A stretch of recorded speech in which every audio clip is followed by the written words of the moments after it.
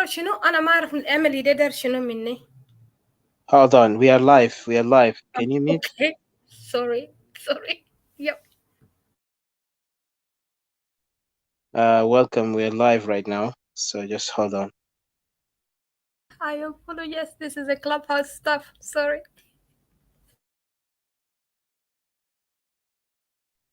I'm gonna join you in Clubhouse.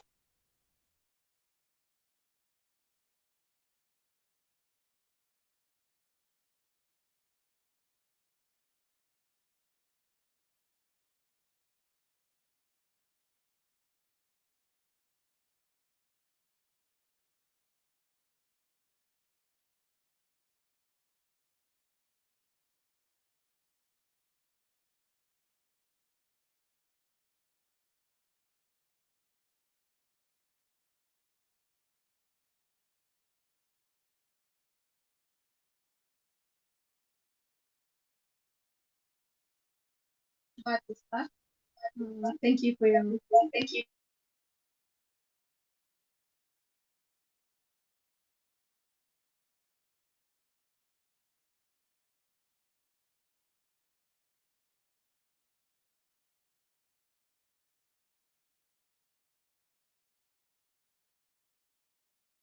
Second, I will start this countdown in Facebook.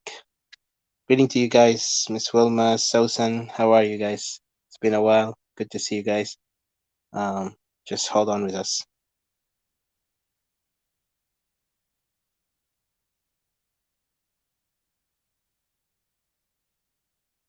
Facebook, just hold on with us, guys.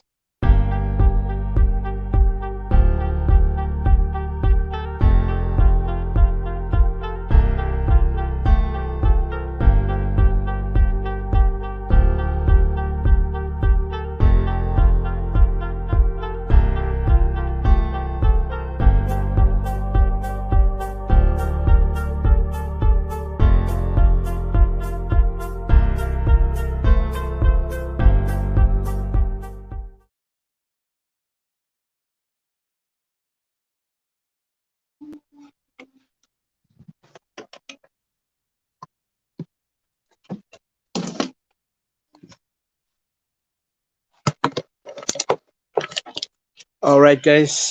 For you in Facebook, please share. If you don't mind, share it in your pages. I know our enemies, if I could say, who hate what we speak, even though at the end they come back to what we're saying and they pretend like they never heard us, will try to block us if they can. So please share it while we just prepare our topic. Thank you and have a blessed day for those who just joined us. Thank you, guys.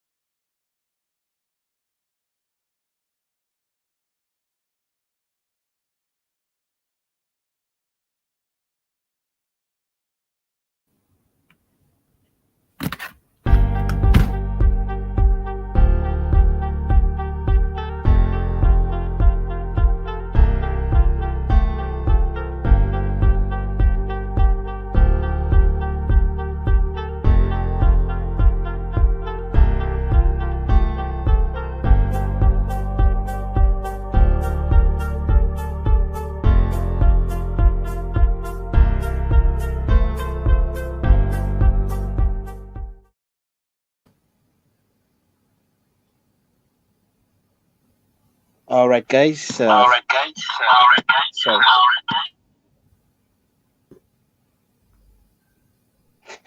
echo, my bad. So again, welcome to you guys on Clubhouse, the Q&A on harassment and the role of public leadership.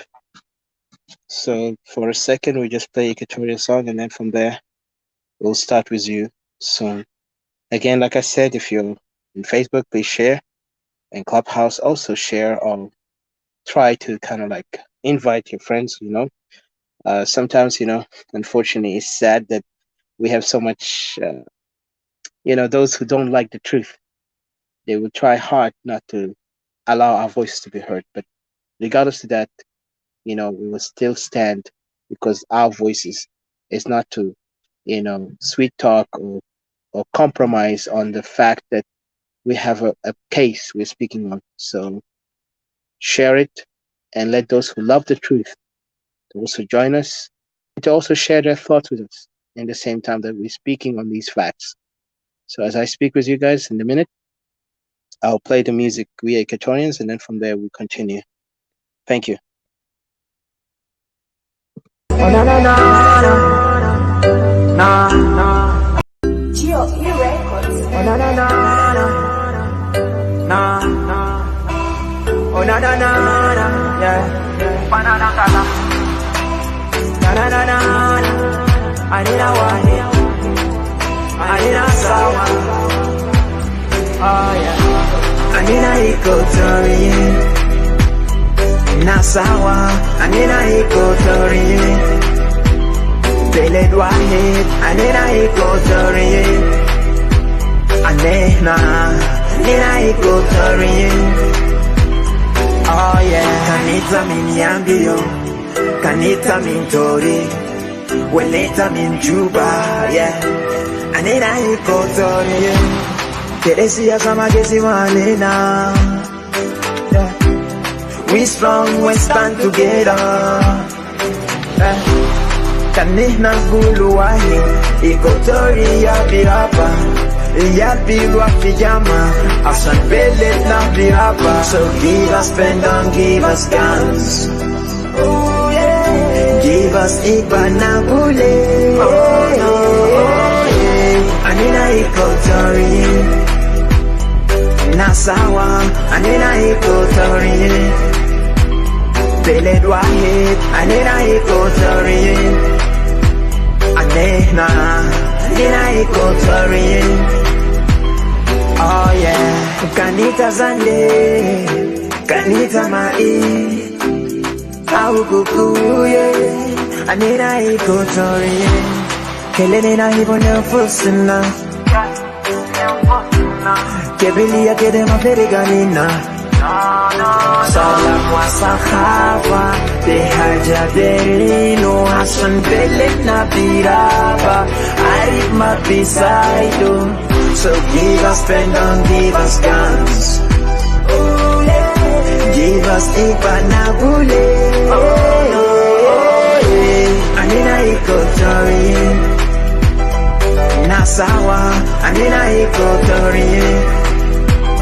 Beled wahid, anina Equatoria. Anehna, anina Equatoria. Nina kulu sawa jama. So my fanan ngala. I love my people and I'm the voice. Acholi ya buga ya baka. Koniga balanda bari. Kamu wakili kukuku. Lambo lugoya. Asante tokosa mundo. Nyangara morobe mari. Mundare. Nyambara. Otumo mari makotulo. Lubara bunga ya lobe. Lodo Tokosa. nari. Mondo. Nari. Anna kulu nasi sawa. Mafi hata bigesi manena. Siasa ma bigesi manena. Anina wahe.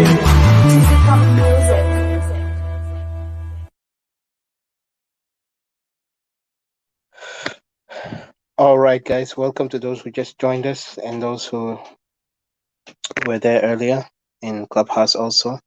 Let me just read the title or the headline of the topic. It's Q&A, harassment, and the role of leadership of public leaders. Join for discussion addressing the fundamental qualities of leaders, what that means to us for Equatoria, and what we should stand for. And these things is a question that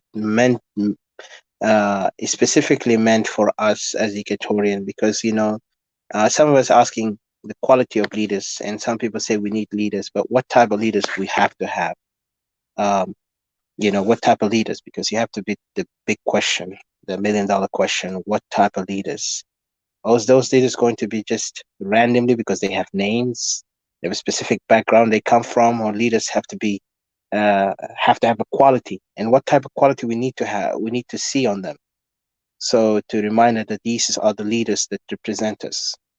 As we all know, we Equatorian nationalists who are calling for separation, we stand firm in the belief that our land, our people, our Equatoria is our power.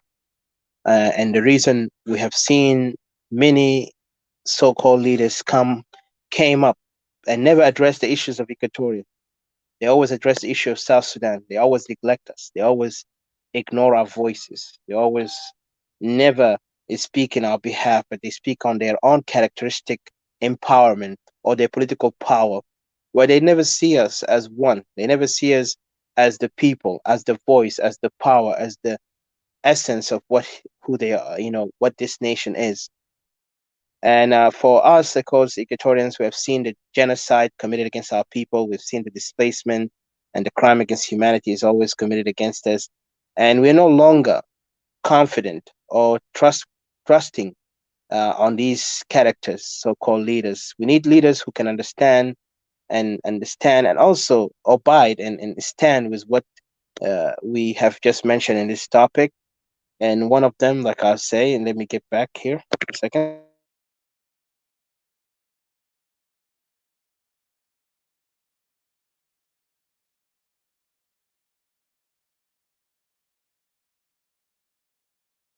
Just give me a few minutes, please, guys. Yeah, so the characteristic that we're looking for in those leaders, they have to have the quality of leaders. What is the quality of leaders? Because many people misunderstand leaders have to be strong, have to speak aggressively, have to make their voices heard, or they come up from a background where they were already holding a position. We don't look at leaders for position. We don't look leaders for uh, what family they come from. Of course, these things are what they call secondary things. They're not the main thing. They're not the main objective. For us, leaders have to, have to resemble these characteristics that we're looking for: the respect to humanity, to honor others who are maybe are not capable to lead themselves, and to always be like the father quality, like the brother quality, like the sister quality, like a person who's very humble but at the same time strong to voice out the issues of the people without fear, without any uh you know intimidation by others, not to be intimidated. Unfortunately, we see today leaders are just mainly they create a cult who follows them, a cult that can come around them, and just people become like gangs, like clowns in a circus where people are just recruited to be clowns. And then you have the head of the clowns who's just going to be the head of the circus, where many acrobatic things will happen and nothing really unique, only just the acrobatic. Once the circus is over, everything is done. Or like cult, for example, a cult is somewhere where people will follow someone blindly, worship them, even kill for them or die for them, but they will never look at the essence that they are individuals with their own characteristic, with their own humanity. Leaders supposed to build others and to empower others. Leaders supposed to encourage others. Leaders also supposed to, you know, silence what is wrong, condemn what is not right, and focus on justice and equality of others, and always know that if he's disappeared or he or she exited this world, they're no longer here in the world or they're in retirement, they know the next step, the next people who come after him will take the same position. I can give example of Obama, President Obama in United States. He was a great characteristic of leaders. Everyone admired him around the world. When Obama came to power, people so much loved him, and they loved him because he carried that weight of leadership quality. He was humane, he was humble, he was well enlightened, he was well charismatic. He has all these, you know perfect quality of a leader, and he did his part, did his best. Even in during challenges, he actually stood up and spoke bluntly, without fear, without any intimidation. And these are the qualities of leaders. Like Obama, for example. We can go even like Kennedy, John F. Kennedy, in the 60s. This one is actually before we were even existed in this world. And you can look others like ancient time, even Jesus. For Christians, Jesus was a great quality of leadership because Jesus actually is the greatest example of leaders. And then you got Solomon, also was known as the greatest king, the wise king. And you got many qualities of leaders that we can read from the Bible and from history, and up to our time we lived it. We see those type of qualities. But then the main question here comes: do we see those things in South Sudan? Of course, everybody would say no. Okay, then let's look at it on those who oppose the regime in South Sudan. Do we see some type of quality from those who oppose the regime in South Sudan?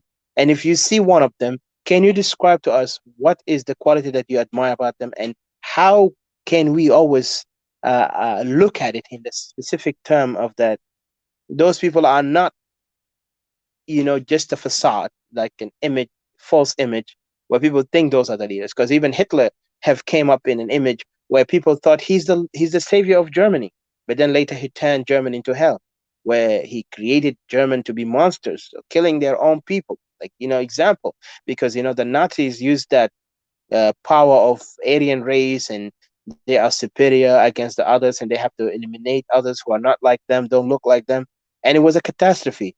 And the German have regretted it since.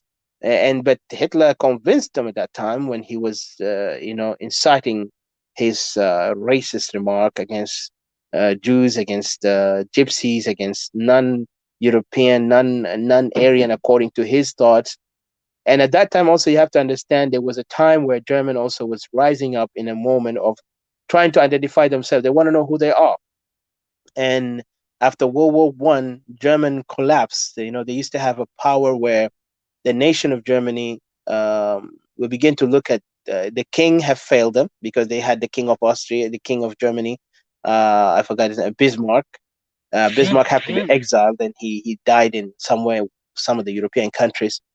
After the failure of Germany to win in the war in World War II, it brought them to the understanding that now it's time for us Germans to search our identity. Then they begin to look at their heritage. They are those Germanic, the Bavarians, they call themselves, and those who feel like Germany have lost the respect, the identity. So they begin to kind of like have a nationalistic belief. And then you have the communists at that time were also also mingling in that and trying to create a new world where all are together, all of us are one people, and let's fight against the system of tyranny, those who try to make us servants.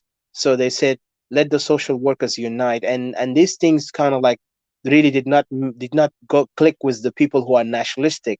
And then Hitler came in the above it, because at that time they were so filled with emotion.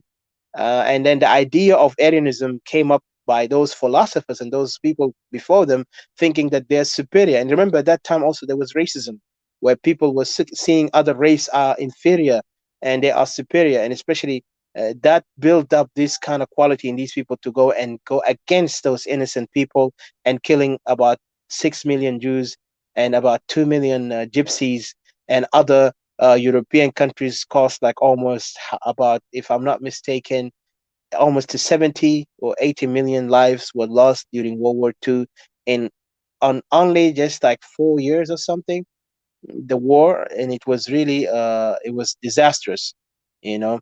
So looking at it backward, from these things, understanding the quality of leaders, leaders, some of them, they can be tyrannical. When I hear some of my brothers from Greater Equatoria talk about leaders, or even South Sudanese, leaders not necessarily have to be good people. Some people think leaders have to be a great person with quality of kindness and humanity, like Jesus, like Obama, like others. No, no, no. Some leaders are tyrannical, like I gave you example of Hitler. I can give you an example like Genghis Khan, from this Mongolian leader. But he empowered his people as a nomadic tribe from the Mongolian. Then you got also like Mao Zedong of China. You got Stalin, Joseph Stalin, also one of the people who was tyrannical, but he was very powerful and very, visionary person. But he was, I just his wanted to say, you're not in the clubhouse. Yes, I know. But you hear me, right? You can hear me from there. You guys can Yeah. hear me from Clubhouse. Yeah. For a Yeah, minute, I because didn't. For a minute, I didn't know because you were here, so you were talking, and then I just come to realize that you're not in the clubhouse. so you were not on. Your mic was not on in Yeah, Clubhouse. because you were in the clubhouse and you were talking from here. Yeah. So you didn't hear anything I was saying, guys. I heard what you said, but the clubhouse was not. Yeah, he kind of was. Some people came and then they left. So because we didn't know that you're That's why I moving there. told you to leave it on, because when you saw me, I exited this thing because I'm using this device. It can kick me out, like the Facebook. I mean, the Clubhouse. Yeah, but Sometimes it does when not. you were in the clubhouse, it was echoing because there was two of us, and then there was Yes, this. that's why I got out, because it makes a lot of noise. That's why I I have to did make not know sure. you. I did not know that, so I did not know Okay, we so did. let me get back to the Clubhouse. Then you can turn on the Facebook. Leave the mic in Facebook on, so I will be in the Clubhouse. That way it will be easy. Is that okay? Yeah. So I'll be back in Clubhouse. I thought you can hear me, guys. That's what I wish. Anyway, so I'm sorry about that. Let me close my mic here so you can turn that one on. Your Facebook mic on. So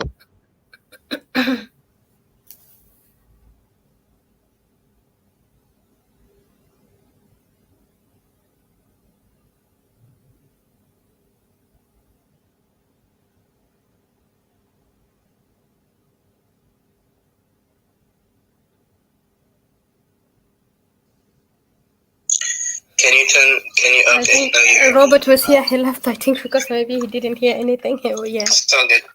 So yeah. First of all, I want to give greetings again to all people back in Clubhouse and Facebook. I apologize. People in Clubhouse did not hear my voice when I was on Facebook.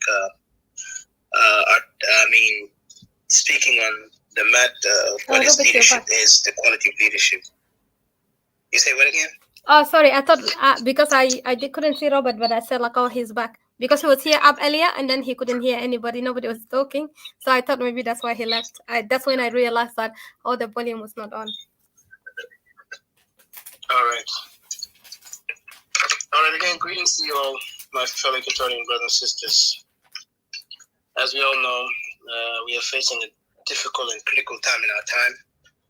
As Equatorians, challenges we're facing, but we're strong enough because we understand the meaning of responsibility. Because the first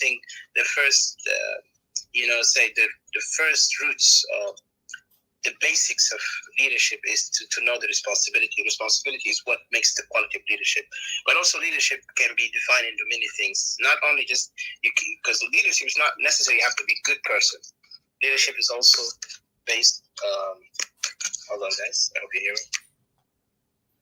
Yeah, leadership is also based on the charisma and the message and the objective. So if we look at some leaders, like I mentioned earlier, historically, there was leaders who, we can example, Obama. He's a great leader, an American leader, who have shown a charisma, shown a great inspiration to many generations. Our time and definitely, he will always live in history as the man who he was charismatic, first African American who played a role in the U.S. politics. Going back, there is also Kennedy, and that was before we were even existed. And you have, leaders. Those are the good leaders. You have also Jesus. Jesus is a great leader, and his leadership was very clear. He was humble, meek, and his message was so strong that it went so peacefully, even though the enemies have tried so hard to silence him, even by crucifying him. But at the end, he reached to the hearts and minds of the people. Today, we have billions of people in this world who are believing in Christ, regardless how you look at Christianity spread. But the message of Christ, when it started peacefully, it started convincing and speaking to the hearts and souls and minds of people. So today, and then you got the bad negative leaders like Hitler, like Mussolini, like Stalin, like Mao Zedong, those who used force, and some of them used manipulation and propaganda, and used many other instruments to play their role in the world. And they really kind of like agitated the world at the end, and you could see the side effect of it. Example, like I said, Hitler, made his game where people begin to believe in his ideal. And also he came in the right time. I won't say the right time, but he came in a time where the Germans just lost the war, the first war, and also Germany were trying to find their identity. And at that time also the Nazi was a new ideology came in, saying that we are Aryan race, they're superior and all that. And so people in that time began to accept the Nazi ideology as a way for them to improve themselves. Even there were some Jews in that time, Germany did not see that the Nazis were dangerous enough, but they felt like, okay, maybe they're just using this political ideology, but I don't think they would be really harmful and deadly to that extent. But later when they took power, that's when the real hell broke loose, where Germany killed about 6 million Jews, innocent lives, and then also took 2 million of those so-called, gypsies, and then up to adding to it like 70 million or 80 million lives were lost in Europe. That the cause of this war. So this war was based on one person, leader, and again, what is leader? Because there's a lot of definition to it. And there is a good leader. I mean, you can go back to, again, the bad leader like Stalin. Stalin also cost a lot of million between, I think it's like 60 also of his own Russian people. And if you look at Mao Zedong, cost like almost 100 million of his own Chinese, if I'm not mistaken. So those are leaders. And those leaders, they used brutality. They used any method to challenge the people. But it comes to what we are talking about, when role of leaders, public leaders, it's not necessarily have to be good. Some of them, they will use any evil method to oppress others, to silence others. And there is the good leaders who will try their best to improve the society, to enlighten the society. Like, for example, Maximilien Robespierre once said that, he encouraged the French people in the ancient time. He said, like he put the secret of freedom lies, depends on educating the people, whereas the secret of tyranny is keeping them from ignorance. Imagine, this guy was in the French Revolution before even those tyrannical leaders of the 20th century ever appeared, and his message was very clear. The secret of freedom, depend. I don't know who I hear a voice. Who's this? Didi? Yeah. Yep. Okay. All right. Did you say something? Like, I didn't say anything. No, because I hear myself echoing. Oh, that's from your side. Because I have my I'm not sure why, but I have my, because I'm recording direct to Facebook, so I have my phone and my computer. You can mute yourself, maybe. I think you're right. Thank you. You're right. Yeah. Mute yourself and make sure you put the green so I can actually be able to also kind of like able to access I forgot. things. Thank you. Yeah. Thank you for letting me know. Yeah, make sure you do that. All right. So again, those leaders played their role. I mean, like I'm talking about Maximilian, for example. Maximilian spoke on that. And one of the thing about legacy of Maximilian, of course, in history, people can say he's bad and good. It depends on how you look at it from your side. But he actually was very much noble in his objective, or noble in his cause, that he wanted the French people to be enlightened.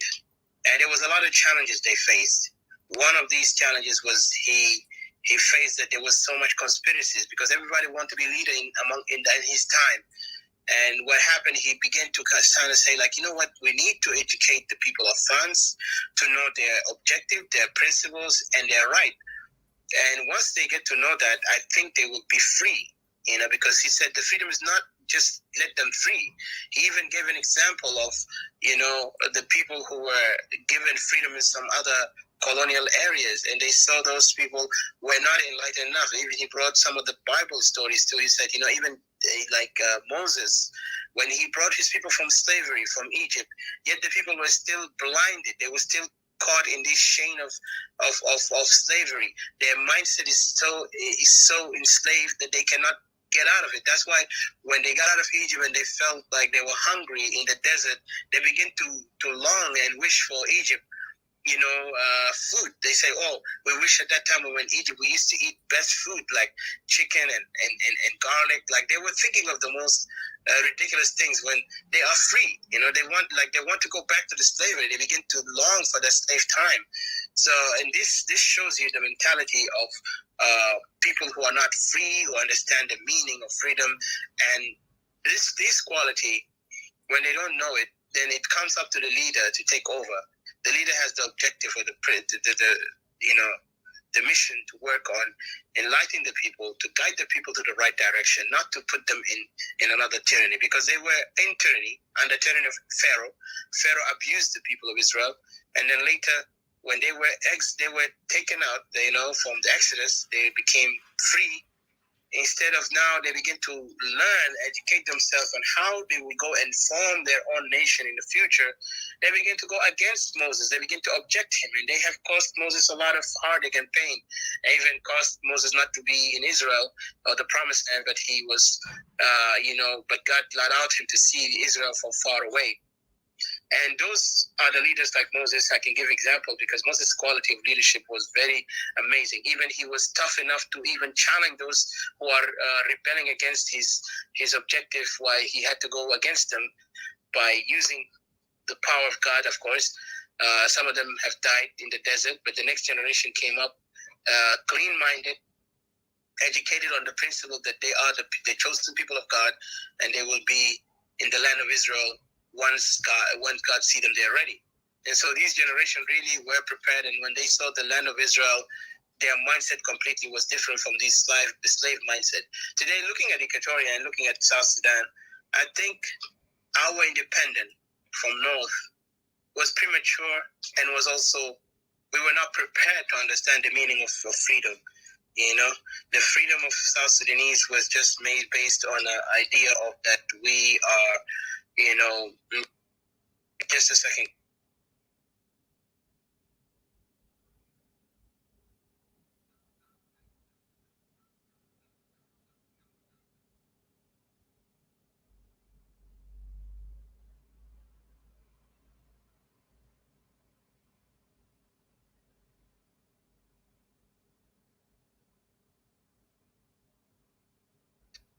Hello again. You hear me, Didi? Okay, so Yeah, again, I would say again, Moses have played a role in a great role where he actually, did guide the people of Israel, gave them the commandment. After that, the next person who came after him, Joshua, also took that commandment real. And you remember, Joshua was part of the slave. He wasn't like Moses. Moses was brought up as a king.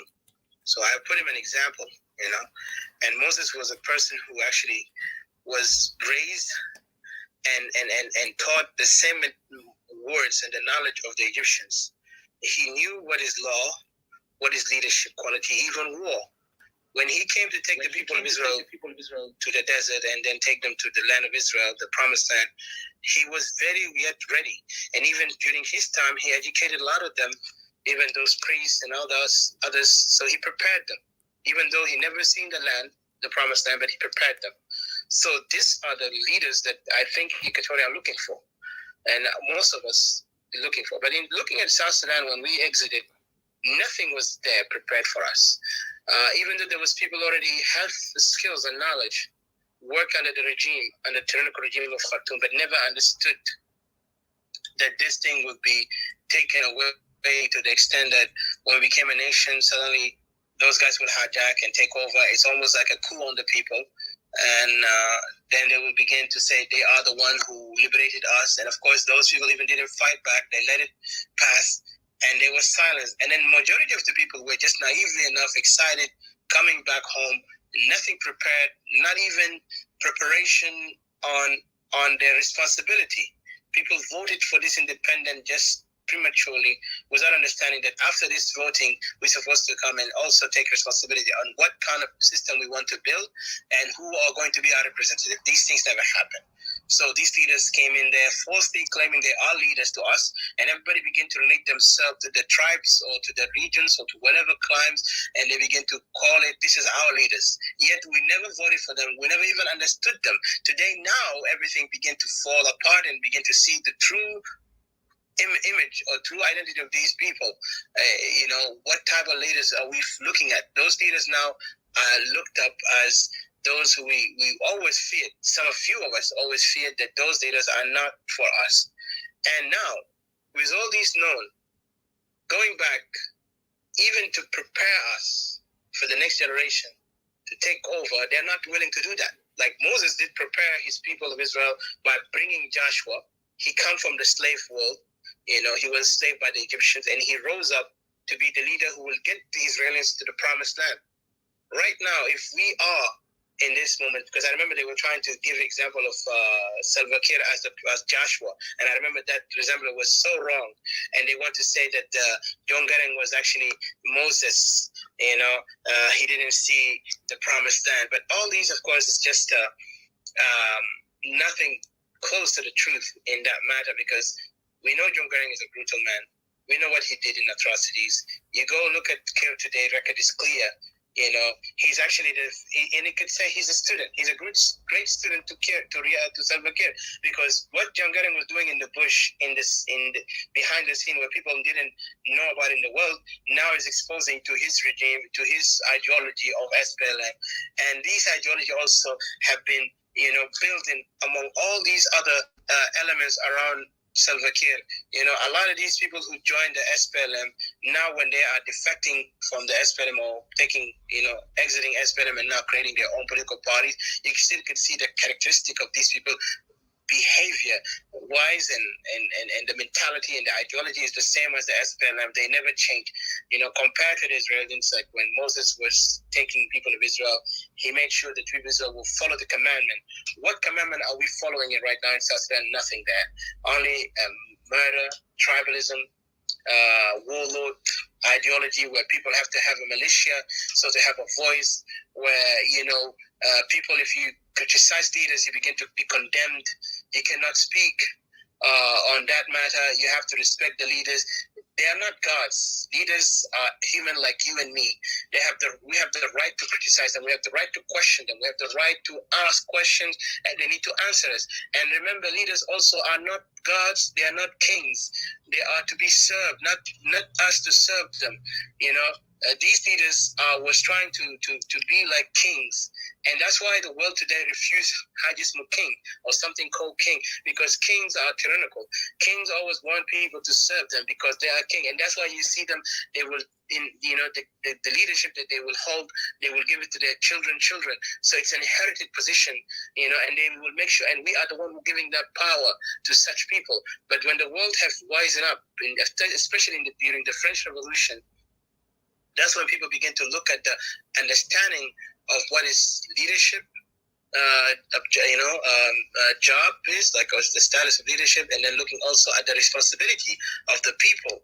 And the people must be enlightened enough to understand their position and their job.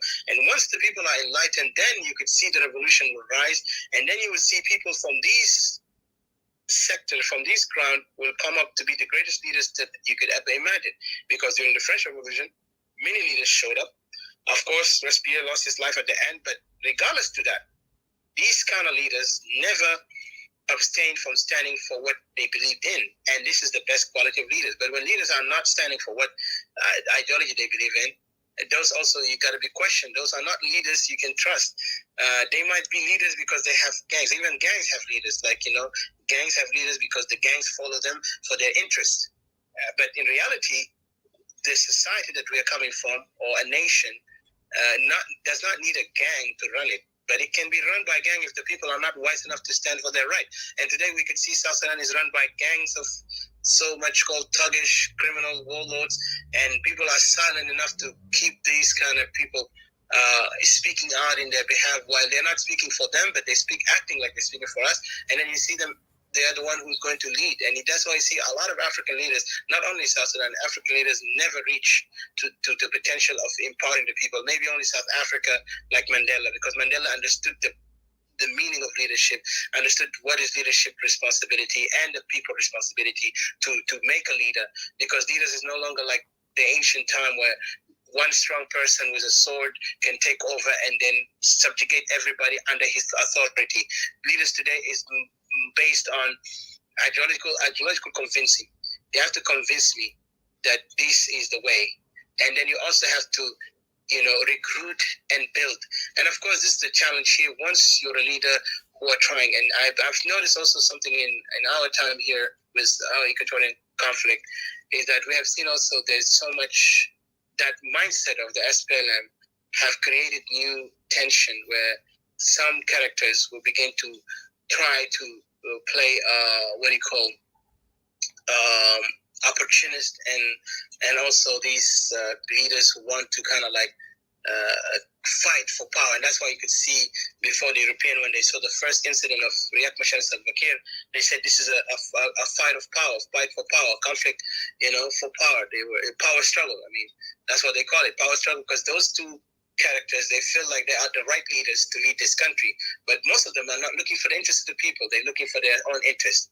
And for us, Equatorian, some of us now are carrying the same mindset of these SPLM, and now they're trying to kind of challenge Equatoria not to see themselves in the right direction. Because what we want from Equatoria is to listen to themselves and their needs as people, and to focus. If the leader who can come up, he has the wisdom and the knowledge that can lead us, I prefer them to lead us to that promised land, then instead of us trying to always want to put ourselves as we are qualified. Just because you speak well does not mean you are wise enough to understand, because there's some people have the knowledge, the capacity, the capability. Well, you can speak well, that's good. You can think well, that's good. Even like I could tell you, for example, one time I've heard this from my dad before, and he said, in soccer game, because I used to play soccer, and then I would see, in the World Cup especially, and it's coming soon. You see those players, sometimes they make mistakes, and you are the outsider. You always think you know the game better, because like, man, if this guy passed here, he would have scored. But what the hell he did? Of course, you would say that because you're in the comfortable seat.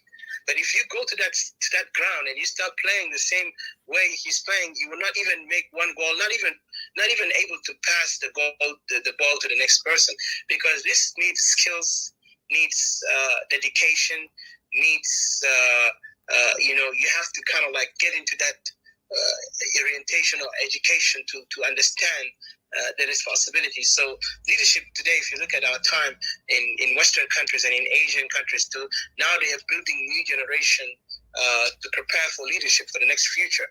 So you see today children are being taught in schools responsibility of leadership. And I know in third world countries, in our poor countries, we don't see that much. We see dictators are ruling the country, are not able to open schools for the people, so the next generation can take over. Instead, they will send their kids to better schools in European countries or other countries that seems more stable, while their country, they will leave it into trash. They will let the people suffer, and then the schools are not good. And how could you expect to be leaders? How could you even expect that people will be wise enough to understand or to kind of differentiate between who's good leader and who's bad leader? The only thing they will look at it for the people they belong to. Because, as Africa, we are most a tribal society, not tribalistic mindset like some others in particular, that they will think in tribal mindset. But we are tribal because we originate as tribes. But yes, we are nations. And, being today in a society where always evolved into the idea that we need to be a nation, it's great as long as there is harmony and there is belief that we are one people to fight for the future of our people. But once these things are not there, dictators are building a society based on a tribal rule, tribal hegemony, like what is happening with South Sudan today, the Dinka ruling. This is definitely going to create this mindset to spread, the mindset of division, the divisive mindset, like I will only support where he comes from, my tribe or my region, and that. But yes, you can see that. But if you are wise enough, you will know some of them, why are they standing on their own side? But once you understand that, you begin to kind of understand where is the mistake. For us as Equatorians, I don't call ourselves a region. We call ourselves a nation, because we believe in our own, we have a historical reason that we were a nation. We were a big nation before even the Europeans or the Ottoman Turk came to us. Equatoria even was divided because of the way how they saw our strength and our unity. They divided us into many nations, like I always say, and these nations extend, some of them, they were taken to Uganda, Kenya, Congo, Central Africa.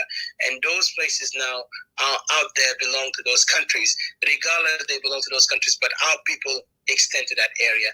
And for us, the Equatorian who have been combined and joined to Khartoum or Sudan, that was also part of the historical division that was created to us. But still, we held ourselves as Equatoria, and that is the beauty of us in that moment. And our evolution to understand that we are one people is through the hardship that we have faced as the community of Equatoria from since centuries ago. Our people never, look at themselves as different. Yes, there are different languages, different things, but we have combined it and we evolved ourselves to it. And today, when we are Equatorian nationalists who are calling for independence of Equatoria, now we know the essence of it. And I'm glad also, not only just the culture and the history, we also have the bloodline that connect us. Like we Equatorian today, we are so proud to call ourselves Equatorian because we have a deeper rooted blood within our vein that is standing from east, west, and central, and all of us are one people. And now when we see the other brothers, if I can call them brothers from the other side, and I call them brothers because they're African like me, but they have never understood the meaning of unity among themselves, even though they speak different language. They never even understood harmony or peace, and they never even look at the bigger objective. Who's their greatest enemy? They never seen that. So for us, Equatorian, our ancestors knew the bigger enemy, and they fought against those enemies, and that's why the enemies could not break them unless they have to kind of take part of their lands to other side, and they colonized it. They took part of them out there so they can weaken their strength. But still, Equatoria never forgot themselves. That's why today we are in now awakening, in our time of awakening, that we want to rise up and build our own nation from beginning. And for leaders of Equatoria, they need to be wise enough to come and take this challenge, because this is a challenge not for any child, not for any teenage high school. It's a challenge that it takes a lot, because we want to reclaim our history back. We want to make sure that our unity is stronger. We want to make sure that our cultures and tribes will be safe, and we want to know that our land is not going to be taken by, divided again. And we also want to be able to advance as a society and to also show our culture, our history to the world. We want to show our significance into this world that is now almost intermingling with each other. But yet, even though intermingling with each other, we are not completely a one united world, because the world in unity is still not safe, because people have proven, some people have shown their potential. Like you could see Korea, South Korea, North Korea, and you could see Germany, you could see places like Austria and others, in, especially like European Union, even though they are all can relate to each other, they have made themselves clear that they are a people of great history. And that's what makes us who we are as Equatorians. We are a people of one essence and one objective, and our leaders need to take that responsibility. We don't want to see our leaders divide us. We don't want to see our leaders look at us as east, west, or central. We want our leaders to be wise enough to understand their responsibility, and to also encourage the people to know their job, their position as a people. What is our position to change the country, or to change the history, to a better way. So I won't go far. I will leave it here for now. Didi, you can go ahead, and also you can tell us on the main thing that you spoke on, that the topic. Yeah. Say it again. Sorry, say it again. Yeah. Yes, go ahead, Didi. No, say it again. What did you say? I missed out on what you're saying. No, I said it's your turn to kind of like explain also on the topic.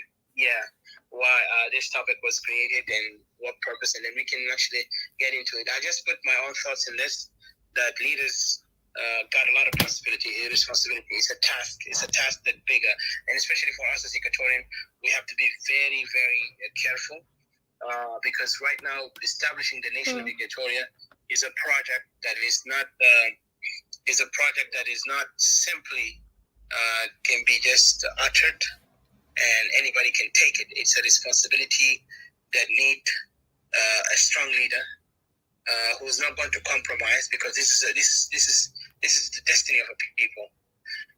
And once one mistake is done, then Equatoria is doomed. And that's why I see I've seen so many who are looking very interested to the idea of leadership. But understand leadership, you have to understand that it's a sacrifice, and you're willing to go far for your people, even if they don't appreciate, they don't thank you, they don't say anything on that matter. But the reason why leadership is standing for is because you want to help, you want to bring a light that you have seen. Because I can give you an example. I said like Jesus, like Moses, because when Moses even had brought his people out of Egypt, what did he get from the people of Israel? At the end, he was stoned, he was angered. He was put into a lot of tests until even God had forbid him not to go to the promised land because his temper. When he got angry at his people at the final stages, God said, Moses, I love you, but you're not going there. You will die just watching it from outside, far away. And he did, even though he was heartbroken because that was his dedication. He dedicated his life for the idea that one day he will go to the promised land. But nonetheless, he left a legacy where the people of Israel never forgot today. If you talk about Moses, he's the most remembered, the most honored prophet in the people of Israel because he actually, not just a prophet, he was a leader in all the definition. And that's why when a nation is being built, need a strong heart like Moses, need a strong mind in that matter, and need wisdom. Yes, sometimes in such moment where Moses was temperamental, there was a reason, because his people were very much slave-minded. They could not wake up to see the reality because they all complain. Every situation they face, they panic and they begin to blame Moses. You brought us in this desert. You brought this desert. Even after Moses gave them, miracles and got them out of Egyptian military hand, still they didn't get it. So Moses is actually a great example of what quality of leadership is. And then we can also look at Jesus, and look at what's his name? Solomon and David. So all these great quality of leaders, and also we can see the negative leaders from like our 20th century, like Stalin, Hitler, and Mao Zedong. For these people were brutal. Even people say Idi Amin in that matter too. But regardless, we see the most brutal ones who killed millions of lives. Like I could say Zaire, not Congo president. What's his name? I forgot. Mobutu Sese Seko. That was the one who actually really backward, like down, destroyed Congo. Up to this moment, Congo are not, able to rise from what's supposed to be. So we can give example of the bad leaders and good leaders. So good leaders I could see mostly as Moses in that particular thing, because we're trying to get out of the slavery into the promised land. But this promised land have to be now a responsibility of people who are willing and ready and wise enough and also committed to the cause without fear. Because you will find a lot of challenge even from the people, your own people, and also from the enemy outside. So I'll leave it here, Didi. Thank you for giving me the chance. And so go ahead, you can take over. Oh yeah, thank you so much for explaining. You have done a great job in explaining, deeply, the inside of what the leadership is and the importance of leadership.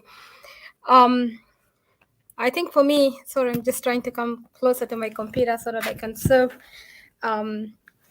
two masters at the same time, Facebook and here. If you could bear with me. Thank you. I would say that I think these are the areas, for me, these are the areas that we are lacking, and we need to, we need to work on, and we need to focus on it. And knowing that every Equatorian that is listening to us in all the pages on Facebook and, around the world, that wherever we hear, we want them to raise up, really, to raise up like the generations of the children of Israel, and also not to be misled, and not to fear, especially in the face of the tragic, that is tragic moments that we're living through right now, especially there's a lot of turmoils left and right, and in the middle of confusion. I wanted to say hello to Ayiko and anyone, all the people who are on Facebook, and I just wanted to tell you that we have posted a link here. If Ayiko or anyone, if you want to come up, you can just click on the link and follow the direction. It will bring you up and you can have your say. You can also bestow your thoughts, and we can share thoughts on this leadership role that we're going on, if that's it's like, if that's possible. I just wanted to say that in reality right now we're really we're lacking a lot, and I can see that we don't have the competence and the confidence, and the areas that we need to work on in our leadership as Equatorians in this weakness that we have. the role of strong role of leadership, and also competence, and the capability of being faithful, and knowing that you're trustable in what you're doing, and also not giving up, and be like a way, you know um somebody that you don't even know what you're doing, you're left and right all the time. Because that's why this is how I see Equatorians have been acting, and I've seen Equatorians being confused so much. We have so many enemies which are working against Equatoria that I've observed. And I think you've observed too, Odysseus, and I think a lot of Equatorians have observed, that are paying attention, those who are really, really interested, and those who are really, their hearts are really, for the freedom of Equatoria. I believe they have witnessed what is happening, going on, across, the country, and across the social media and stuff like that. We really, like, I'm saying that we have people, but we have confusers, you see. We have people that like to confuse people, and also at the same time we like to follow any idea. We like entertainments. We like to sit and talk until we confuse ourselves. We're not following directions, you see. And the most that sadden me is, like, sometimes we leave ourselves, or you find the most intellectual person will sit under the guidance of an ignorant person, you know and a person that has been used, for example. I've seen that us Equatorians, we've been used a lot. We've been used um, you know uh, um, to fulfill the roles that, or the achievement of other movements, other parties, other like South Sudan and stuff like that, the unity of South Sudan. And especially that, if we wisely looking into the situation closely, closely into the situation that is happening, South Sudan is really at the moment. Guys, forgive me, I sometimes get a lot of stuttering and stuff like that when I talk and stuff like that. So and at the moment, you could see everywhere in the country, there's a war happening, there's a killing happening, and yet people are calling for unity, you see. And if you see the region of Upper Nile, there's a lot of action happening. There's a lot of fight, and there's a lot of killing. Even right now, as we speak, there are people who are mourning, which my heart really breaks out for them. But at the same time, we need to focus really as Equatorians.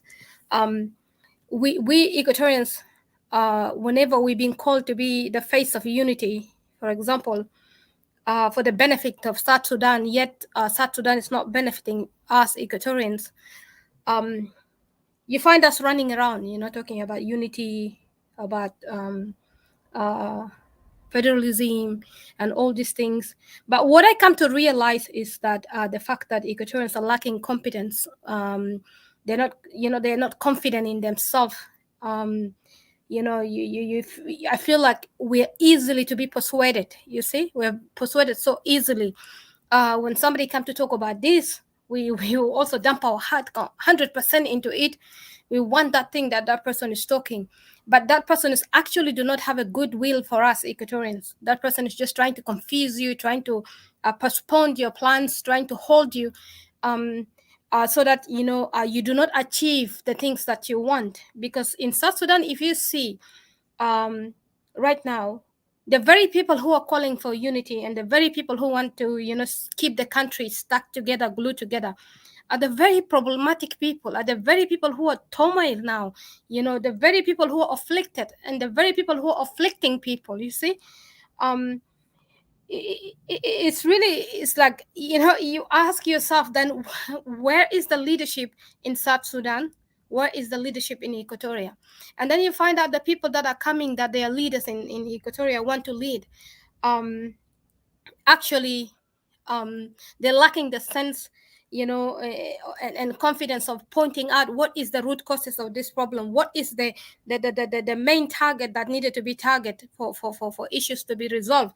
And for example, if it's for Equatoria, you find people dancing around. For example, somebody will say that you know, if it's like this, you know, consider that, you know, it that hanfashalo, you know, in the future we will separate and stuff like that. And but I'm thinking, which future are we gonna separate really? Which future are we gonna form ourselves? Which future are we gonna be existing? Because you see that we don't even have a land anymore in Equatoria. We don't. You've got a what do you call them, a regime, a tribal regime, and multiple tribal regime over there that have subdued the land, and they're owning the land, and you cannot be living in the land at all, and you cannot exist there, and your people that are living in the camp cannot come back home, and it's just something else to me. So I'm just thinking that if we're looking into the future all the time, we're talking about, we act like, for example, we got people, for example, that like, okay, I've seen Equatorial, like right now, I've seen Equatorians are very happy and thinking that, you know, oh, we sit down. Even, for example, I've seen, you know, on Facebook and stuff like that, people talking about what people have achieved, which is something that you know, I felt like I could not express myself more to you, to you, you know, Odysseus, like I had wanted to tell you, you know, something that I feel like we need to tackle this area and make a speech out and speak with this, and you know, and also anybody that feels like they want, you know, is they're responsible in being part of the resolution, that you know, you can deliver something good for Equatoria, you can join us, and you know, you can also come out and, you know, and speak out and stuff like that. But because I understand that when Equatorians come together to join together, to sit down and begin to talk and address the issues and talk on the unity of Equatoria, I realized that in the mix of the unity that they're talking about, then there will be a confusion that will happen. There will be a diversion. You know, people will divert from the particular, you know, point of unification, that why Equatorians should unite, and what is actually, you know, the purpose of the unity. People will address. We will address the things that, for example, happening to us, and you know, we don't like it, you know, and we don't feel like we are safe. We don't feel like you know, our identity is really strongly, you know, at the moment, you know, like reflecting, you know, towards South Sudan and stuff like that. But then in the mix of it, you know, the person will start talking about more of South Sudan and stuff like that, and unity. But I'm thinking that if we look closely, if in Equatoria we really like, we are leaders ourselves, for example, and or we have you know, people that wanted to represent themselves as leaders. I will look at this point. I will look at this issue like this, like, you know, you got a country that is having a problem, you got certain spots or region that is having an issue, and you look at it where the issue came from, that become an Equatorian issue. Because if you look at the مشاكل الحسي قاعد يحصل في Equatoria ده, Equatoria is actually not part of it. You see, now if you as an Equatorian been asked what is really the issue, how does the issue started, you don't even know how to give. You're just guessing. You're just starting from where you met the problem, but the actually original problem we don't actually even know. That's the truth. That's the fact. Every time we sit together with the people that that have started this mashakil, there's always new thing. There's always new thing that is happening, and there seem to be, to me, there's always another side, you know, to the story. There's always another side to the story, you know, like the you know, the questions that we like, or the incidents that we have witnessed this morning and stuff like that. So for me, I'm thinking that, you know, Equatorial is too busy, you know, running around to catch fire that is not their fire, to catch bullets that does not even belong to them, that they should not catch those bullets. That this bullet, they could have dodged this bullet that is was not even purposely meant for them. You know, for me, I see it this way, because of lack of good leadership, lack of competence. You see, lack of you know, having a strategy to deal with, for example, somebody come to you, knock at your door, you open the door, and then that person attacks you. You know, there's no, you know, good strategy there to, you know, to combat this kind of things. Because also at the same time, it goes back to lack of leadership, lack of unity of the ideas, and also, you know, incompetency in yourself, as a man, as an Equatorian, as a man, or as Equatorian, as a woman, lack of direction, standing on your ground, and then the other one is like, standing on your words, you see. This has really put us in this mess that where we're in, has involved us to be part of South Sudan's problem, which we Equatorians are not supposed to be part of it. If South Sudan does not, the people in South Sudan or the other two regions do not want to settle, they do not want to have peace, I felt like Equatorians should have gathered themselves away from it, away from being a part of a party, you see, away from being part of any party within South Sudan, and gather themselves to first, to heal themselves first, to protect themselves first before they offer protection and healing to other people or to other region. This is leadership. This is people who are competent and knowing themselves, not people who touch things here and jump and touch over there and jump. And whenever they see a problem, they begin to run in between the problem to make this problem their own problem. You see, to be part of the problem, acting like, like they're actually part of the problem and they know what is happening. And then you see when they go to sit down on this peace treaties or this articles and the argemic and the peace agreements that people are doing. Actually, when people sit down, people are not talking about the issues of Equatoria. People are talking about the issues of Upper Nile and Bahr al-Ghazal. Equatoria is not included in it because you're not actually part of the problem. You're not part and partial of the problem. You see, when Equatorians are involved in these issues, the only way that they're involved in a way of holding people, behind, not to, get in physical, aggressive fighting within, within the meeting, or maybe they engage in, what do you call it, like negotiation, they I don't know what's the word,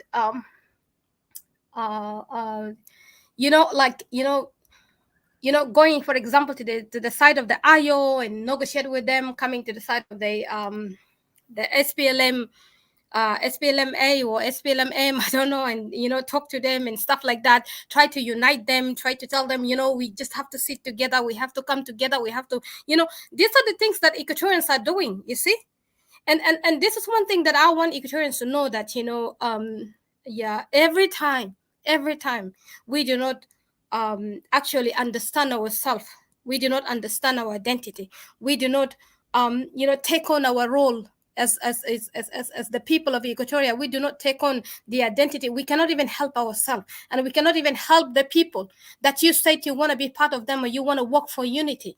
You see, all you do is you're messing up even more. You're messing yourself up, and you're messing these people up.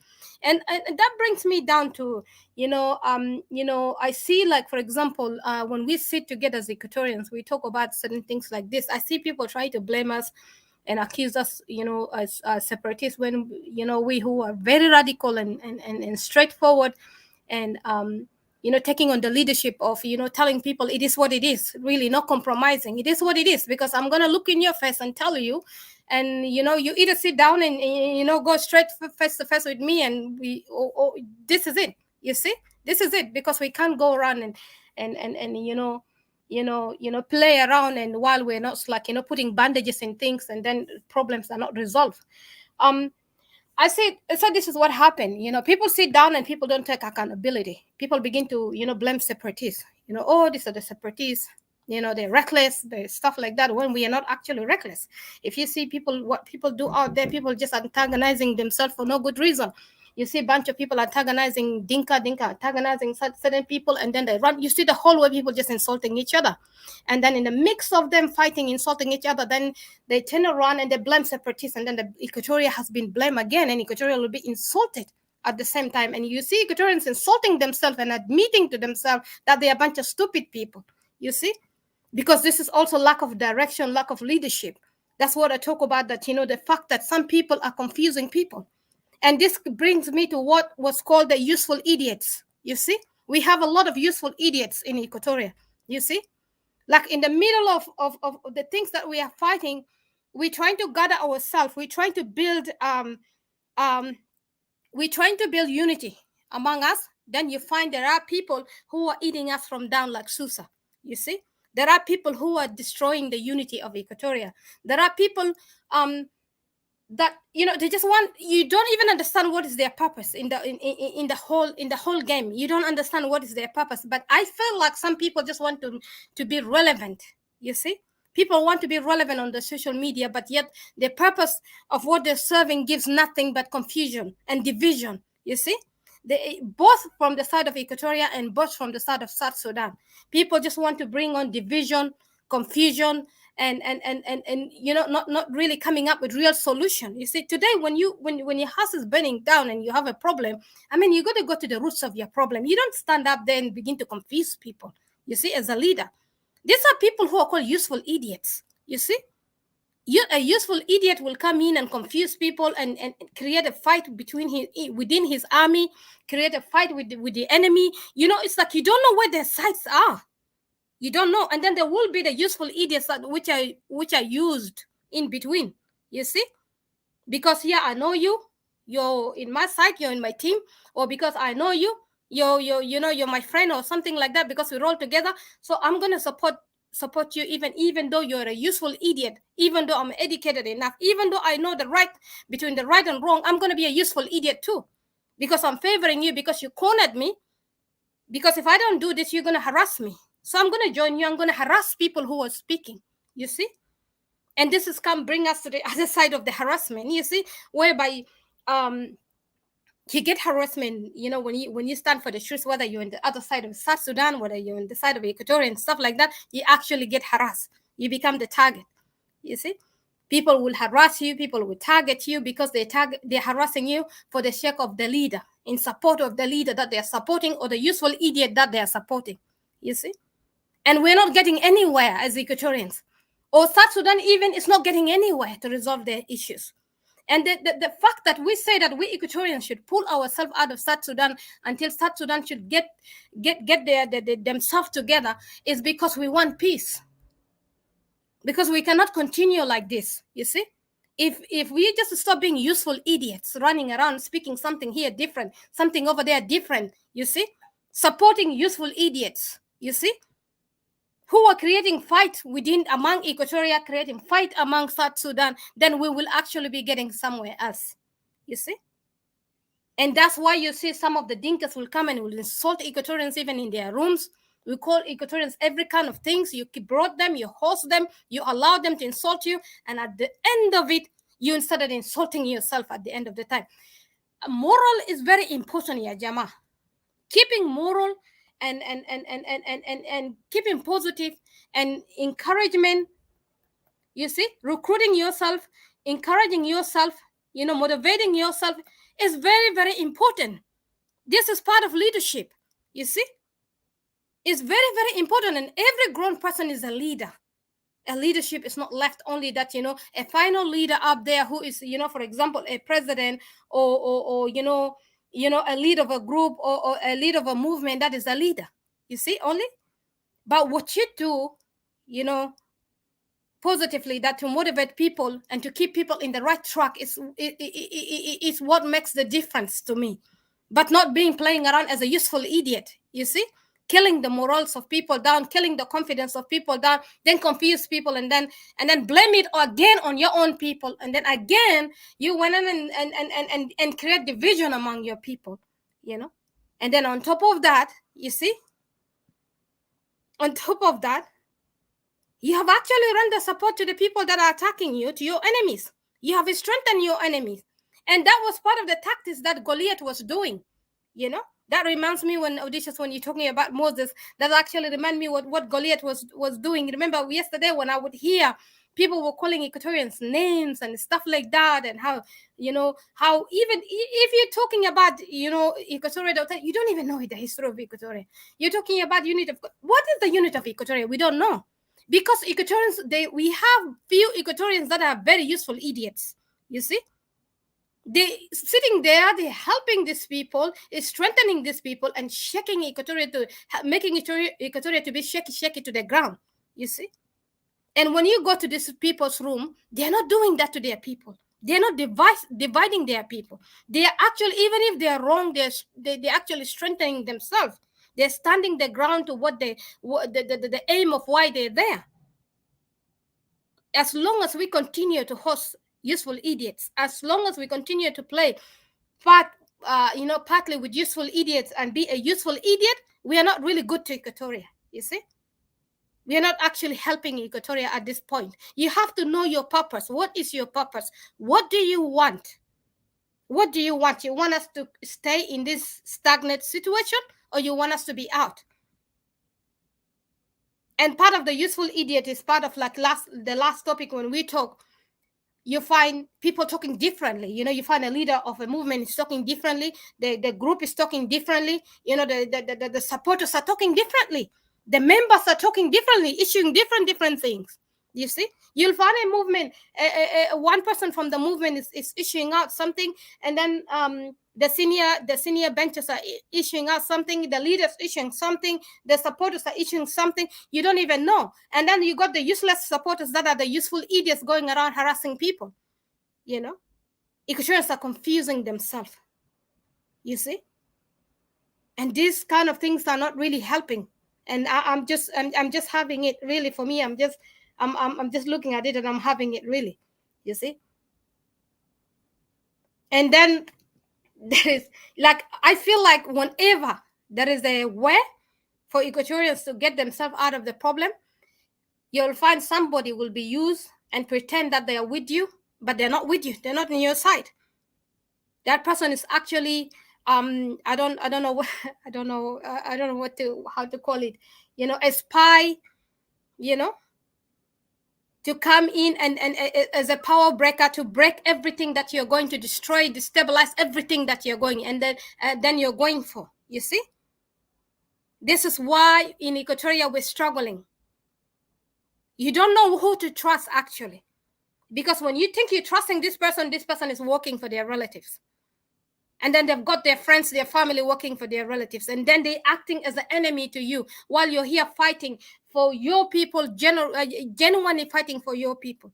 When you genuinely just want a very, very, very, very, I'm even running out of what the description of what I want to say, the expression of what I want to say. Actually, it just is sometimes it just it almost make you feel like defeated sometimes, but then you know that your mind is not defeated. You know that your thought is not defeated. That's frustration, called frustrating. Yeah, you felt frustrated, like you feel frustrated. Not defeated. Yeah. Oh yeah, frustrated. Exactly. Thank you. You feel frustrated. You feel so frustrated with this kind of useful idiots. You see, like we want to stay in a point whereby, like for example, if you look at it from all the angles, from all the angles, there are people that don't want people to reach somewhere. You see, they don't want, like when you find people speaking out on the truth, and then that person says, I can speak the truth too, I can say this. But when you want to say the truth, then stick by the truth, then work for the truth. You see, be the person that can make the change. You see, stop being someone who is just being used as a useful idiot. You see, and yet you don't know that your consequence is really, the consequence of you being useful idiot is really affecting us so badly. It's really destroying us as a people as whole. You see, look at just the news that is happening here. Look at the news that earlier Edward was giving in that room, and last night it was going on. This is actually I will say this is a good proof to every day the things that we're speaking against. You see, and I've always said this. I say that if there are leaders really in that country, and if there are leaders in Upper Nile, there are leaders in Equatoria that making themselves, they want to be leaders. These are not leaders, but want to be leaders. They want to be exalted as leaders. They want to be worshipped as their people are worshiping them. And their people they don't want you to, they don't want you even to correct them. They don't want you to challenge the ideas that these people are having, the dumb ideas that these people are having, and it's not helping. Then you see these people harassing you and attacking you, and then you see people going to lock rooms and stuff, arranging themselves how to attack you, how to reject you, how to isolate you, how to speak. Yeah, we condemn it. Yeah, yeah. How to speak? Like people speak this languages that are not out of the political arenas. You see, they become bullies basically, mini little bullies, silly bullies. You see, they are not dealing with what you're dealing with. You hear arguing the case, arguing the. We have a case, but somebody's here talking out of line, getting into your personality and stuff like that. These are people that are called useful idiots. You see, and these are the people that I pray that may they rest in peace. Because as long as we have this double mind, useful idiots, we will always, the road will be hard, like what you said about what you spoke about, describe about the children of Israel. Because we're not getting where we are. Instead of we're supposed to get some, quicker where we want to, it's like instead of achieving our goals quicker, we will have to be here for 40 years, lapsing the mountain because of the useful idiots. You see? And you see such people, some people are laughing at them because they are happy. They tell them, you're a good boy, you're good, exalting such people. But these are useful idiots. And people sitting under useful idiots to mentor them. And it's taking them nowhere. But when you see actual people who are speaking, leaders who are telling Gali, the issue that are happening in South Sudan need people to tackle it from where actually it starts from, people are rejecting this. When you're telling Equatorians will come here and gather and gather themselves, like a chicken gathering their chooks and come together. Even some people from outside are telling Equatorians, what are you doing? What are you doing? All Equatorians are doing is running around, getting themselves in the middle of a problem that is not their problem at all. Acting like they are the solution. Even in my conclusion, I will just say that the idea of Equatorians thinking that they are the savior of the problem that is happening in South Sudan, I will call these people useful idiots. Useful idiots, because you can see as a result of what has happened yesterday and this morning, how Equatorians are going to be a solution to this issue. You do not insert yourself into problems that you do not know. Heal yourself first. Stay clear of the problem that you know that you cannot resolve. A problem that you know that you're not part of it, you do not study it. That way, if you want to help or mediate, a solution to this problem, then you know how to help these people. But then you insert yourself into this middle, and now you're crowning yourself, you're glorifying yourself, but you're bleeding, you're dying, you're homeless, and all you do is running through the hallways, just fighting people. Yet you have no solution for yourself. And when you bring these people here to clarify yourself, you end up fighting among yourself. Useful idiots. That's what you call useful idiots. You're good for nothing. You're just here for confusion. That's what I say usually, that if you can't handle the fire, get out of the kitchen. If you cannot logically handle the fire, get out of the kitchen. Let people who can handle it, handle it. So I'll just leave it here, and I'll just say that, leadership is very, very important. The role of leaders is to be people who understand very well, people who educate themselves very well with the situation that is happening. They are very well acquainted, and they know how to deal with it. They know how to tackle it. You see, not just jumping here and there, gathering people to just for no purpose, persuading people towards, lying to people that they're taking you towards solution, but that's not solution. And hypnotizing people. There is another way of hypnotizing people and then taking people into certain parties. I've seen people who've been hypnotized. People have been lied to. They think that these people are part of them. No, you've been hypnotized. You've been hypnotized.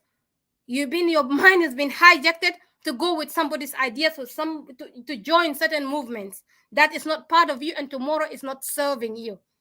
This is just all games. Just because we sit back and we see things and we don't call it as it is, doesn't mean that we are all fools. I'll just leave it here, and I'll just thank you guys for listening. And I'll just say that Equatorians will open their mind, Equatorians who are listening this, not the content people who in the social media that are content with their ways, but Equatorians who are listening down there, you're the one who need this the most. Do not rely your hearts on these people, these useful idiots. Thank you, guys. Thank you, Didi. I appreciate you. One thing I would say is that leadership, if you don't mind us. And I want to welcome also Pitlow for joining us, and Mr. CJ.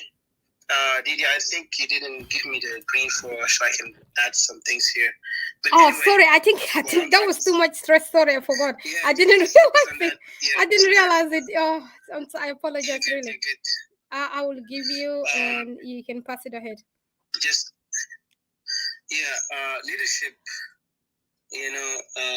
Is something that, like you just I said, cannot see. I correctly. hope I don't move someone down. Sorry, guys. No. Yeah. I'm here. You did not move me. I was like, there is always an element behind, for leadership. Like I said, leadership has different types. There's one leaders who can be tyrannical. There's leaders who can be just, I won't even put them leaders, but they are leading a group or movement. It doesn't have to be, impressive, because some leaders, they are only just based on what you can call them, depending on the status that they come from. But they don't have that characteristic of leaders who can actually make difference. Like I said, one of my favorite kind of like leaders, one of them, Robespierre, Maximilien Robespierre, he said that during the French Revolution, and he was one of the people later, so you can define him in history, whatever side you're going to take. Is he a bad guy? Is he a good guy? But he mentioned something very unique that I love about it. He said, the secret of freedom lies or depend on educating the people, where the secret of tyranny is keeping them ignorant. And we have seen such leaders like that who would love the people to be ignorant. They want you to worship them. They want you to be always mesmerized by them, not to question them, not to believe, not to even have an understanding of what is their ideal, or their what I can call it, like their vision. Because, any leader comes with vision. But some leaders in South Sudan, unfortunately, they don't have that.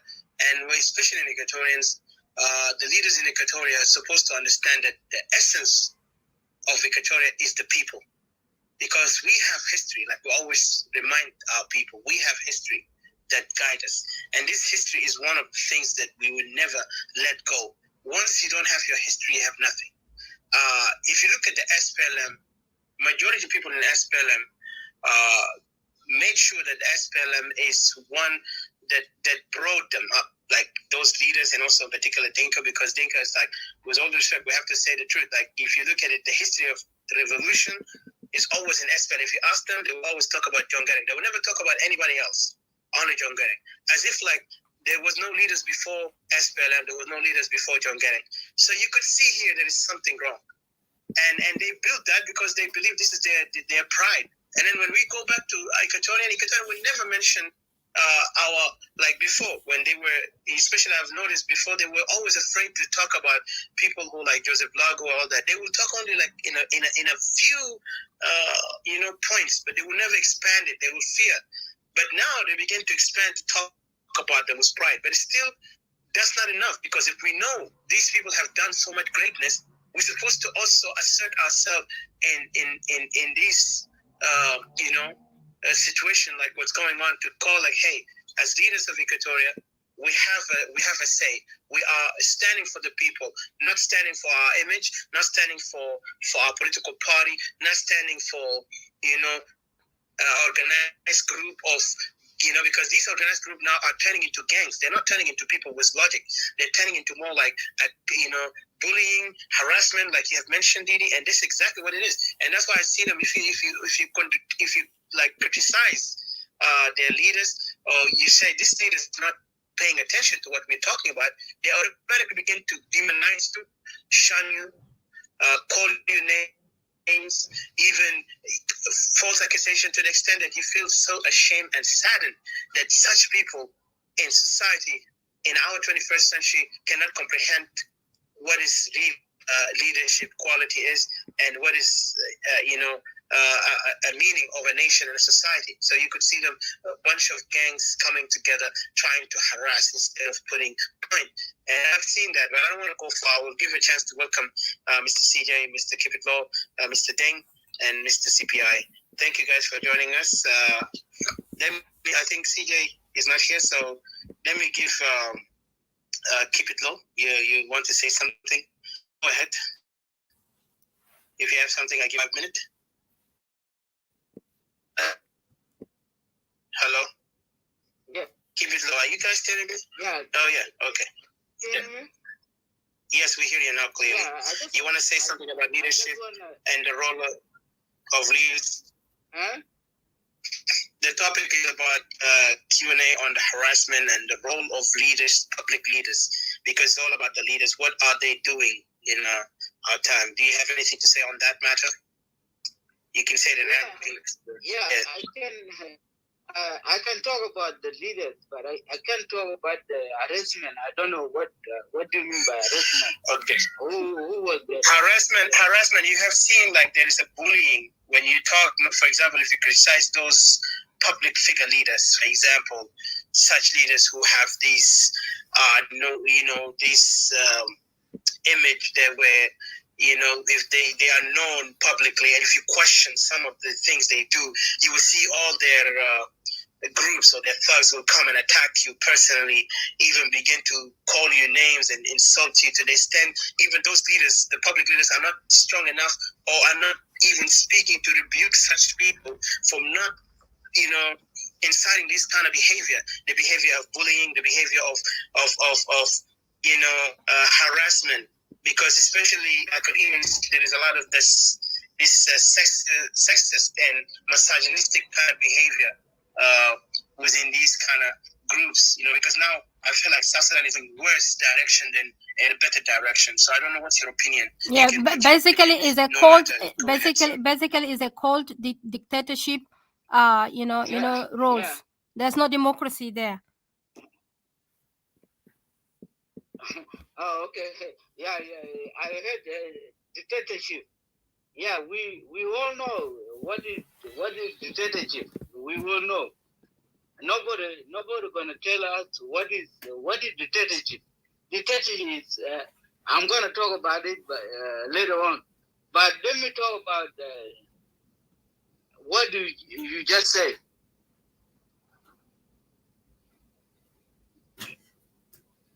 You just said.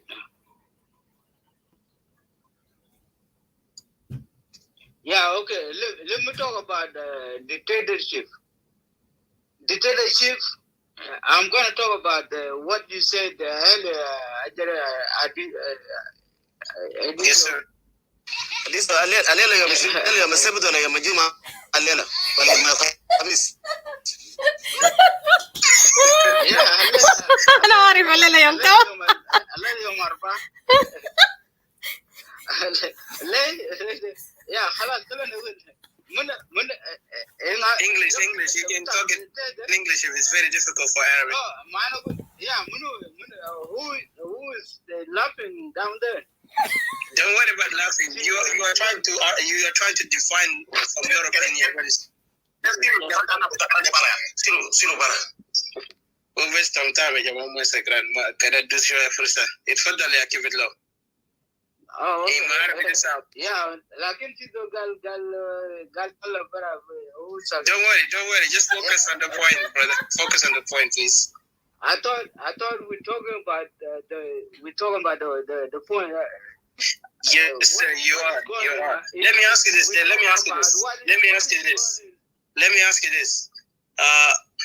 What are you looking for leaders? What is the thing you're looking for a leader from your perspective? I don't know in Arabic, but what are you looking for a leader?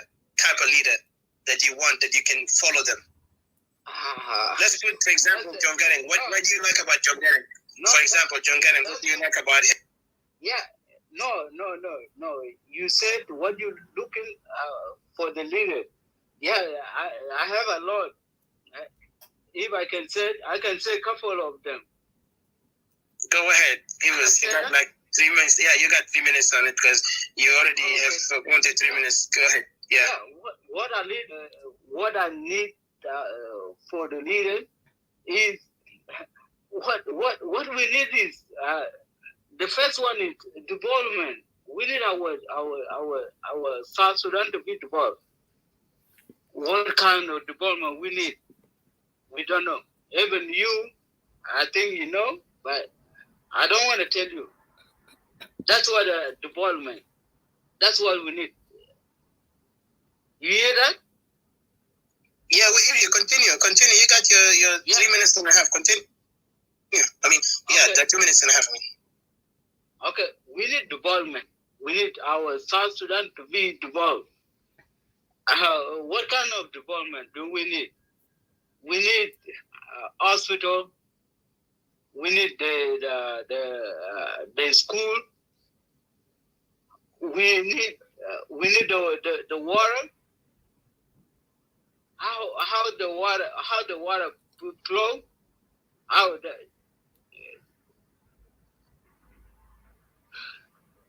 And we need the school.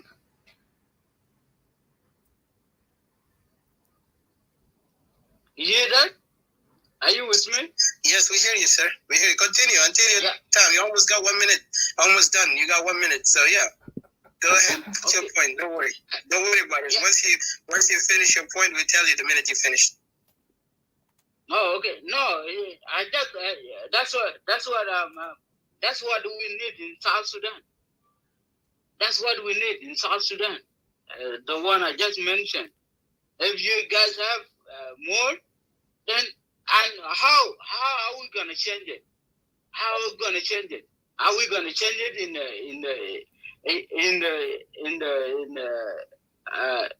the gun, in the barrel of gun? No. Let's go to the parliament and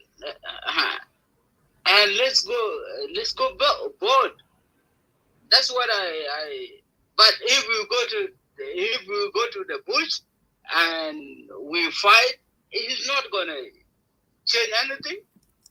For my opinion, that's what I think. I think let's go to the parliament, like any other country. Other countries to go to the parliament and they whatever they want, they just voted in the parliament. Why not us? Why not South Sudanese? Why all our problem is a barrel of gun? Thank you. Why? Thank you. Why? It's not going to solve any problem. Thank you. It's not going to solve any problem. It's going to cause more life. I agree on that point. I agree that gun is not the solution. Thank you for your input. I appreciate you. Yeah, thank you. Sir. Thank you. Yeah. You're welcome. Somebody who said I'm not right, okay? He's gonna go to heaven. We don't know who's gonna go to heaven. Only God. But thank you, brother. Let us give a chance to. Who said I'm not right? He's gonna go to heaven. Yeah, that's good. That's good. Let's move on with giving a chance to the next speaker.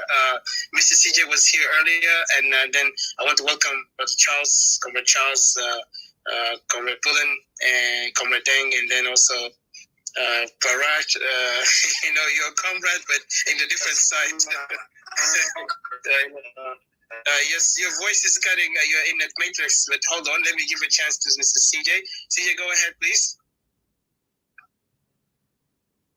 We talked about leadership. If you are able to speak now or you're not ready, you can tell us so we can give a chance to CPI. And then later we go to Deng, Brother Deng, and then Bullen. Mr. CJ, unmute yourself. Okay. CPI. Yes.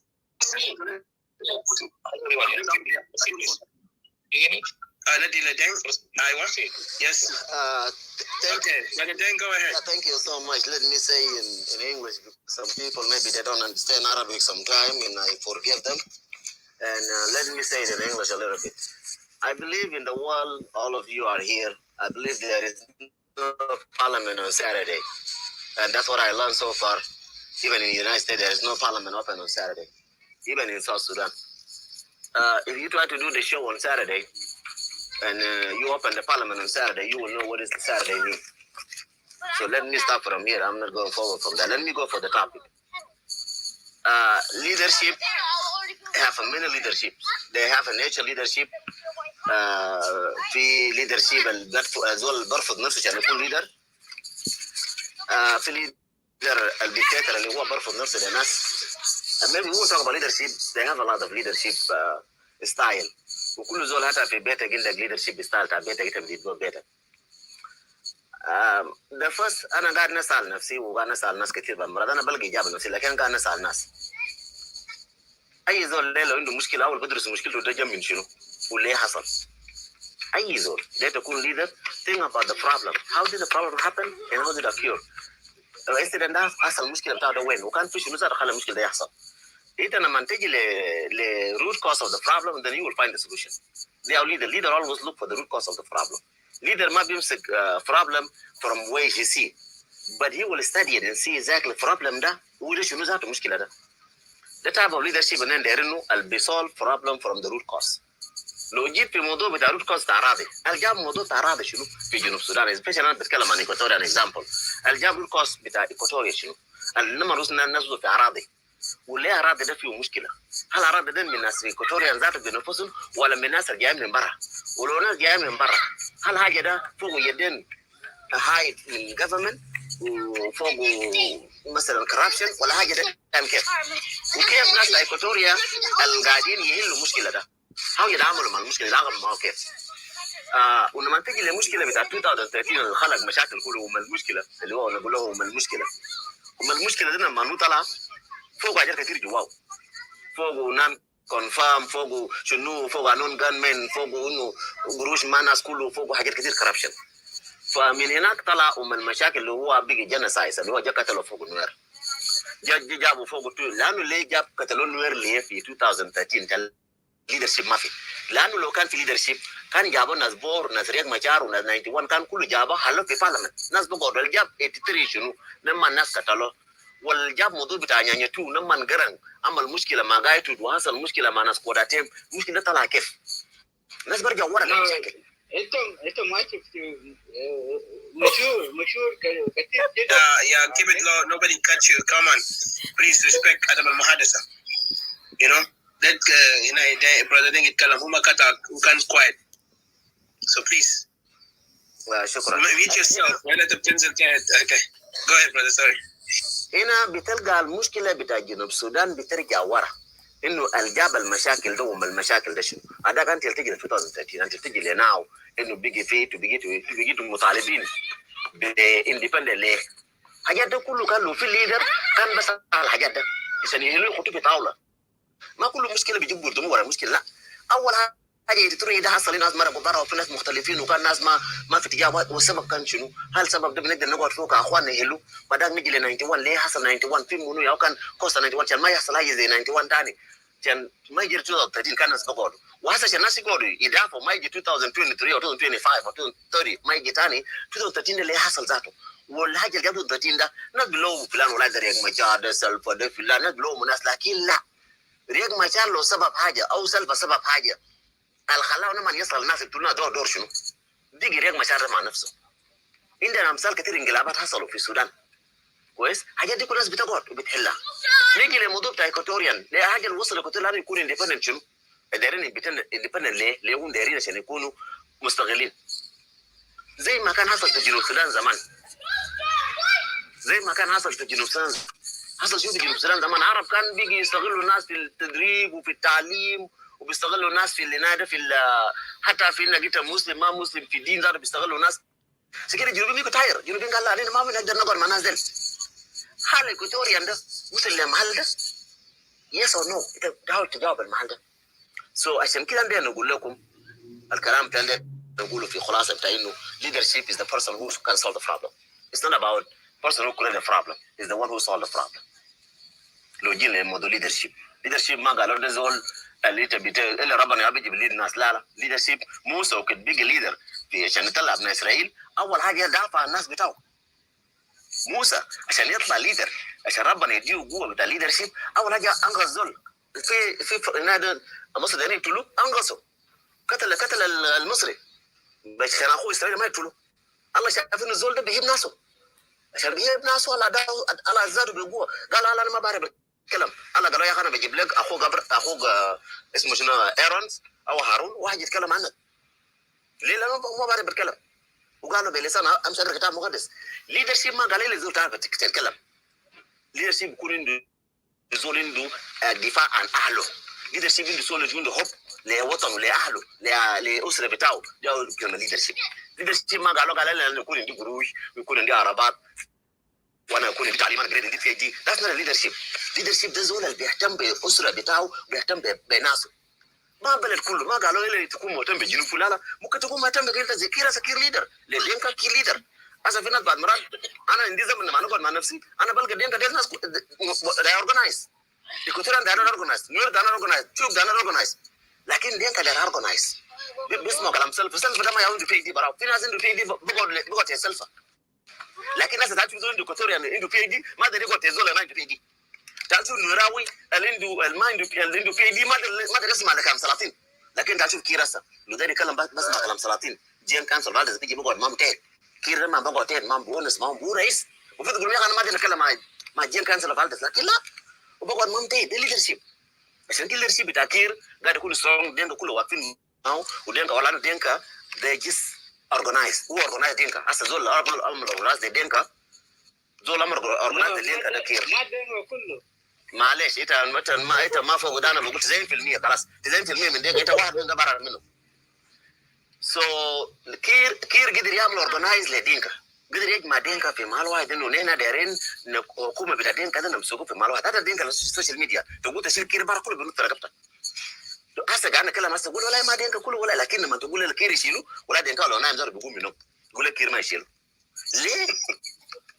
ليه ده بروتكت ليدرشيب ده بروتكت كير لانه كير it's organizing them حقيقة بقول يا جماعة أنا ما نقول زي كلام أنا تعمل لكن دينكا ده organize أنا ما زعلان كلام دينكا ده organize يسكتوا النور أنا عندي حاجة بتاعي في قلبي لكن for organization leadership دينكا organize دنيني somebody in South Sudan بقلا عرضية بتاعك تمشي في محكمة دينكا بيعمل دينكا تاني شفت كيف محكمة دينكاوي بيعمل دينكا قاضي بيعمل دينكا مواطن that's organize دينكا بوليس تجيب تم تفتح بلاغ في دينكا البوليس بيعمل دينكا المواطن انه بيطلع برا ده اورجنايز هسه الليله ده تطلع ارضيه بتاع ايكواتوريا تشيل اوراق بتاعت فيك دينكا بيختم ولا بيختم دينكا زي ما بيقولوا شيل هذه الارضيه ده يرى المونجي جلكم يرى المونجي بديلو لكن انت عم تشوف النوير بغالب نوراو ايكواتوريا بغالب ايكواتوريا كويس this not a leadership is to organize yourself دينكا انا قاعد اديله كريدت في كلام اورجنايز لما نجي للليدرشيب دينكا اورجنايز ما في حاجه بيفور دينكا اورجنايز حتى لو نجي سوشيال ميديا هسه بيجي بدافع عن نفسه ما في دينكا بيجي بدافع عن دينكا شغله كان دينكا ليل سر يتاو ليله بدافع لدينكا كله سر يتاو ليله بدافع لدينكا كله معلش اللغه بتاعي بتاع السياسه ما تشيلوا بغلط شغله كان دينكا ليله في سردي وبدافع دينكا لسه ما جاء في مانداي so حاجه عندنا نقول لكم هو انه Equatorians you need to sit down and think Equatorian زي ما تقول حاجه كان كتبوا قبل يومين انا شفت قالوا think Equatorian first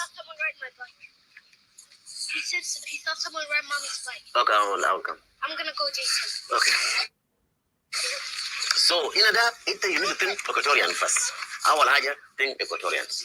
ده حتى النظام ده في أمريكا هنا أنا عارف أوتيسو نحن خشينا في جيش والجيش بيقول لك في أمريكا هنا you need to think military first to become a military. You don't have to think a civilian and you won't become military. No. عشان كده أنا بحب دينكا لا organized. You think دينكا first قبل ما تthink إنك PhD. ولا تتنجي عندك ماستر ديجري دينكا فاست دينكا انترست فاست وده نفس امريكا انترست فاست تمشي اي دوله بخد انترست فاست دينكا خد انترست فاست بساوث السودان واتس رونج انا ما قاعد اقول هسه لو جينا للسياسه انه دينكا السياسه بتاعه مو ماشي انا بشوف دينكا السياسه بتاعه they are organized لكن انا ما organized عشان كده قاعد نجيب كل ولا دينكا طارديه بتاعي دينكا قتلوا النور لكن they are organized they are organized حتى في الشوال بتاعنا لما يمشوا يتكلم بروتانا they respect themselves لكن تعال شوف كده خوي في الشو بتاع ايكواتوريا وان او خوي في الشو بتاع نور وان داي لازم نبذل نفسهم وين organized ده عشان كده انا قاعد نتكلم لعلي ايكواتوريانز انا حتى زول كاب تشيل منه حاجه سكاير دينكا ديل yes they are very very very wild they are very very very worse they are very very دينكا ناسو زي والله انا ما بقول لك حاجه فوقه لكن أنا نتعلم منه نعمل organize لأنفسنا زي ما هو دينكا organize. Equatorial need to organize themselves. ما تنبذ جونو تشان، ما تنبذ أوتيسو. أنت كذاب. معلش انا كذا بيتا يا ولا مالي يمسك بتاعك ما عندك مشكله انت ليه عندك حق ليه يمسك بتاعك ما عندك مشكله I had to move him down لانه he's not respecting the طيب معلش هذا المحادثه لا هو يمسك بتاعه كمان انتم ما تزعلوا من زول كمان ليه يمسك بتاعه ما تزعلوا من زول اننا لما نزل يكون يوم سبت في الجنوبين لما نزل يكون يوم سبت ما تزعلوا منه بس انتوا خلوه يستمع ويقول كلامه ويمشي تاني. So ده هو كلام بتاعي نقول للناس اننا we need to think انت لو Equatoria need to think Equatorian first انت لو نوير think نوير first انت لو من واو think واو first ما انت خد محل بتاع اهلك first انت بعدك you will succeed in your politics. بل لو انت داير politics انت بس داير تمسك فوق قال اننا جنوبين يعني اننا جنوبين هاي جنوب بتعملوا ما بتاعنا كلنا ما نمسك اننا جنوبين ده وانت ساكت لا امسك انا Equatorians in the land in the اهل أنا ممكن أعملهم defense ممكن نموت عشانهم. You think about that first, and then بعد كده think about جنوب السودان لو يوغندا جا كينيا جا السودان جا حاجة جنوب بعدين بنمشي كلنا. جنوبنا ما بتهزر واحد. لو جا هجوم برا كلنا نقوم يجيبوا دينكا بيجيبوا نيرا بيجيبوا شلكا بيجيبوا باريا شولي شنو ماشين هرب ده ماشين دافع الجنوب. لكن لو نيجي جنوب you think Equatorian first. وإذا لو نيراوي think نير first زي ما دينكا هسه بتthink دينكا first أنا كمان we think that one first. فده الموسيقى بتاعي لكم زول كل leader think about your people first put your people in front of you and then you back don't put yourself first and then your people back later you will lose the politics in South Sudan ليه كير قاعد يوين عشان بلغ النوير اللي بخطوا نفوسهم قبل الناس بتاعهم بيمشي بيشتروا بدون وظائف وبيسكتوا لانه بيحطوا نفوسهم قدام شنو قدام اهلهم لكن لو لقوا زول الخطا اهله بس قبل ما الزول اللي بيخد اهله قدام بقدر بنجح لكن الزول اللي بيخد نفسه قدام بفشل ليش ده نقوله في كلمه ليدرشيب بس ده بس انا ما ده نمشي كثير على الليدرشيب ولا of us study ولا of us read books كده من هي انت بتعرف ولكن ده ندي كلمه بتاعي بس الليدرشيب انه خد اهلك قدام اول بعدين خد نفسك ورا انت لو خدت Equatorian قدام انه Equatorian ده بعملوا لنا دفوع كيف بعملوا كلين كيف برجعوا بيوتنا كيف وانا نعمل هذا كيف you will succeed بعدين انت لو خدت مسؤوليه فاس انا داير نكون عندي دوله داير يكون عندي بيت داير يكون عندي قروش داير نكون دوله جنرال you will fail my brother بالسياسه بتاع دين كالفيدا you will fail انا بقول لكم حقيقه قدام كوريتو ناس اللي عملتوا Equatorian independent ده first thing Equatorians ما الناس دول كلهم ما بيجوا في يوم واحد يا اتيسو وديدي الناس دول كلهم ما بيجوا في يوم واحد الناس دول كله Equatorian ده ما هيجمعوا في يوم واحد Equatorian ما بيجمعوا يكونوا يشوفوا في زول succeed في ميشن بتاعه if you organize yourself what do you think Equatorian first ناس بيجوا وراكم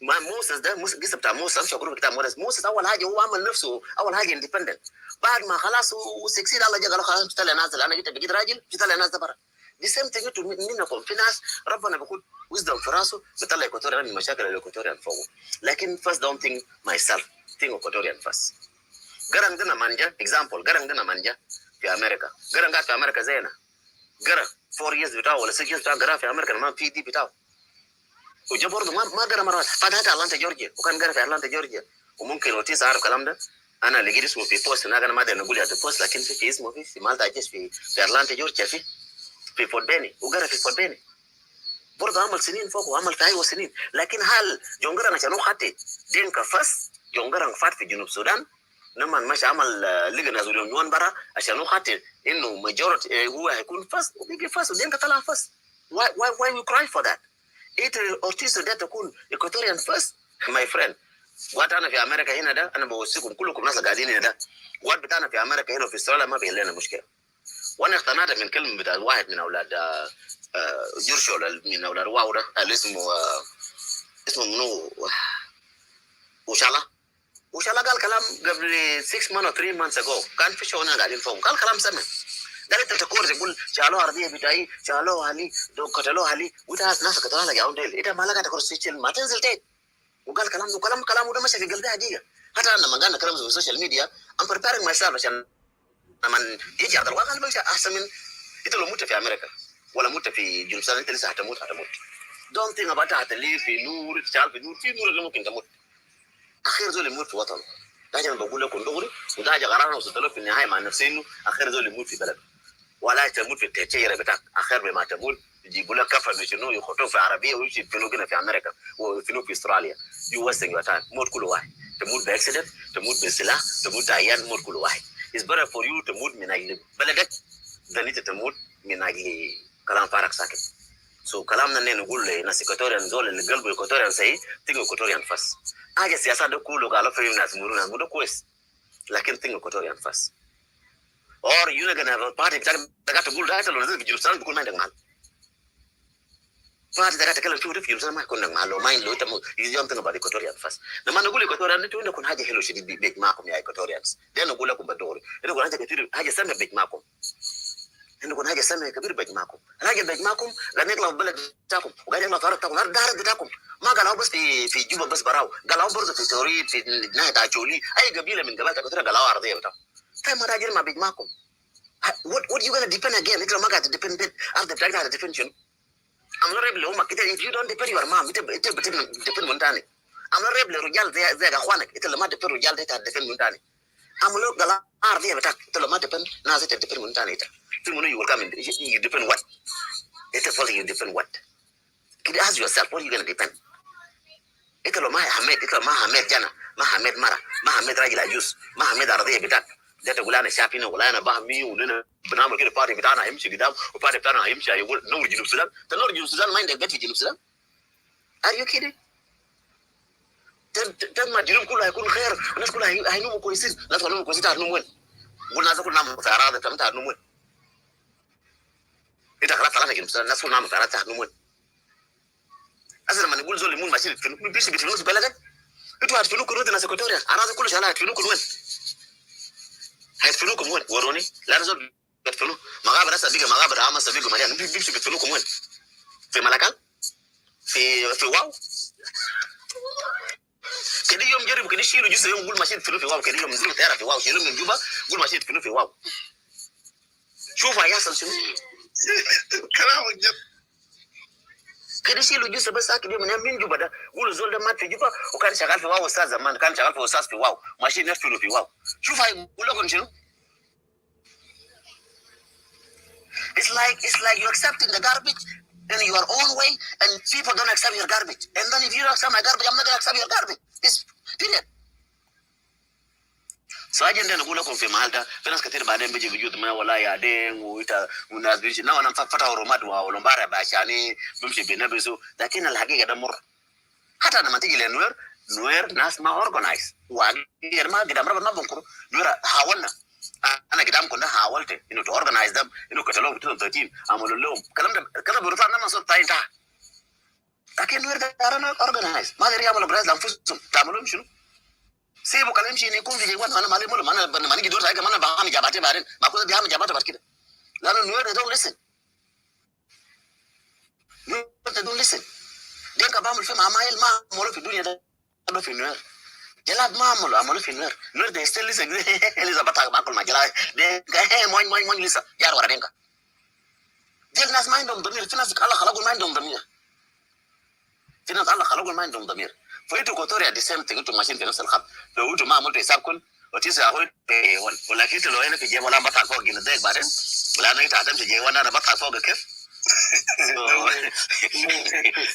انا بطلع فوق اي انت لما انت هنا في جيب وانا شفت هنا ده حتى دينكاو اسمه هنا ده يوم ما تقاملوا شنو لما برطلون دوغي سالم برطلو قران كله سو انت لما تمشي جنوب السودان انت عندك مشكله ده انت يو نو يور سيلف يو دانجرس فعندنا نقول لكم يا Equatorians think Equatorian first don't think South Sudan first think Equatorian first South Sudan خدوا في جنبها شاء South Sudan يجي زمان ده في مشكله لكن خد Equatorian first انا هسه قدام كنت خاطر نور first نور يبقى نيشن نور يطلع نور يعمل بين انا خاطر نور ساعتها first انا ما عندي قضيه تقول لي والله لما تيجي معي تدينكاو تعالي تدينكاو نور نقعد تعالي تباريو نقعد لان كل زول بقعد في حل بتاعه لكن ما تقعد تقول لي قال انا جنوب السودان وانا مستفيد منه جنوب السودان انا ما مسؤول انت مسؤول تقول لي ما في دينكا بيرسل زي 5000 ناس او 3000 لجنوب السودان ما في فاين ما بيرسل جنوب السودان كلهم شبانين يرسل قروش منه لان كل مثلا يجي لك اكونت ممكن فوق $1000 ولا فوق $500 بس ما فوق حاجه بننتظر تشيك عشان ترسل الناس في يوغندا كينيا ايثيوبيا وين الناس كلهم مشاركين السودان مشاركين لكن ده قاعدين في المالواي ده اورجنايز فانا بقول شكرا لاخواننا دينكا الجايين زي براج انتوا ناس اورجنايز يا اخوي وكل جنوب السودان لازم ما تفتروا ولو بيجي Equatorian فكر Equatorian and then maybe we'll have a solution ولو نوير فكر نوير بعدين maybe we'll have a solution ده نقول كلام ده بس Equatorian think Equatorians نوير if they don't think نوير they will be a loser so دينك شكرا لكم لأنه انتوا organize تقتلوا ناس ترهبوا ناس تشيل أراضي الناس تستعمل رجال زي النسوان انتوا ناس كويسين فانتوا ناس كويسين انتوا ماشيين كويس تدينك انتوا ماشيين كويس ما في زول ما في زول يعمل لكم حاجه هسه زي نور انتهى كلام ما في زول بقدر بعمل حاجه حتى انا زي لو كاركوزا معموله زي النسوان هسه من قاعد في جيبه ده مش تاني ما بيلدي تاني اي زول ودف في بلاو ما بيلدي تاني ويا سيسو معلش ممكن في زول في امريكا ودف في بلاو انا ما ادري اقول اسمه لكن ما بيلدي تاني خليه يجيب لي زول من ودف بلاو زولي هسه خليه يجيب لي زول ودف بلاو زولي ما في لانه كله كربو معلش انا اللغه بتاعي بعربي البسيط انا ما ادري نقوله بعربي الثقيل الناس يقولوا خلاص الا they have to join the navy ما في طريقه ده او كلامنا don't tell so معلش انت بتاع اللغه ده ممكن ناس كثير جنوبيين ما عارفين الكلام ده في لغه في الجيش بيقول don't tell ده او لغه الكاشين فوق الناس المشي جايوان don't tell يعني ما تسال وما تقول حاجه فانا بقيت في المحل ده ما بمشي قدام بدي فرصه لباقي الناس لكن ده نقول تيجي Equatorian first انتوا Equatorian اللي جيتوا هنا 10 نفر 20 نفر تجيتوا ليله هنا ده تيجي Equatorian first don't think about جنوب السودان first اول حاجه فكر Equatorian first زي ما قالوا اول حاجه طلع كشف الفينك عشان تطلع كشف الفين اخوك جنوب السودان ما طلع خلاص بقى عالم خلاص في جيش شنو مثلا في جنوب السودان ما كل زول بقى يسال نفسه Equatorians الناس اللي بيقولوا انا قاعد نجي في شو بتاعكم كثير ليه؟ لانه انا برتاح لزول اللي بيجي بيقول انا داير نكون انا بنفسي انا برتاح لزول حتى جناي لما جانا يقول لي يكون ديفن انا برتاح لجانا ده لانه ديفن خليه اجر ابارتمنت براو انا شنو يجي يزهمني في ابارتمنت اجي ما خليه اجر لها بقول بيقدر ياجر له ابارتمنت جناي كويس if Equatorians they want to become independent ايه شنو هنا غلطه وين what do they will take from you دي هتلاقي بيشيلوا منك انت في بارغزال جايين يشيلوا بارغزال منك جايين يشيلوا منك لا ما خلاص في Equatoria ما هو لسه قاعدين في Equatoria قاعدين حتى لو انت اديته مرضي ولا ما اديته بس ده في Equatorian انت هتغير منهم شنو عشان ده تاكل اكزول وما دير حقه ده تاكل حقك واكزول تاني كده قاعد تقول لا خلي زول ده معي ما عاد نعمل عرب زمان انتوا بتهيبوا لنا نطلع من العرب ما تهيبوا Equatoria يطلع منكم يا جماعه كده ده انانيه بتاع وين ده كده اسال نفسك يوم من الايام انا نقول عرب ناس كابين عرب ده ما هو زوج مننا عرب ده عنده عيال معانا عرب ده عنده عيال مع دين عنده عيال مع عنده عيال مع Equatoria عرب ده ما كان قاعدين معانا عايشين معاهم مش العرب كابين ان انفصلنا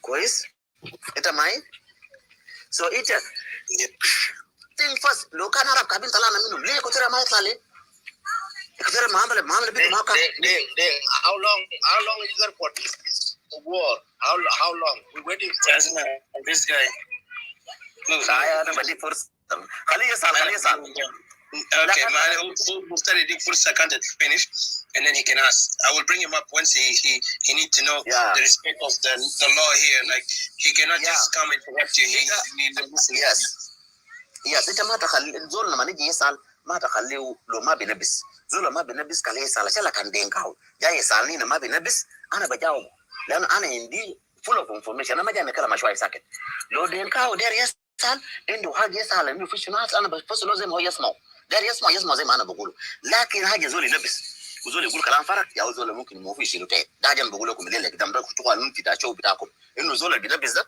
زول ما كويس لكن زول جاي يسال اسئله وزول جاي يناقش جاي يقول يا اخي الكلام ده ما صح خليه ولا صاحب بتاعه وين لكن خليه ولا بالدلائل ما بين بس انا بجي في معدل في زول سؤال زي ما هو كان سؤال قال هرب ده يكون هذا يا دنيا ودي شاكن عرب خمسه مش شاكن عرب خمسه من 21 سنه وزياده ما برضه ده ممكن ياخد 21 سنه وزياده سو انا ما نقول انه هرب بتاع ظلم هينتهي بسرعه لا سو اسال يا اخوي جوك اسال سؤال okay then I'm a son of the Jonglei state and I've been listening for you every room you just go and you preach the war revenge to the two people from the north and I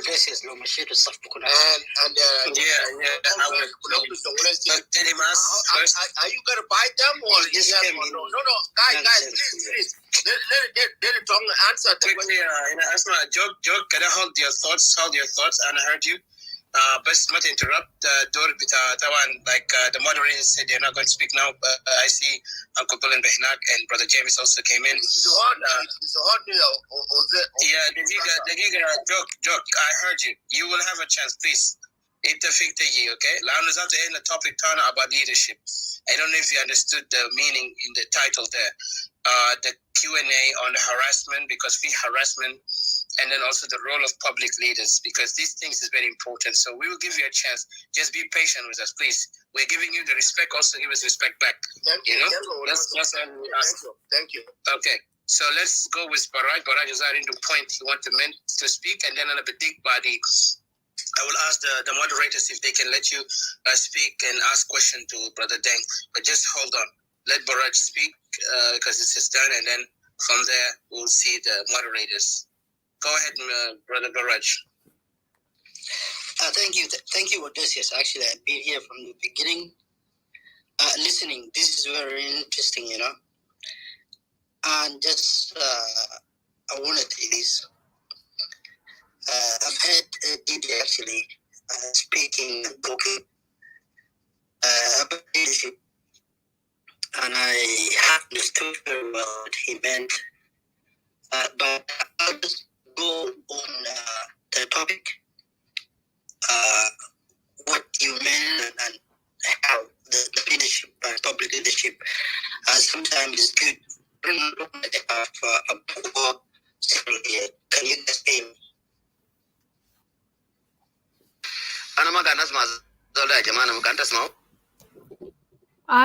Network hago kanga dikta Helen. Hi Barak, your network I think is cutting. Yeah, okay, let me reposition myself. Okay, give. You clear now. Yeah. I think I've heard the conversation from the beginning, but I wanted to jump up, talk about the harassment and the role of the public leaders. And I just want to go back a little bit on history. And I think our leadership in South Sudan, when you look at it, and let me even put it back to regional leadership. And it's good sometimes to re-criticize yourself and to reappoint. Where is the issue? Yeah. Leadership has a serious problem since a rebellion started in South Sudan. And literally I wanted to talk about, even the politicians of today, they have taken the same mindset and the same things, they're just rolling it over to the next generation. And I think if you see the leadership in Equatoria or in Upper Nile or in Barkazal, there is a huge vacuum, and it's depend on the era. The leadership, especially when from 60s all the way to 70s, it was based in Equatoria. And what happened in the leadership, even if we see when Joseph Lago came up and took over, I think there was a grooming of leaderships. What happened actually, I think there's a lot of Equatorian, they had the benefit actually to go somewhere to study and try to come back to be groomed as a leadership. But what happened? Most of the Equatorian actually who left the country, they never returned back.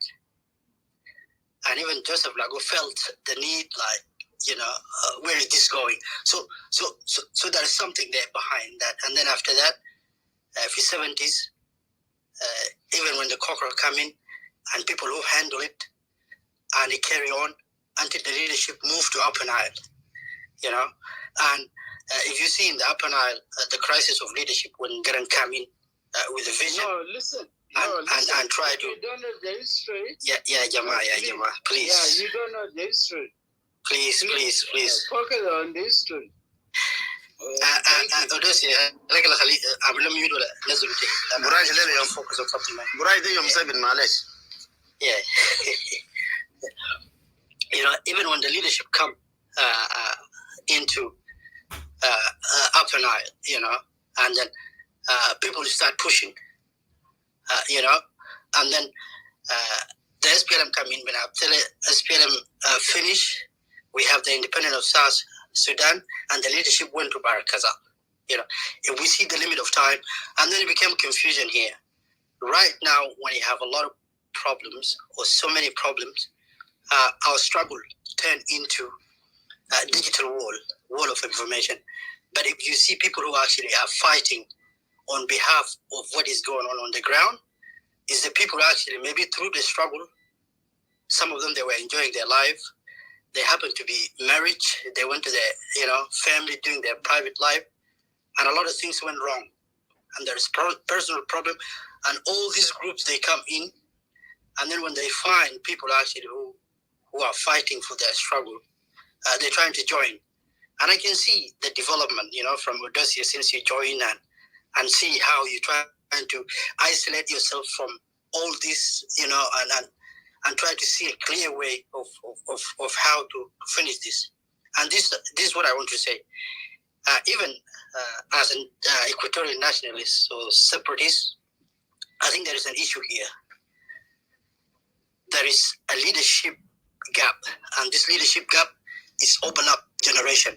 If you see Didi and Odysseus generation now talking about separation, and if you see people who are actually supporting them, is a whole different generation who lived the failure of Kokora and other things, but they don't want to really reveal that to you. And things become open up and mix. Even with your own Equatoria, you have a problem. You're trying to clear away. You're trying to do things. At the same time, when you come overall to the leadership of South Sudan, of course, you know, things are flipped around. Leadership recently just went to Barkazal, and we have the country, and things are flipping around. And this, the start of tribal allies comes in. We fought the problem come through 2013. Equatorian make the same mistake. When 2013 happened, things start developing in Equatoria. Equatoria start support that movement, and then after that, when the movement they start getting hot, they slip away a little bit, and the movement move on. You know, so the same thing is repeating itself within right now. When you look, the regime or the government in South Sudan now is using what you call tribal allies. Now Dinka and Nuer, they are getting together, you know, and now in the Equatorial regions, when you step back in, the recent president actually reinstate the kingdomship of Azande, and even when the king come through the road, everybody trying to nail down in 21st century. And now, but I don't forget. Now they're coming back to power now. I don't like disturbing, man. So, let me finish here. And then when you see now Dinka and Nuer trying to come together, and the third largest tribe, Azande, they're trying to pull it. Didi, please, can you control this?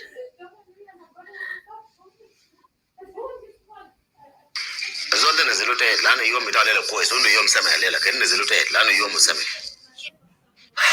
think they'll shut the door of Karizado. But anyway, just to conclude, this is what I'm saying. Like, if you look at it, is the situation now, whether you like it or not, is 1 + 1 = 2. There's a government in South Sudan using the tactic of tribal allies. Dinka and Nuer are coming together. Now they put in Azande as third large tribes, and the movement is moving on like that. This will be like for the people who are actually trying to figure out what is the right thing to do here.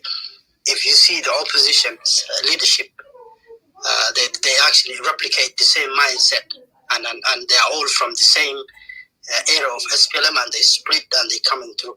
So there is a lot of confusion in leadership. Sometimes it's not even about only Dinka. They have a better leadership than other tribes. But the situation right now I call it catch-22. This is the situation of South Sudan. But at the same time, the people who are actually leading the fight in social media is an individual effort rather than an organization effort. If you see all these single media, it's just only personal effort, and they're trying to attach it to organization in order just for them to feed the public what they think they can survive on. I think I will land my point here. This is what I want to say, but I'll be done just listening. But this is very interesting. Even people are confused when it's the title there. They want to make it Dinka and where, and they're trying to make it Equatoria, land, all these sort of things. But I don't believe the title is very interesting. Even we need to criticize ourselves as leaders and people who actually feed public information. Thank you.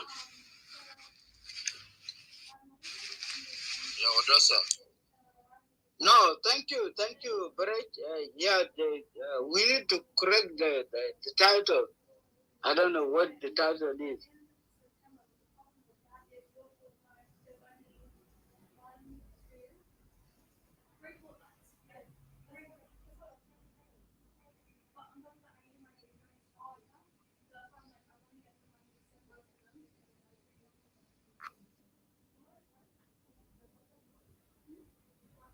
Yes, I think I'm buying my fish. Did you buy my fish? يا كلامك في محله في بعض النقاط يس معك يا في تداعيات كثيرة حصلت هنا في النص، وده شيء طبيعي في حتى في التاريخ البشري. هي مرات السلطة بتنتقل من جهة لجهة، حتى الممالك اللي كان بتورث زمان في نهاية المطاف أحيانا بعض مرات السلطة بتهرب من يدين، ودي ظاهرة إنسانية كونية. لكن في حاجة نحن نخدها في بالنا برضه أستاذ براك، نحن في دولتنا جنوب السودان دي يعني أنت عارف استغرينا كم سنة فترة وجيزة جدا جدا. يعني 155 نحن مدورين، خليني نتكلم بلغة الشارع والشباب عامة، يعني مدورين 155 لحد 72 17 سنة. استغرينا 10 سنين بس. 83 قامت الحركة الشعبية. شوف السنين دي كلها ما جاءت وقفت إلا في 2005. في 2013 قامت حرب لحد هسي آثارها موجودة لحد هسي. أوكي، يلا الحتة بتاعت القيادة هنا أنا يتخليت فيها خلل كبير جدا جدا. لأنه ما هي القيادة أنك أنت إنسان والحياة تكون موجود من المولى عز وجل، وتنزيل في الأرض أنك أنت جاهز أنك تكون تخدم الناس بدون مقابل وبتجرد وبدون محابة ومحسوبية. هل السؤال يعني كل مواطن جنوب السودان بيسأل نفسهم السؤال ده، هل القيادة الموجودة يعني في دفة الحكم جنوب السودان من 2005، نحن ما نقول من 2011، نحن نكون ناس صادقين واعيين. يس، جنوب السودان أخذ استقلال في 2005، في 2011 يمين، لكن حكومة الجبهة الإسلامية اللي هو المؤتمر الوطني سلم الجنوب للحركة الشعبية يعني بكامل أجهزتها، يعني كامل الدسم زي ما بيقول. أوكي، أنت بتحارب الفترة دي أمسكها من 55، ما ضروري أنك أنت تكون مع الناس دي. وإذا جينا في حقيقة الأمر، في جزء من قيادة الحركة الشعبية كانوا ضمن الحركة الأولى بتاعت أنيانيوان، فلنقول أنه ما كانوا معهم. الإنسان دائما بيستفيد من الأحداث التاريخية السابقة. هل نحن استفدنا؟ ما هي الفترة أنت اللي تكلمت عنها بتاعت ناس كان ناس جوزيف لاج وأبي أريال دي، منو خرب الفترة دي؟ الخرابة منو؟ ما دي هو ظهرت فيها الترايبل لاين، ظهر في الحتة دي. معناته الناس الحركة الشعبية إذا كان عندهم رشد سياسي كان يتلاشوا الحتة دي عشان المسألة دي ما تتكرر. أصلا أنا ما بحب أجيب الاسم الثاني ده بالعربي صراحة، خلينا أقوله بالإنجليزي ولو أنه نفس المعنى. الترايباليزم ده دي يعني معنى غزيرة حاجة ما تواكب ذات حياة البشر في أي عصر كان، ولا حديث ولا غير حديث. يا قول بالانجليزي كان كيلو شرافة يا جيمس. ما في مشكلة أستاذ جو. وهسه عندنا أقول لكم الصباحية في جنوب السودان هسه رئيسكم هسه دلوقتي يوصل في مدينة البور، يمشي في مدينة بور هسه بعد شوية رئيس. فخلينا نواصل يا جو احتراما للمنصة. فنحن ما استفدنا من الحتة دي. كان الخطأ اللي حصل في الفترة الأخيرة من حكومة المجلس الأعلى لتنفيذ الحكومة المصغرة بتاع جنوب السودان دي، نفس الأخطاء جات بالكربون. التنسيق بيجي من وين؟ التنسيق بيجي من وين؟ كل مجالس. فده معناته في سبغ إصرار وترصد الأخبارات والإخوة المستمعين انتهت معانا هنا. أول حاجة يستمعوا فيما بعد. معناته في ترصد على الكلام اللي بيتقال هسه في الساحة. أنا ما أقدر أكرره لأنه يعني بيخدش النسيج الاجتماعي، لكن إذا عينتها كده بعين فاحصة بتلقى إنه الكلام ده حقيقة. أنا ما أقدر أقول لأنه الوقت اللي إحنا فيه ده يعني وقت ما كويس، وقت حساس للأسف الشديد، ما كل حاجة تتقال. لكن أنا متأكد أنت عارف، والناس اللي معي في المنصة عارفين، والناس اللي في الغرفة دي عارفين، يعني متابعين ما شاء الله عليهم. ما دارين نقول الحاجات اللي بتقلب المواجهة. يلا في الحتة دي دور القيادة دي. القيادة دي شنو؟ أنت بتنزلوا ناس من السماء؟ القيادة ناس بنو آدمين بيتفاعلوا على العكس، بيتفاعلوا مع القاعدة ذات. أي قيادة بتتفاعل مع القاعدة لأنهم من القاعدة، من صلب من رحم المجتمع. أنت لقيت المجتمع منقسم حتلقى القيادات حينقسم حتى لو استخدموا اللغة الدبلوماسية الناعمة. تصرفاته مهما كان ما هم ما أنبياء. نقول أنهم مصطفى بني آدم كده. يلا دور الشارع شنو؟ اللي هو مربط الفرس، دوره شنو؟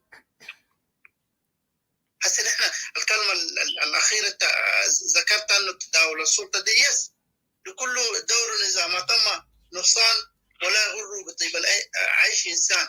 هذه الأمور كما شاهدتها دول من سر زمن أساءته أزمان. دي سنة الحياة كده أصلا. الحياة ربنا شكلها كده، لكن دي مسلمات نقبل بها.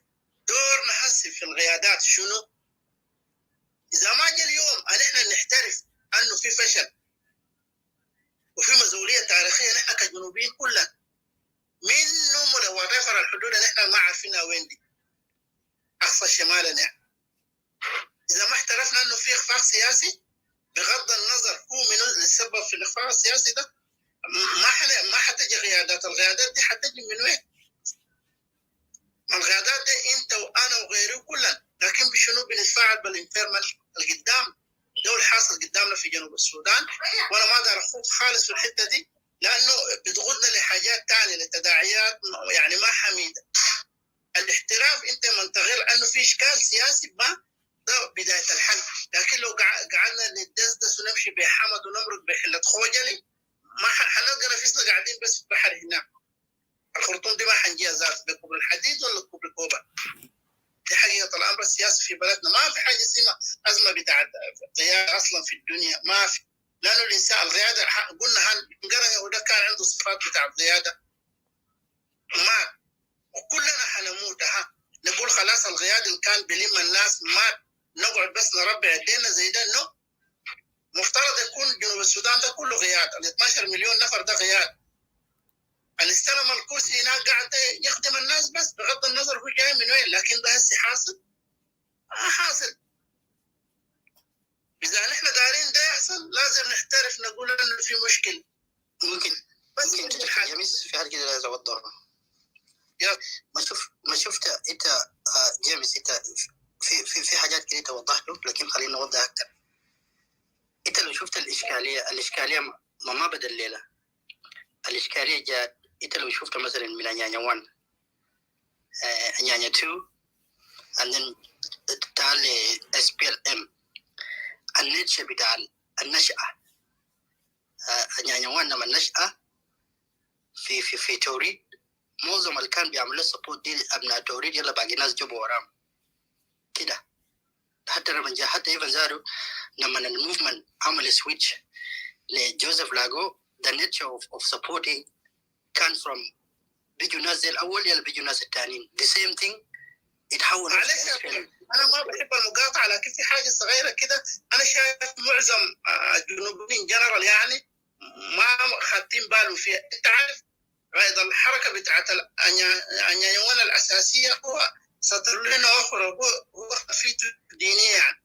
ليه مثلا الامر جاء الان لجوزيف لاغو؟ لان جوزيف لاغو هو تقريبا من القلائل شخصيه عسكريه كويس معاك، وانت عارف العمل الثوري ده لازم يقود عسكري. زول مؤدلج مثلا يجي يجيبوه من الحياه المدنيه يركب دبابير، ما بيكون زي زول الكاريه بتاعته عسكري يعني مهنته كده.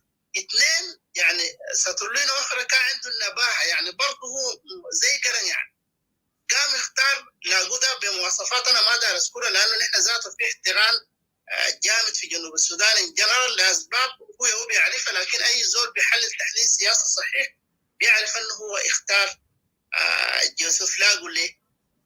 فالقياده يعني شوف ما ابنى توريد برامو المنطقه انت زي تقول علي باتالا ده من اقصى الغرب الاستوائي. عندك ناس اجري جادين ديل ذاته قريبين للغرب الاستوائي هناك جو اذا ما خان التعبير. كل زول كان من محل ثاني يعني. دي كمان حاجه المفروض ان احنا كجنوبيين نستفيد منها. ما عيب انه القيادات السياسيه الايكواتوريه دائما ما بيجنحوا للغبنيه دي للامانه التاريخيه، ما عشان انا منهم لكن التاريخ بيقول كده. النيوان ما كان ضام كل الناس، ما فعلا كلامك جد تاريخيا اي ثوره تقوم الناس الاوائل المنضمين بيكونوا من اهل المنطقه بحكم الجغرافيا كده، لكن التنظيم بتاع النيوان ما كان فيه حاجات زي دي وكانت شامله يعني. شكرا يا واصل اخبارات مع يا بالمناسبه جيمس التيري بتاعك ده شويه كده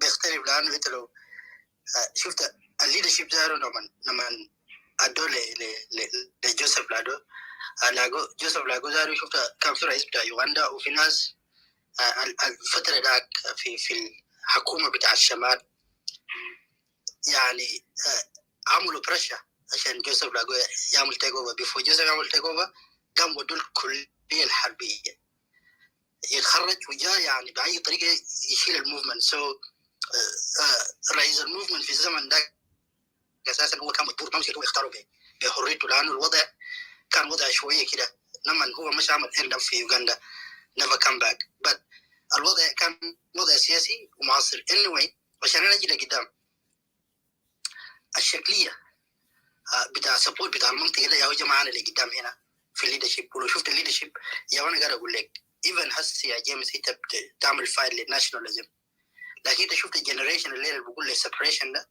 الجنريشن اللي كان عايش زادوا في زمن بتاع كوكرا ولادو you know. وانت هنا ده جنريشن جديد ودوسي جنريشن جديد. انتوا عشان انتوا تتفقوا وتشوفوا الناشوناليزم في جاب كبير هنا. في حاجه هنا ده مفترض معلومات مدسوسه منكم ومن ناس ثانيين. سو الحكايه دي هنا برضه شنو بيجيب لخبطه. ده يا كان انا قصدي في الاول لانه في leadership vacuum on each region you know. even جيرن لما قاعد في الموفمنت بتاع اس بي ال في فتره طويله كان في leadership vacuum بعد. وطبعا هي موفمنت. انا بشوف جوزيف لاغو لما حكم كان حاكم، لما جاء حكم عند السودان كله ودوا السلطات بس بتاع الباور. ايفن عرب زارو كان لسه ضده. لكن انت لو شفت اس بي ال كان موفمنت، لكن الغلط الكبير من 200 اس بي ال لها بقى يجروا لسه جارين له لحسي دي السودان people liberation movement عندنا ناو عندنا South Sudan. So there is a lot of things went through what you call revolution movement from Anyanya 1 Anyanya 2 the SPLM.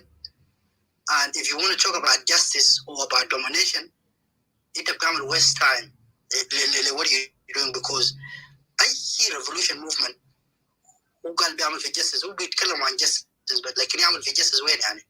بيعطوا system بيعطوا عقل. revolution ده طلقة وسلاح شفتها. So but when we come to leadership at the moment we've been influenced by other people the same old people. يعني لما تجي when you come at the moment now, if you see the clash right now, people are fighting themselves in leadership. It's very hard to attach with the reality. لأنه تحسي أنت في الغرفة ده في إكواتوريا تاني كده هو ضدك، لكن لما تشوف ضدك ليش ما بتفهم الحاصل شنو. You know, the same thing. So even on the other side, so things have become confused. That's why you see people. ده ترجمتك sorry ده ترجمتك أخي لكن go ahead ده ترجمتك.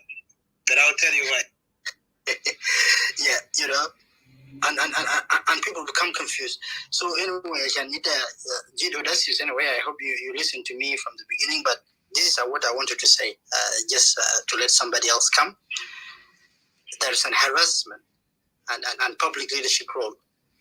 This mindset of leadership, you know, the people who قاعدين بيحكمونا هسي دول كلهم ناس بتاع movement. من أنيانيا 1 أنيانيا 2 أنيانيا 3 لسه ب revolution mentality. There's a leadership gap in the middle.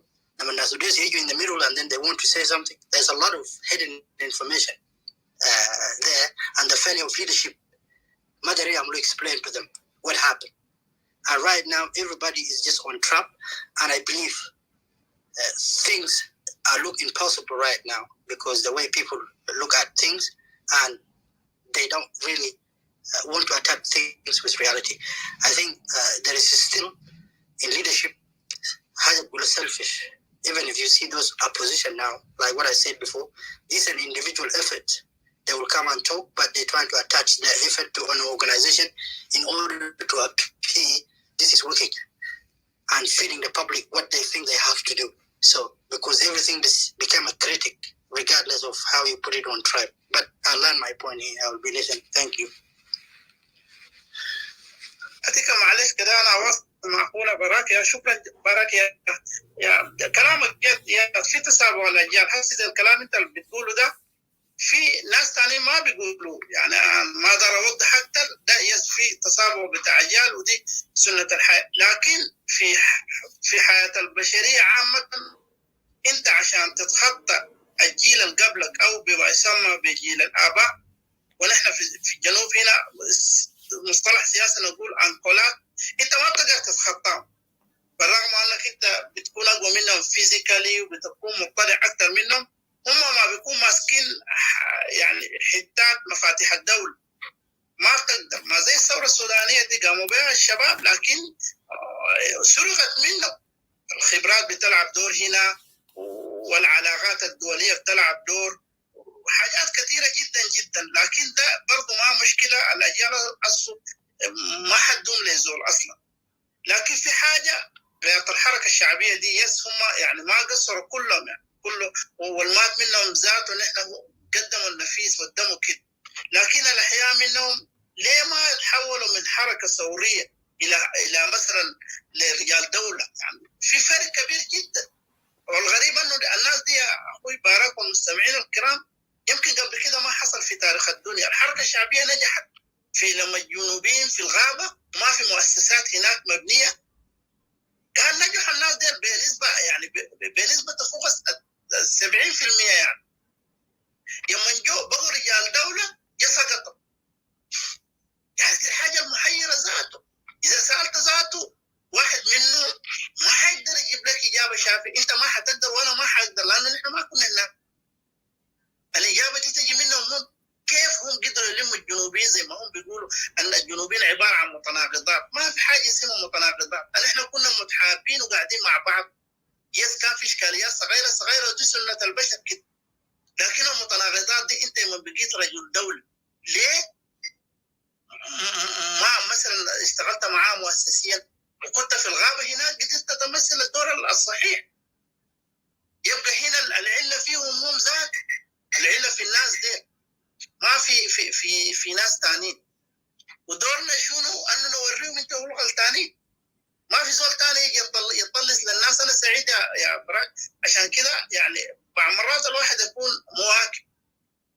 المواكبة كويسة بتخليك تعرف الخلل.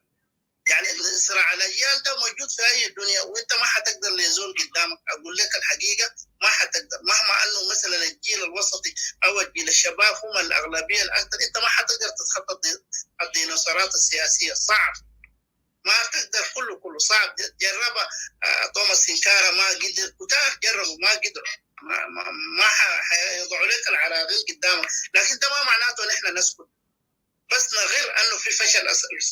الحركه فشلت في اداره الدوله لانه ما تحركت، ما انتقلت من حركه ثوريه في الغابه الى رجال دوله عشان يديروا الدوله. اداره الدوله ده حاجه صعبه جدا جدا. وانا حقيقي هنا شكرا الاخ اتيكا، يعني نقاش يعني كويس، دي بادره خير، عندنا نقاش صحي. شكرا للاخ باراك. اتيكا استلم المنصه نمشي. انا بس سؤالي لك، انت قلت الصعب في اي ناحيه، انا ما فهمت، ممكن فيك توضح لنا الديناصورات السياسيه؟ الديناصورات السياسيه دي لانه شوف يا اتيكا، السياسه دي ما لعبه، بعض مرات التجارب بتلعب دور. يعني ما يزول مثلا مثقف او اكاديمي كده ممكن يلعب دور سياسي، هم بيقدر يعني بيستغلوا حاجات مثلا الاكاديميه، السينوريتي والمعرفه الاكثر، يعني بيحجمك الى حد ما، ممكن يكون لك عقبه. فلما يحصل يجي تغيير وبيجي تغيير، لكن الا بعد ده يعني اقول لك القدره الالهيه تلعب دور، لكن دائما بتلقى صعوبات عشان تتعامل مع الديناصورات، لانه انت لو شفتهم هم بيتكاتفوا مع بعض. انا قبل كم ساعه ما اقدر اذكر ذاته عشان المساله ما تبقى، ما قاعد احب الشكل. بحضر لي في واحد من المنتديات، وش زبود المنتديات دي كويسه يا اخوي اتك، في ناس من الاجيال اللي كان حضروا يعني التداعيات الاولى لكاكورا مثلا. نحن ما حضرنا، ما كنا مولودين التداعيات، لكن ما كاكورا في جاء نحن موجودين يس كاطفال، لكن البدايات بتاعتها ما في شيء في الدنيا ده ما بيجي وقت، بيكون في بعض المؤشرات. ناس من الناس اللي حضروا المؤشرات دي جا الليله جو قبل الايام اللي فاتت بيتكلم عن حاجات يعني ما بتخش في راس الجيل حقنا ده. زول زي ده انت حتطلع ناس زي ده تطلع لهم في المنصه ده تفي تحددها معاهم. نحن بالعرف الافريقي حقنا ده يا اتيكا نحن كان ما الناس حتصفك بقله الادب طوال مهما كان. باراك انت اي زول مشى قال بيقول له والله الواد ده قليل ادب طوالي بيرصدوا عليك، يا يقول لك انت زول صغير انت ما عارف اي حاجه، اسكت. لان انت اول شيء بيصفوك انت بتتحرك بالعاطفه، انت خبراتك تعبانه، ما بتعرف ان احنا جربنا و اتكلمت اكثر من اللازم حيوصفوك بقله الادب. يلا في الحاله دي انت حتعمل شنو؟ حتضطر تكون زول عندك ادب. انت ما تقدر تكون زول ما عندك كذا لانه دي ثقافه مجتمع. يلا تكون تمشيها واحده واحده. لما تلقى منصه فيها ناس مثلا من جيلك او ناس يعني من نفس الدفعه، ما الجيل ما ضروري يكون قدرك كده نديدك، يعني يكون نفس المدرسه الفكريه بتاعت العمر بتاعك. انت النديه هنا بتظهر، لكن جد ديناصورات ما حتقدر، حيحجموه، ما حتقدر تمشي قدام. هو ده قاعدين في جوبا هناك، في زول قدر يعمل لهم شيء وموجودين من كان كمان. انا اكون اونس معاك، ما في زول يزعل مني يقول قنقلها الليله ماسكه العصايه من النص. الناس دول موجودين في كل المكونات بتاع جنوب السودان. نسوي شنو؟ ما يهو زي حديثي وحديثك ده يهو نحن بنقدر نتحلى منهم، لكن ما في مثلا نظريه معينه يا اخوي اتك عشان انا اقول لك ان احنا نعمل شنو. ما حنقدر نعمل حاجه، دول لسه نحن نتكلم. لما نتكلم كثير العدد بيكون اكثر، في جزء منهم بيقتنع يقول يا اخي والله صراحه في شيء غلط، واليوم اللي يقتنعوا الحل بيجي.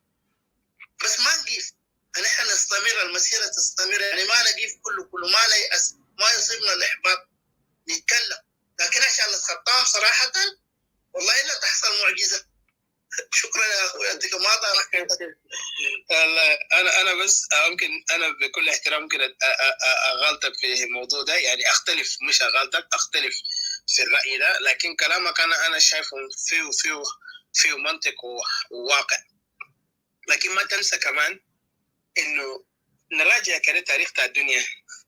دائما الدنيا لما بيبدا، يعني تخيل الناس القدام لو جابوهم بحث في وقت بتاعنا هم ذاتهم بيفزعوا، يعني بيوصل لهم نوع من الفزع او الخلعه، على اساس كيف الناس التو بقى بيطيروا بطياره وفي كهرباء وفي لمبه وفي حاجات ديل. تلفون سوشيال ميديا بتشوف ناس من جهه لجهه، تتكلم مع ناس عبر التلفون. فالناس دي لما هم بدوا في بيقولوا شنو الصندوق اللي هم جواه، يعني الباكس، هم مقفولين في الصندوق، فمستحيل هم يشوفوا للخارج. لكن احنا جيل لقينا الفرصه ان ننظر من الخارج، من خارج الصندوق. وانس نحن نظرنا لخارج الصندوق فهمنا العالم ده كيف. يعني زي في قصه كان متذكر قال لي، كنا في زمان صغير قاعدين يقولوا لنا في المدرسه، قال يا اخي في ضفدع ده بيحب مغامرات. فيوم كده ونط في بحر، وطبعا حاجه ده مستحيل، كان ضفدع دخل في البحر اصلا وجاي لانه فوق ملح، وضفدع بيحب مويه، مكان مويه يعني مويه بيقولوا مويه يعني مياه بتاع الخور ولا شيء بيسموه المناطق دي. الضفدع مشى شاف بحر، قام بقى يجي ينادي لاخوانه. عاوز قصه انا وريتكم يوم ذاك بتاع قلت جاي نعمل توبيك اون ات، كهف افلاطون او the allegory of the cave. allegory of the cave هو عنوان مهم جدا،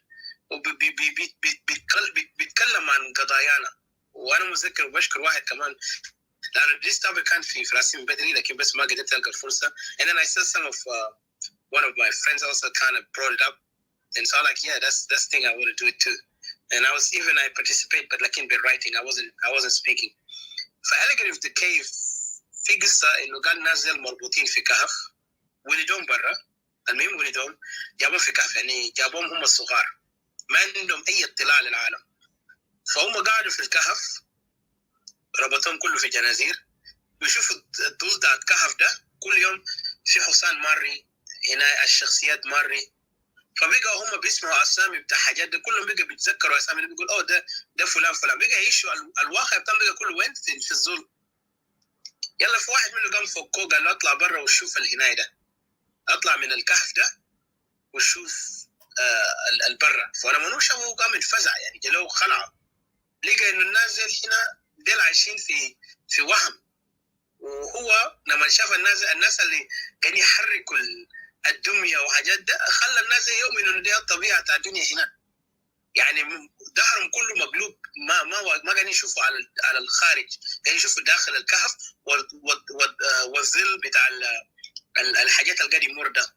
بمعنى شنو؟ في ناس في الدنيا بتاعنا هنا عايشين على العقليه ده، يعني هم بيشوفوا الحاجه اللي جنبهم، ما بيطلعوا اكتر على كلام بتاع الاخرين. لما الاخ ده جاي يوريهم ان يا جماعه انا شفت حاجه هنا، I saw something new, you need to guys come back and get out of this. طبعا الناس قام حاجه معاه وقتلوه. They killed him. They said this guy is doing something wrong. يعني ما ادوا فرصه. فده بمعنى شنو؟ And this philosophy was written like thousands of years. ممكن تقول like maybe 5,000 years ago before Christ was even born. And imagine ده في وقت بتاع سقراط وناس أفلاطون, Socrates and Plato.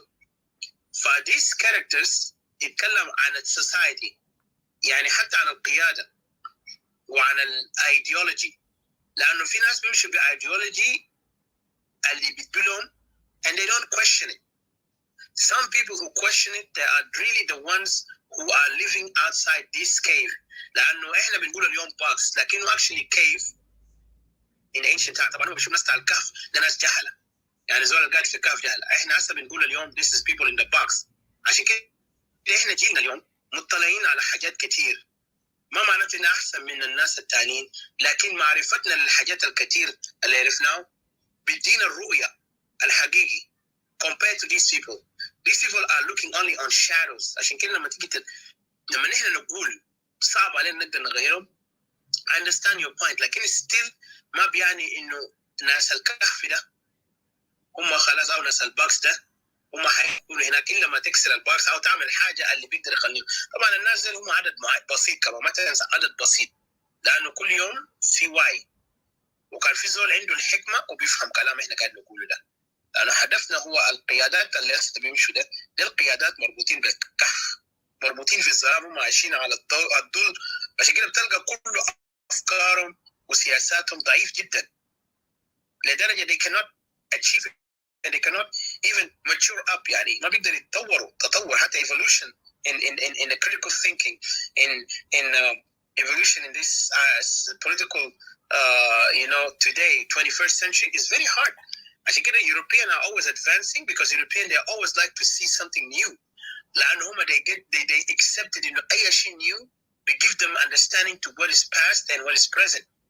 لكن بتاعنا ده احنا كان جينا بحاجة new, there was a challenge. Why you say that? يلا لما احنا نكونوا أجيال بيقولوا بقى بيصغروك بشنو بعمر. انت صغير. بعدين بينحروك يا اخي انت لازم تحترم الكبار. احنا احترمناك ما شتمناكم. We didn't say any profanity. يعني هم عاوزين يصغروا. يلا طبعا ده انت كمان كان بقيت تشك في نفسك طوال انت بتقوم تسكت.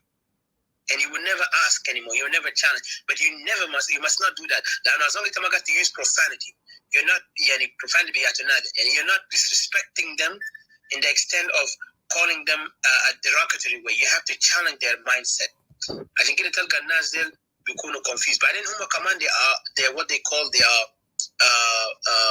romantics. بمعنى هم عاطفيين.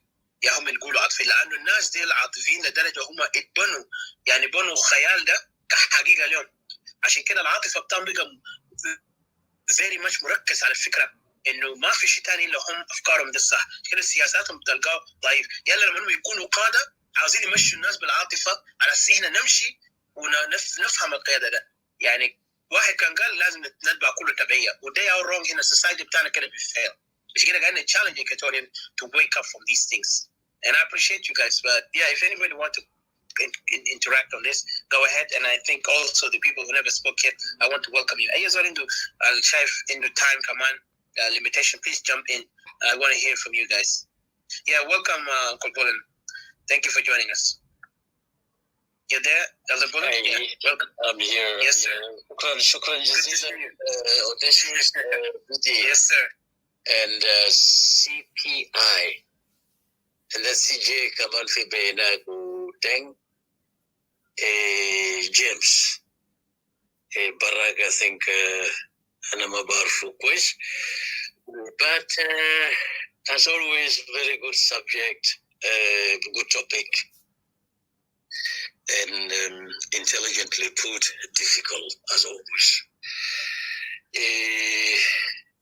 Harassment, kalam de kanu kan wanas na ukablikide concerning harassment, and then role of a public leader. Our brother also put it like the traits of effective leaders. I think that's the perspective that we want to take.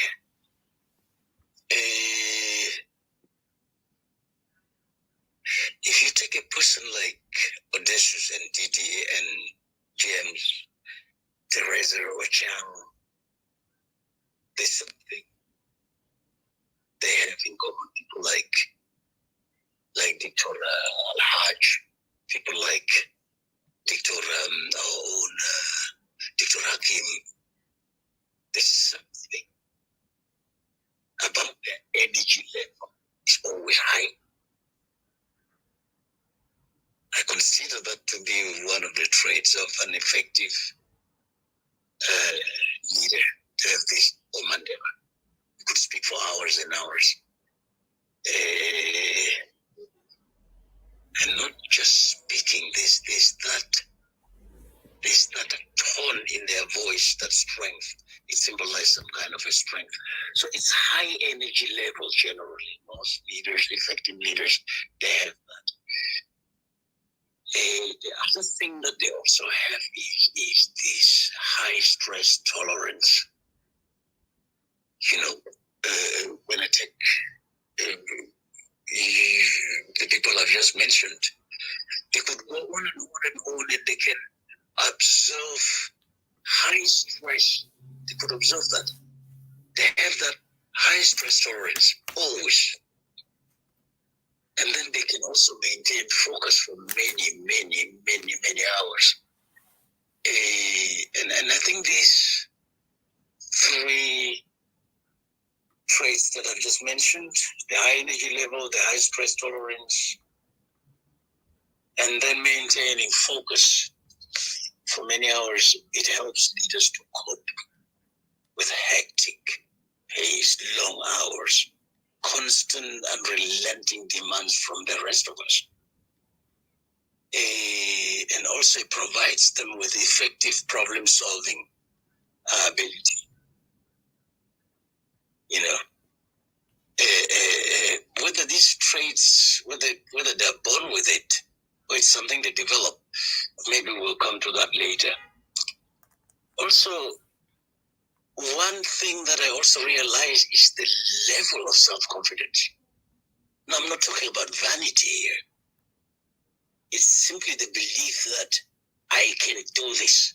I can put these, I can answer this question. I can put these in the best language that I know, in the best terms that I know, without stepping on somebody. That's the diplomatic part. And also, if you're going to fight, I've also experienced that. If you're really up for a fight, you also put up a fight. You make a decision, you're going to put up a fight, and you go confidently and put up a fight. So the trait here is the high level of self-confidence that I've witnessed. So leaders with self-confidence are more likely also to attempt difficult tasks. You know, like putting up the topics that you put up for discussions. These are some of them are very, very difficult. You know, it takes some level of cognitive understanding to be able to actually discuss them for hours. Not just 1 hour, 1 minute, 2 minutes, 3 minutes, or 45 minutes, but for several hours. So leaders with self-confidence, people like James, people like Odysseus, people like Didi here, CPI, who can just stand up there, walk up there and say exactly what he wanted to say. And put it forth. This is a very difficult task. Sometimes in front of hundreds of people, you know. And not only that, you also set, by setting this kind of, this is my understanding, by the way, by setting this kind of topics, difficult topics to discuss, political topics, that request sociological understanding, that request a lot of understanding. And then you set these challenging expectations. It's only a person with sufficient self-confidence who can set challenging expectations for themselves. And then you persist in solving the problem. That's also the persistent part. And then there's this optimism that I've also realized in the middle of all this stress, there's still that optimism. There's still that time for laughter, for you know, for jokes. And in the process, it seems like it also increases the commitment, okay, by others, like us, the listeners. So I like listening a lot. When you have that optimism in your voice, you have the self-confidence. It's contagious. It keeps, it maintains the audience. Another thing that I've also realized is that your locus of control is internal. You know, you're driven from the inside. It's not like somebody whipping you to do the things that you're doing. You're controlled from inside, from your minds, from your souls, from your personalities. The control comes from inside, not from outside. And it's good because having an internal locus of control also means that you believe that you are responsible for your actions, for what you say. The reason sometimes say it out like I'm responsible for this and I'm going to say it, and you know, at the end also sometimes they apologize. It's something that I've said, which I've heard somebody, I apologize for that. This is taking responsibility. It's because you have an internal locus of control. I think that's important. You're also future oriented. You're future-oriented. Most of you guys are future-oriented. You can bring history, compare it to the present, and put it in a future context. Because that's exactly where good leaders do. They look ahead. They use the history, they use the present to shape that vision, because visions are things that are in the future. And there's also flexibility in the middle, adaptation also in the middle, innovation also in the middle. And that comes when I hear you people discussing stuff like what you've just done, discussing things with each other. That's the flexibility. Listening to your colleague, adapting and adjusting, adjusting the understanding, and then the comprehension settles in. That's the way to go. And then there is something that I've mentioned in the beginning, whether all these that you have in common is something that you're born with. Of course, you have aspects like the intelligence, this is something biological, but then there's also the nature. It's the environment that you're in. If your environment is chaotic, definitely a lot of things are also going to be chaotic. So it's both. It's both the biology and also the nature. It's like a talented kid, a talented footballer born in the jungles of Equatoria, and he has all the traits of a footballer, but there's no ball to play and there's no field where he could practice, so that talent would actually not come to fruition. There's also something that I've realized is also the emotional maturity. You could discuss all these subjects in a long time, but your emotional balance is maintained. You know, I've realized that you're less self-centered. It's the subject, it's the topic, it's the vision, it's the question, finding the answers, using the right words, communicating. That's interesting, you know. And also some things like you're aware of your strength. You know when to shift to English or when to shift to Arabic. When things get a little bit who you're talking to, and you know you have to talk to them so they can understand. You jump in with Arabic, and then you come back to English. That's fantastic. Self-improvement in the middle of a difficult task. That's fantastic. You know, and there's no mood swings. There's nobody going up and then falling down angry like sometimes with a chunk. Sometimes it happens with him, where he really goes high up and then boom, he comes back down and swings around and closes the place down. And you know, those mood swings are not advisable. They limit cooperative relationships when your mood swings so much. So that's one thing. Also, the level of cooperation among you is fantastic. It's something in you. It's something you got from home. It's something from your background. You know, it's something you bring it along. You didn't just pick it in the streets or somewhere.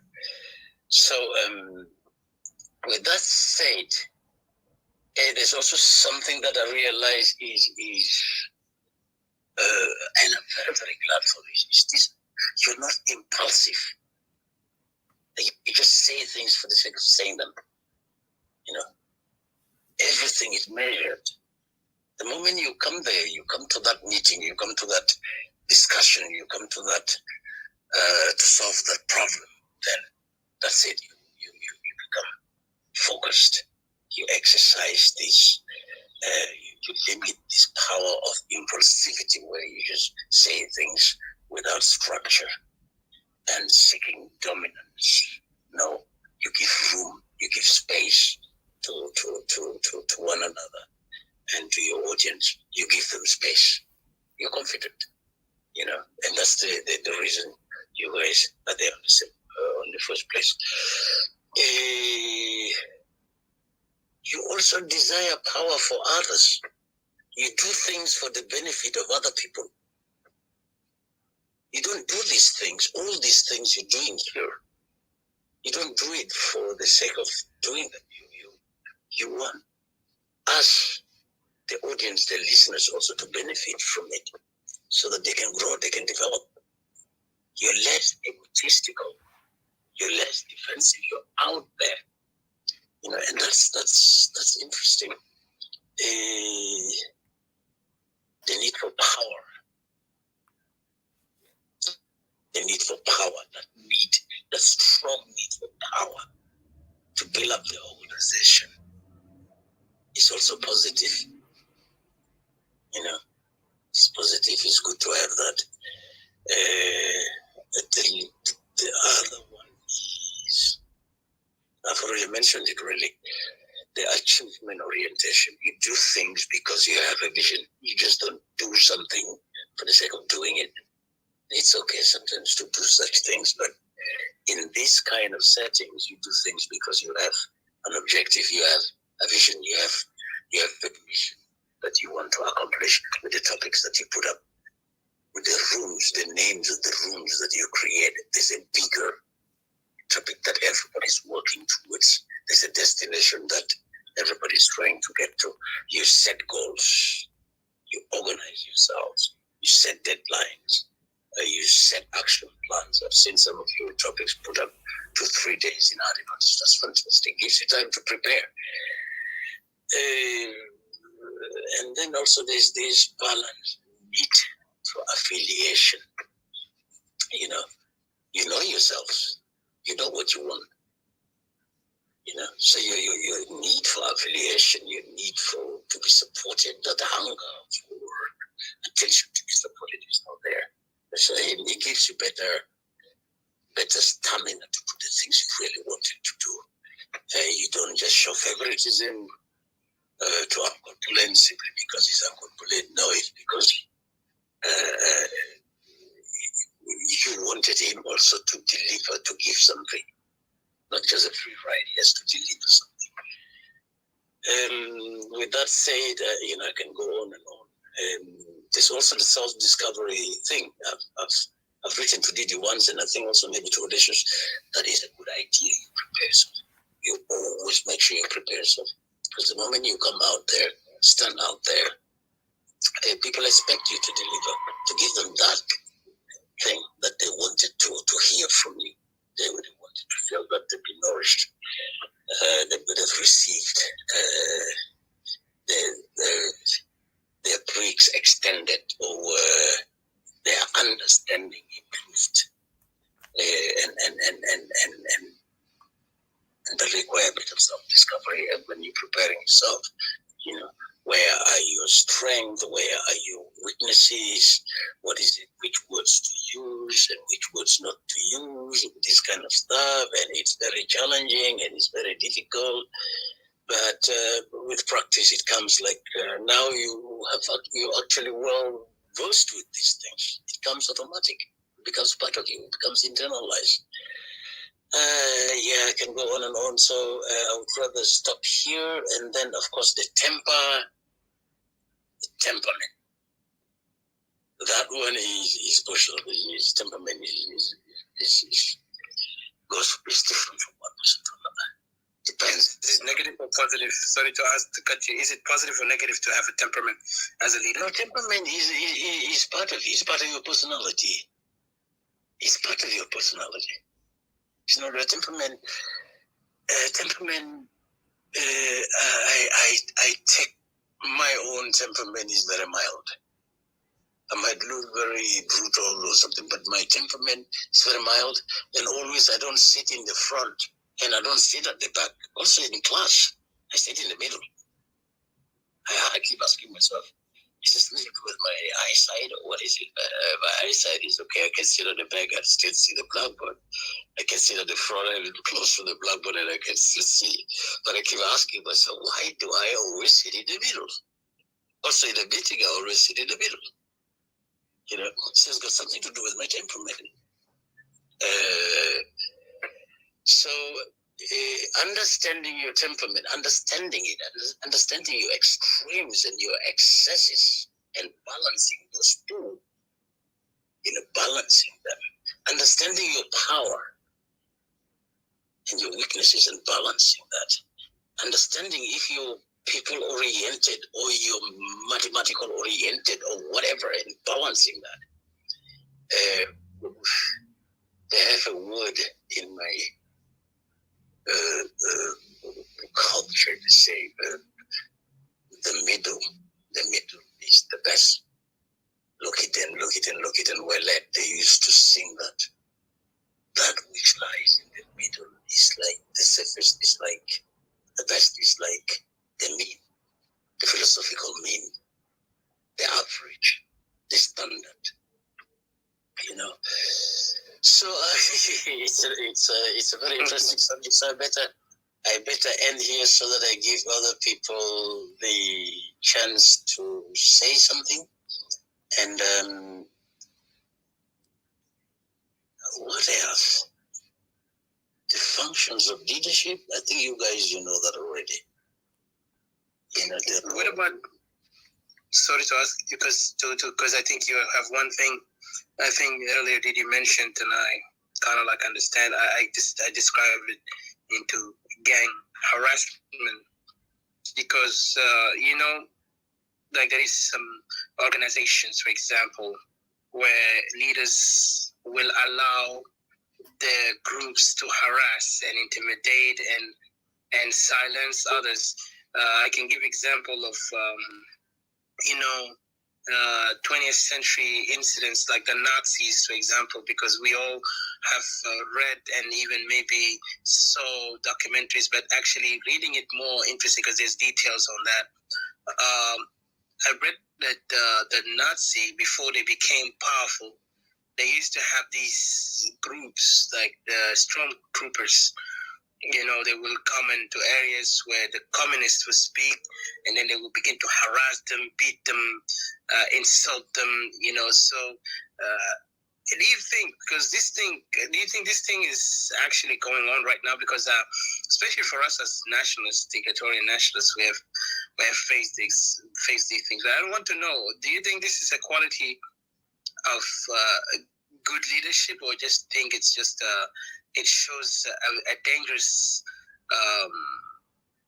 future if people are following such leadership? And this leadership, so I will give it here. I'll stop here, but you can elaborate on that. Thank you. This is always in conjunction with compliance. If you try rational persuasion, which is always the best, because its effects are long-lasting.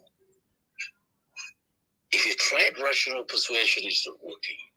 You tried rewarding, and it's not working. They call it reinforcement in psychology. If there's always coercion, that's what you're referring to. It's referred to as coercion, where I think they use it, the SPLM-A used it, where they force people actually to do the job, like carrying all those guns and all those ammunitions and the floor, the food ration for longer distance. So they force people to do that. They actually force the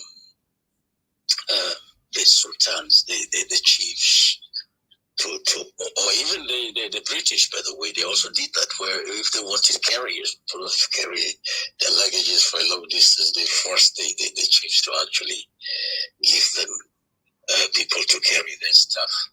So you only use coercion in situation where compliance is limited. People are not doing what they're supposed to do, then you can coerce them a little bit. I hope I've answered you. Well, yeah, thank Thank you. Thank you. Yeah. Thank you so much. But always remember that with coercion, people comply because they're afraid.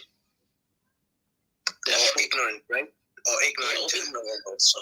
Yeah, because ignorance play a big role for these people to follow, to be a follower. That's why we call them, they are cult followers, where they will not question, but follow the order.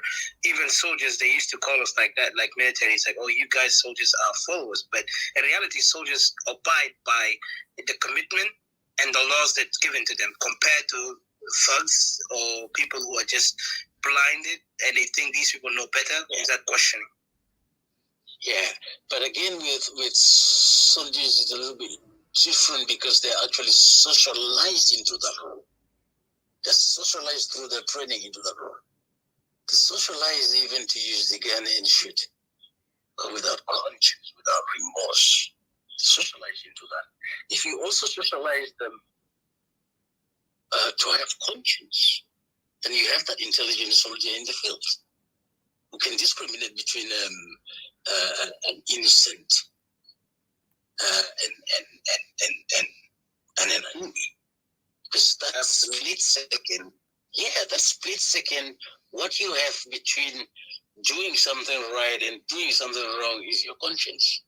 If you don't have that properly socialized, then you actually have a potential criminal.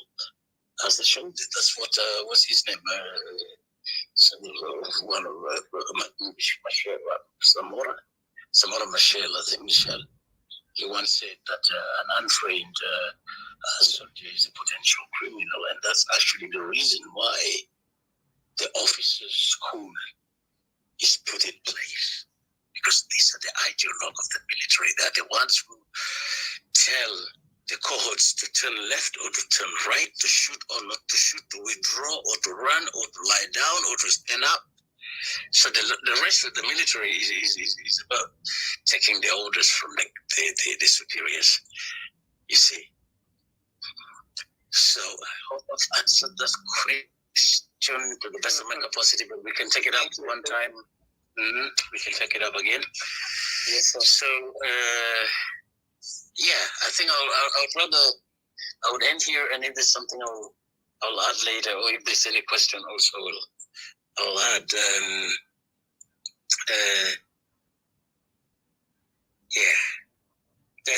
Thank you so much. Congrats, Elder Puran. I appreciate you. Of course, these things also, like we say, and it actually, this is going to be, hopefully, we're going to make it another episode on it, the role of public leaders. And the reason we mentioned this earlier, because it's about the harassment. And, for Didi mentioning that, and we explained harassment is one of the things that most people do kind of like, don't follow. In particular, when it comes to leadership, because some leaders, they depend on the people who willing to do everything. I can even give you an example of Machiavelli, and and like what you mentioned on John Garang using this kind of method. Well, I won't call him Machiavellian because he's not even close to that.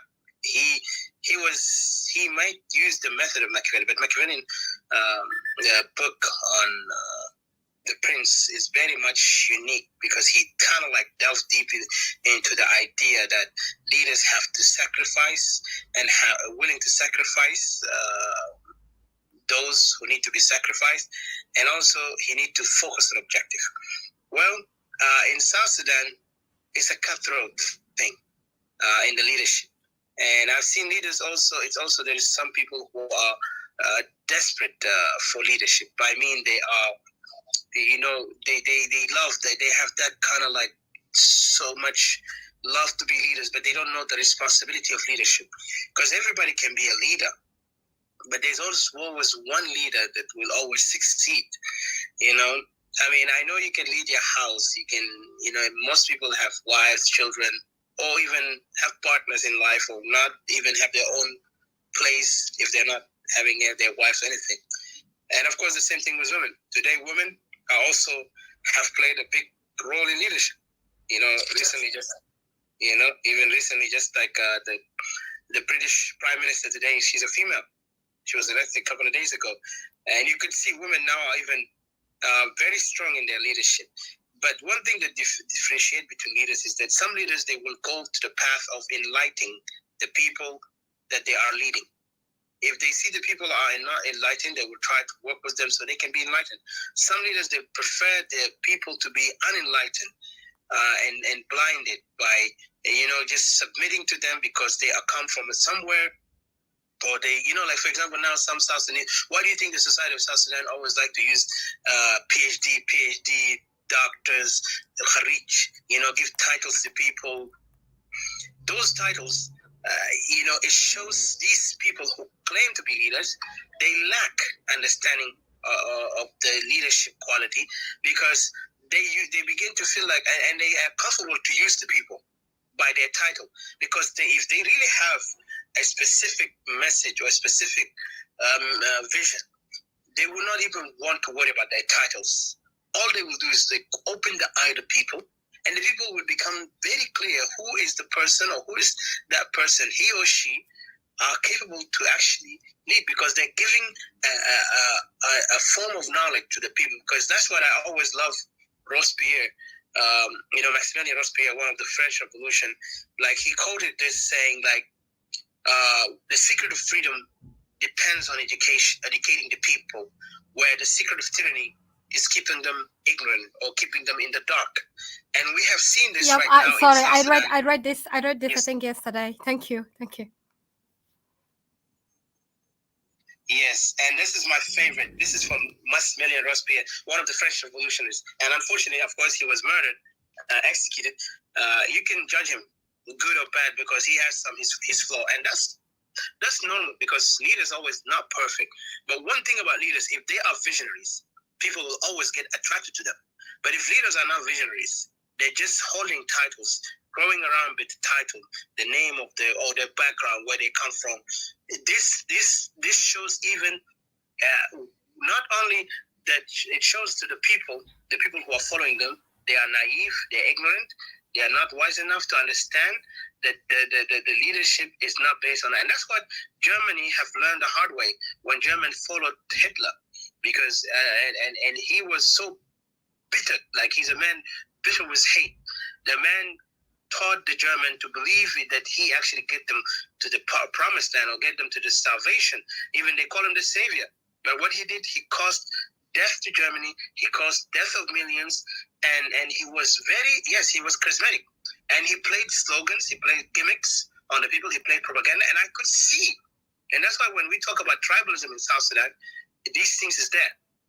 Because some people are using focus, even though they're tribalistic, and you could see the tribalistic move, they will manipulate others, and they will manipulate those people who have they don't hold a pride on their identity. I'm not talking about identity in tribe, but pride in their identity by mean they don't see the value of who they are, where they come from. For example, like us Equatorian, we're supposed to hold that ideal that we have a history that makes us who we are as a nation, as a people. Our ancestors fought against the Ottoman Turk, fought against the French, the Belgium, the Germans, the British, and at the end, it cost us to lose lands by force because they are colonialists, and they took part of our land to the Congo, to the Central Africa, to what they call the Uganda and Kenya, and even we are part of Sudan. They took us to Sudan. So this is supposed to be a one thing that will actually give the encouragement to every Equatorian to say this is the time, because if we hear this and somebody acknowledge this fact to us, that is the time for us to take action and to stand with these people who speak on that. But you could see the sad thing, there is a challenge where you see people like, why do we want to separate? Why do we have to have a nation? We are South Sudanese. For God's sake, I just gave you an information that you have a history. You don't belong to South Sudan. You don't belong to Sudan. You belong to a history that is now need to be reclaimed. All you need to do is take advantage of it. But no, you see people are afraid, say, oh, we are South Sudan. And some people want to play like they are church, or like they want to play their Sudan. They're pretending like, we are good people. We believe, everybody. Yes, and guess what? Even Kangal fi Mas Soger, Al Faras Soger, he know how to fight for his child, for his family. So why are you worried, concerned, when you're not even concerned about your wife who's being brutalized over here, who's being abused by here, and then you want to go and focus on your neighbor's wife and say, no, I'm not going to protect them. Then for me, I'm outside, I would say, you know what? Because and then you want to go and worry about that wife because even that will not make sense. But of course, they're holding that as a sense that they are very patriotic. And all this nonsense, it just showed me that they are playing gimmick with the people who are ignorant to see their essence, their reality. And also when I see, like Brother Denka Bashir mentioned, when we're seeing the murder of their people, they did not go and sit down and say, they reacted because they saw this is a crime against them. They didn't question they didn't put that in their thought because they have been violated. So when they took that, but Equatorian, when we've been violated, we are just still holding the word South Sudan. And this is the problem. And there is the leadership quality is breaking here. And then again, when you begin to challenge such questions to people, then you see the gangs coming in like stormtrooper on us, and and you guys separatist to us, like who are you? Giving us the most ridiculous medical jesh. Like listen, like I said, Mark Maximilian said freedom starts with knowledge. If you don't have the knowledge, you cannot fight. See, Nuer have the knowledge that the people have been murdered. They have knowledge that they are Nuer and they're proud of it. Why can we have knowledge of our own, that we have a history, we have our own people, have lived together, did something. Now when our people getting killed in the what you mean? In the mind, in the cowards, in just ignorant beyond ignorance. Because there is two things. And then when you harass your brother speaking the truth, that just shows that leaderships are they do their thing. And this is when you see a leader who allows such thing to happen, then I see this is the same thing that the Nazi Manat is all the main interest for us. And this person is trying to destroy us.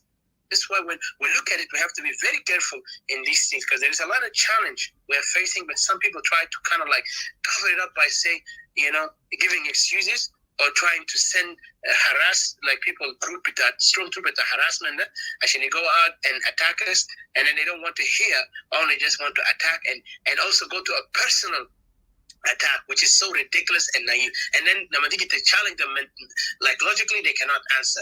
Only you see the intellectual of them who are able to kind of like debate with you because they have a understanding, they can reason. But for those strong troopers in the background, then they will be like in the background sitting, just running around, making all these nonsense. Ashaniki play role with Ashinu. Actually give that boost. They can get a Telga communist for Germany can't silence so quick because the stormtrooper really actually devastated them by bullying them. And that's what we see here. This bullying thing of harassment is going on so deep with our situation right now. Shikida, this topic about harassment and leadership is very important to discuss. But I will give a chance to Nasser Matkalam and welcome, Brother Robert. Yes, yeah. Yes, a slight comment on what you've just said.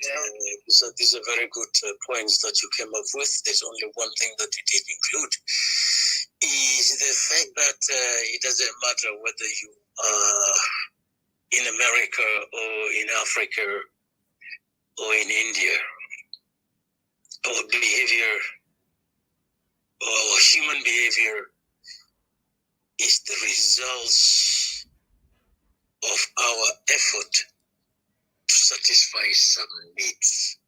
And this needs becomes the motive. And this motive drives our behavior, right? When you have many people together, you aggregate these motives and you institutionalize them. Maybe in a political party, you become social democrat or whatever. And that in turn becomes an ideology that can drive political motives, an agenda. As for the leadership part, if the motive is personal gain, you end up like our ostriches in the savannah back home. If you are driven by the common good then you become a different caliber of leadership. Okay. The 4 functions of a leader: straightforward, planning, organizing, leading, and then the 4th.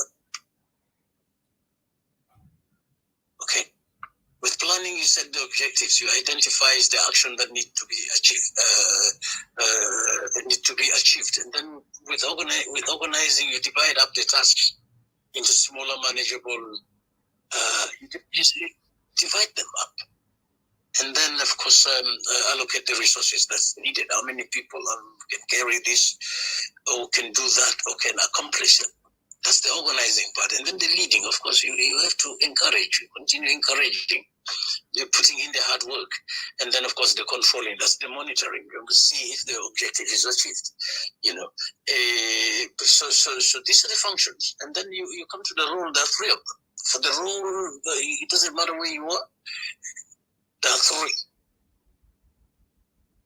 There's the interpersonal role. You are the figurehead. You make the decisions. You're the leader. You do the liaison. And then you also, the disseminator, you give the information. You're the spokesperson. You're the monitor in the class. You're the monitor. You're the spokesperson. That's your informational role of a leader. And then, of course, the decision. You're the entrepreneur. You are the resource allocator. You're the negotiator. Those are 3: interpersonal, informational, and then decisional. And then the skills that are required, there are 4 of them.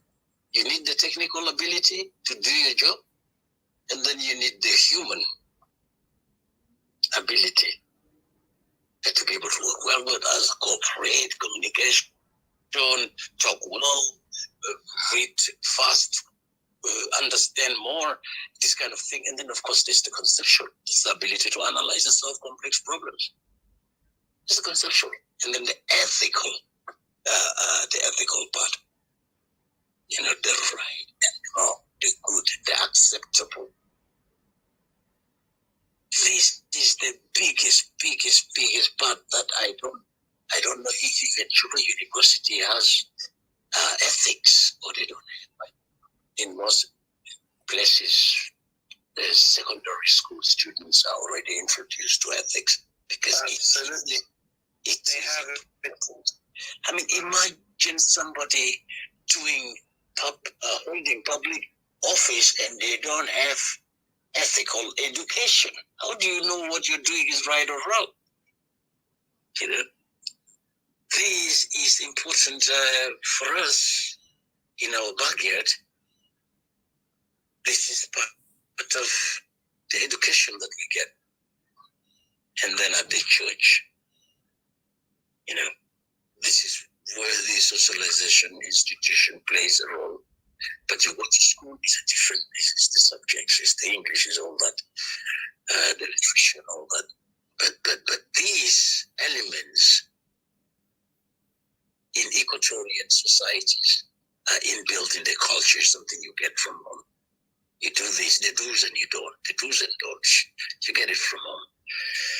I don't know about the rest, but this is some of the things that I wanted to add. And then the last one is that effort.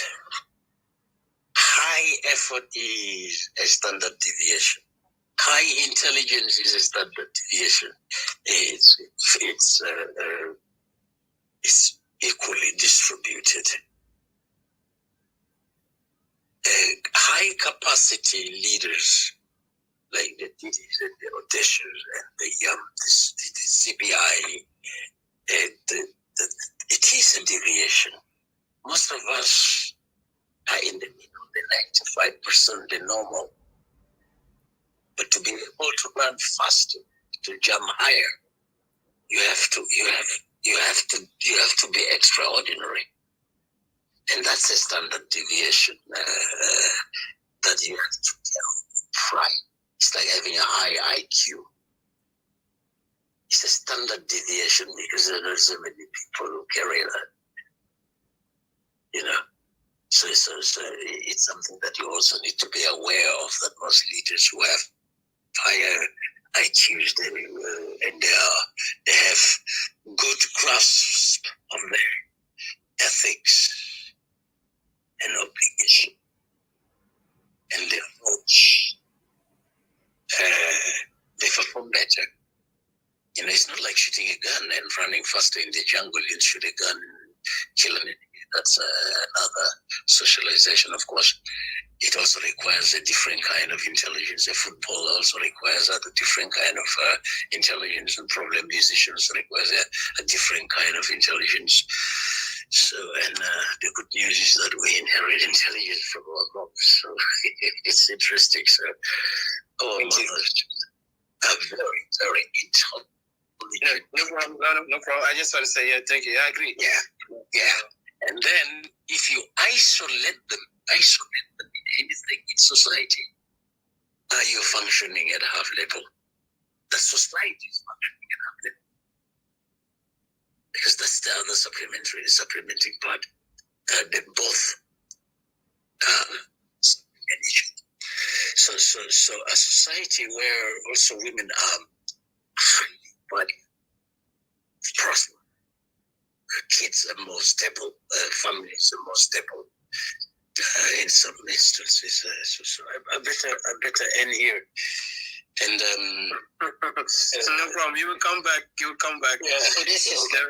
Can I interject in 2 minutes? Yes, if you can, because I want to give also a chance to Mr. CJ, the CPI, and James did not talk, and then also Robert. So quickly, in that 2 minutes, you want to rebuttal to what Elder Bullen was saying? We have another thoughts in that. Just quickly, 2 minutes. Thank you.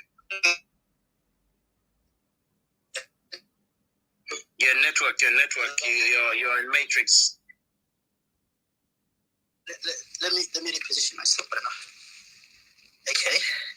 How's it now? Yes. No, I hear you well. Go ahead.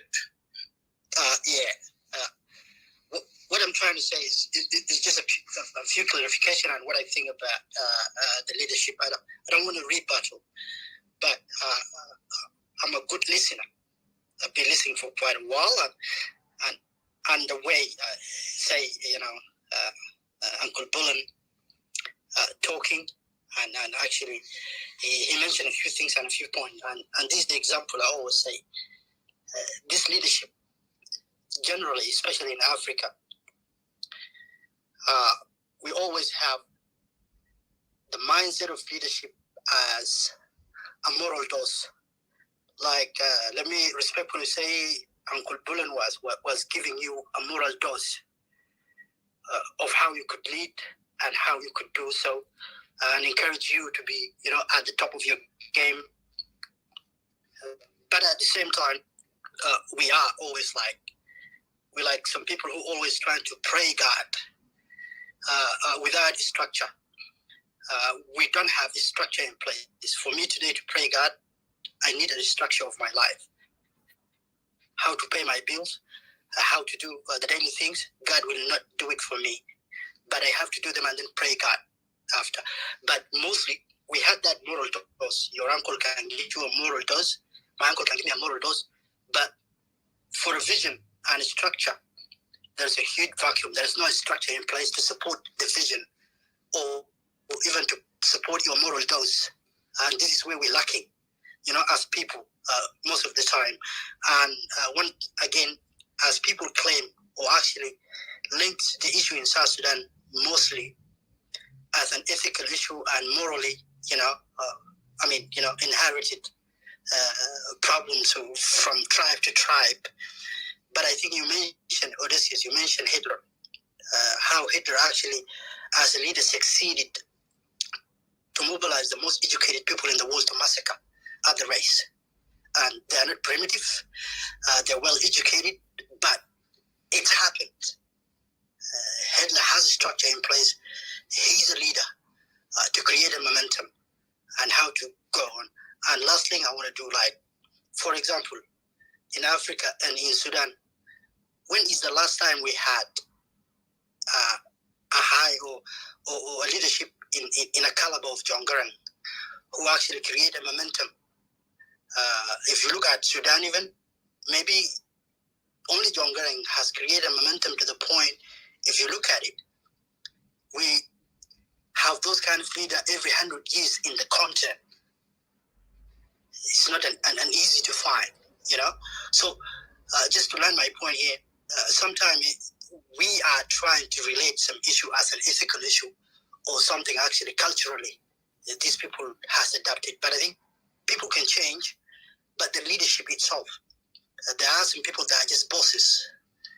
They try to manage things based on, but they don't create momentum for leadership, because when you create a momentum or your leadership in a level of momentum, things can actually move without even you doing an effort to move things. So even our issue today, where we're talking most of the time, we can talk about our issue perfectly and we sort them out, but there is no structure in place to support this step to really, achieve what you're doing. And this is how the series continue to go. But thank you. I landed here. I will ask you later. I will ask you later about the structure. But okay. Go ahead. Thank you so much. Thank you. Let me give a chance to Mr. CJ if you want to add something or you want to pass it to James. I think James spoke, right? James, and then I think CJ is not here. So, Mr. CJ, are you able to speak right now, or you still have some issues with your network? We want to also hear from you. Are you still just gathering some points there? I think before I only came here to really ask Brother Bolen, Uncle Bolen, the question. Would you be able to allow me to ask him? Or? Yeah, I don't see CJ ever opening the mic, so you can go ahead and ask him. And then if Bolen can wait to see if CJ can speak. I don't know where is he at. Are you there, Mr. CJ? Do you hear us? You can blink your mic if you're hearing us. But I think go ahead right now. You can ask the question, and Bolen, please note it down in case Go ahead, Mr. Robert, please.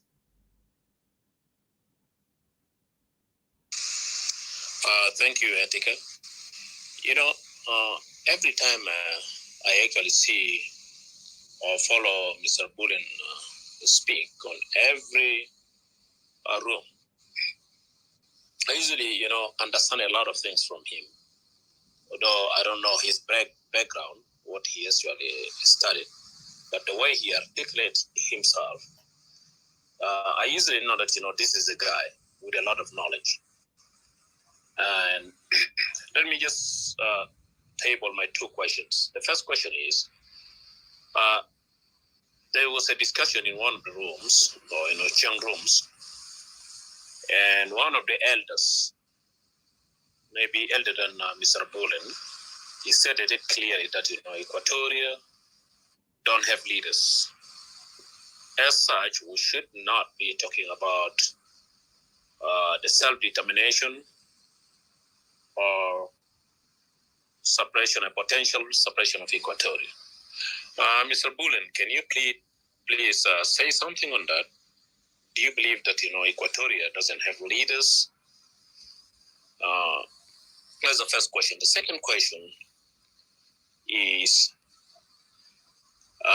it's also based on what that elder stated. He stated that one of the reasons he doesn't want people to talk about suppression now is Uganda, Kenya, Ethiopia will not be able to support any talk about suppression. So what is your take from that? Or what do you want to educate us, some of us who are really standing tall about self-determination of Equatoria and, of course, a potential suppression? Thank you. I just came for this question, so I'm taking a break. I'm not coming to speak today. Thank you. Appreciate Uncle Bolen.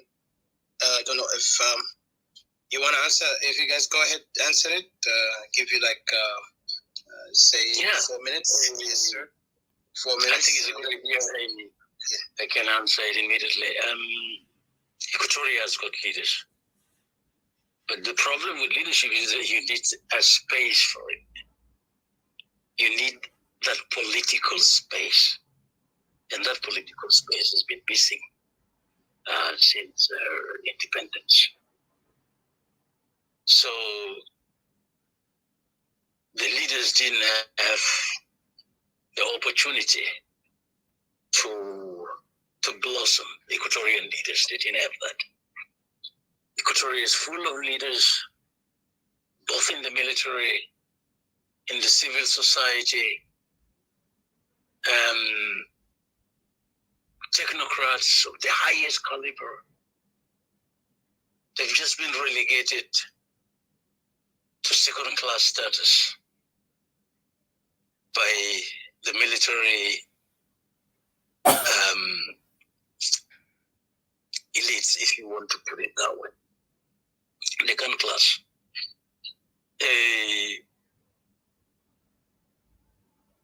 But the leaders are there, many of them. As for separation, Equatoria,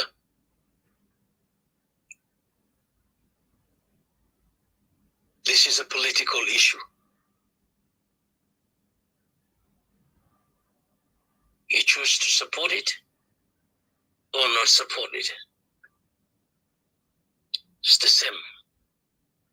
With unity, you choose to support it or not support it.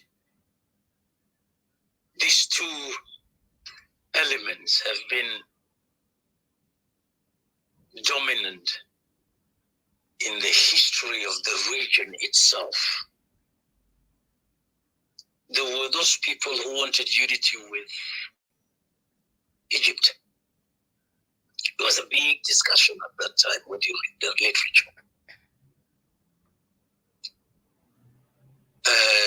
The separatists won the state of Sudan in 1956. And there were also a lot of people who wanted union with Sudan. But the separatists also won. Okay. There were a lot of Eritreans who wanted to stay in the unity or alliance, or whatever you call it, with Ethiopia. But there were also separatists. And the separatists won. And believe me, I can give you a list of more than 50 countries that broke up. And the discussion is always the same. And nobody's going to support you. Nobody's going to understand you. Okay? They're all going to gang up and annihilate you for saying that. But people, countries are actually breaking up. South Sudan broke up. East Timor broke up. Got its independence. Eritrea got its independence. Soviet Russia broke up. Okay. Into multiple, I mean, I can't count them on my fingers, the countries that broke out of Russia. Gorbachev just died, I think it was 5 days ago.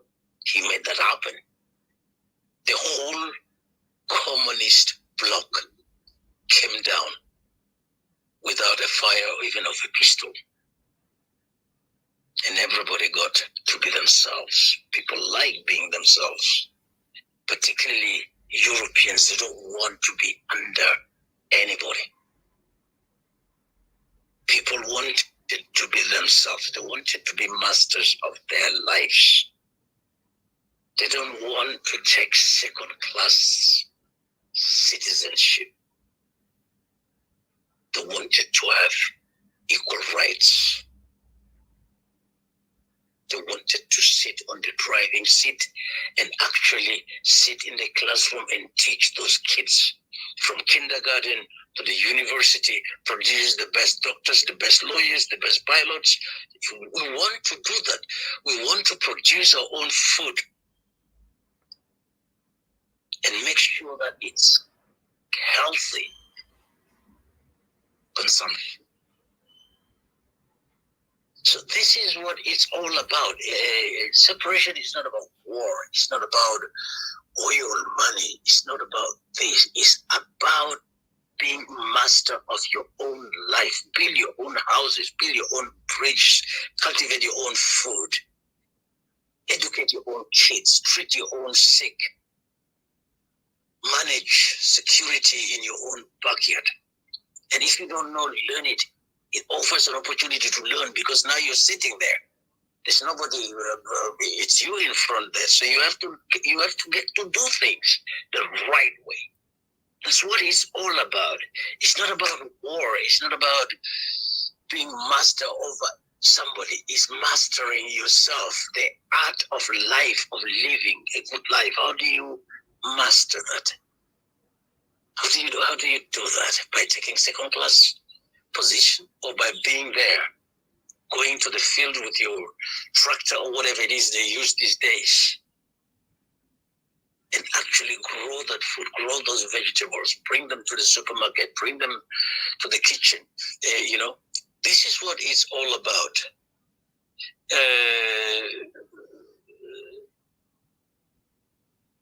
What's Uganda? You think Uganda cares if Equatoria is Equatoria? The land is there. The land will be there. This is social construction. You construct society. The lines are not there. The borders are not there. Time is not. I don't know if it's there. It's not there. But these are socially constructed things. We construct them and deconstruct them. There's no line between J and there's no line there. There's nothing you can see that there's a line here and it's dividing people. It's not there. We constructed those and put it into our own minds. They don't exist. So we're becoming slaves to things that don't exist. But we made them look like they exist, but they don't. You take some pieces of cloth, you stick it together, and then you call it a flag, and now people are dying for that.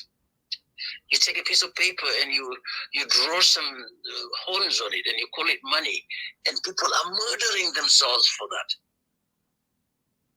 But there is something basic, and that's our humanity. That should be the beginning of everything. And you know what? Most of it is actually for free. The land is there. All the money you want.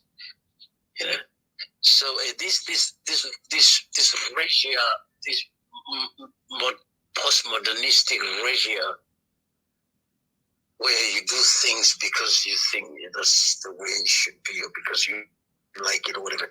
No, this is the reason. This is actually the reason why the Renaissance happened in Europe. They have to go back to the basics because everything was going wrong. They have to go back to the basics and rebuild society to what we know today. It took the Renaissance, and in the middle, it also took the Reformation, where even the church broke up. The Catholics went their way, and the Protestants went their way, but the Renaissance was it. We call it the Operation Interior. This is it. We also need to do that. We need to have our own cultural revolution, like in China. Where was it? Russia? Where? I cannot remember. So it's not about what my elders say. I mean, I know him personally. It's what the people want. What is it that they want? Are they comfortable submitting to their hegemony? Or are they comfortable living in somebody else's house, somebody else's home? My grandfather didn't put a stone where I live. Sorry to interrupt. 1 minute. Yes, sorry. I hope I've answered his question to the best of my capacity. I think you did. You have answered. Really so happy. Thank you. Yes, sorry about that because of timing. So I want to give sure. But I also have a Finally, finally, my respect for him. I respect his point of views, but they're not mine, and I hope they're not also yours. Because this is what maturity is all about. You make your own decisions, and then you work for that. You set the price tag for your decisions, and you work for it. If you want a free Equatoria, that's a vision, then it's a mission, and then you work for it. You pay the price for that, whatever that is. Thank you. Thank you. Let me go, CJ. Are you able to speak or not the fursa the CPI? Because CPI is back. CPI, if you're busy or you're in a hurry, you can speak, please. Because I know sometimes you'd be very much busy. So if you have anything, please go ahead. Give us your thoughts in this also. I want to hear from you.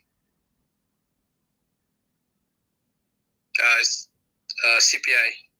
Okay, I don't see CPI responding. CJ, you blink, go ahead. Give CJ, then I will come after CJ. Okay, great. Mr. CJ, please go ahead, put your thoughts.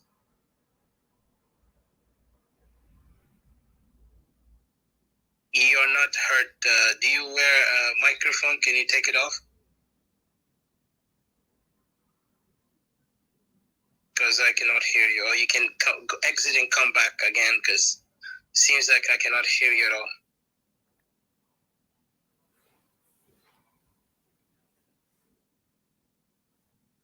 Mr. CJ, I'm not able to hear you.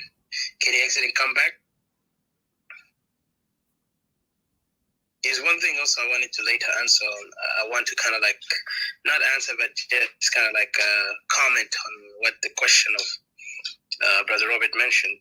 It's kind of interesting because these questions very interesting. Matter of Equatorial independence and Equatorial don't have leaders is very good question. And these are the questions that always, what you can call it, I will just say it later. Mr. CJ, please can you like exit and come back because I cannot hear you. I see your mic out there. Your mic is off. Like you gotta get out and come back because we cannot hear you. Can you do that, please? Because it's very hard to I see you open your mic, but you have no voice. Let me just go ahead. Please, yeah, because he's still having a hard time. Let him fix it. Thank you very much, Etika. And can you hear me? Yes, comrade. Very clear, loud and clear. Okay. Comrade Etika, Comrade Didi of Freedom Fighters, Bulen, James, and our neighbor Baraj, and Comrade CJ, and all our separatists here, and those are the colonists who try to impose their identity on us. How you label people is very interesting, my neighbor. This is General Charles Pearson, the chairman and commander-in-chief of the Equatorial Bloc for Equality and Justice movement. We're a separatist movement because I'm proud to be Equatorian from the Federal Democratic Republic of Equatoria. Thank you, Comrade Didi and Etika, for coming with this topic, question and answers on harassment and the role of a leader, a public leader. As separatists,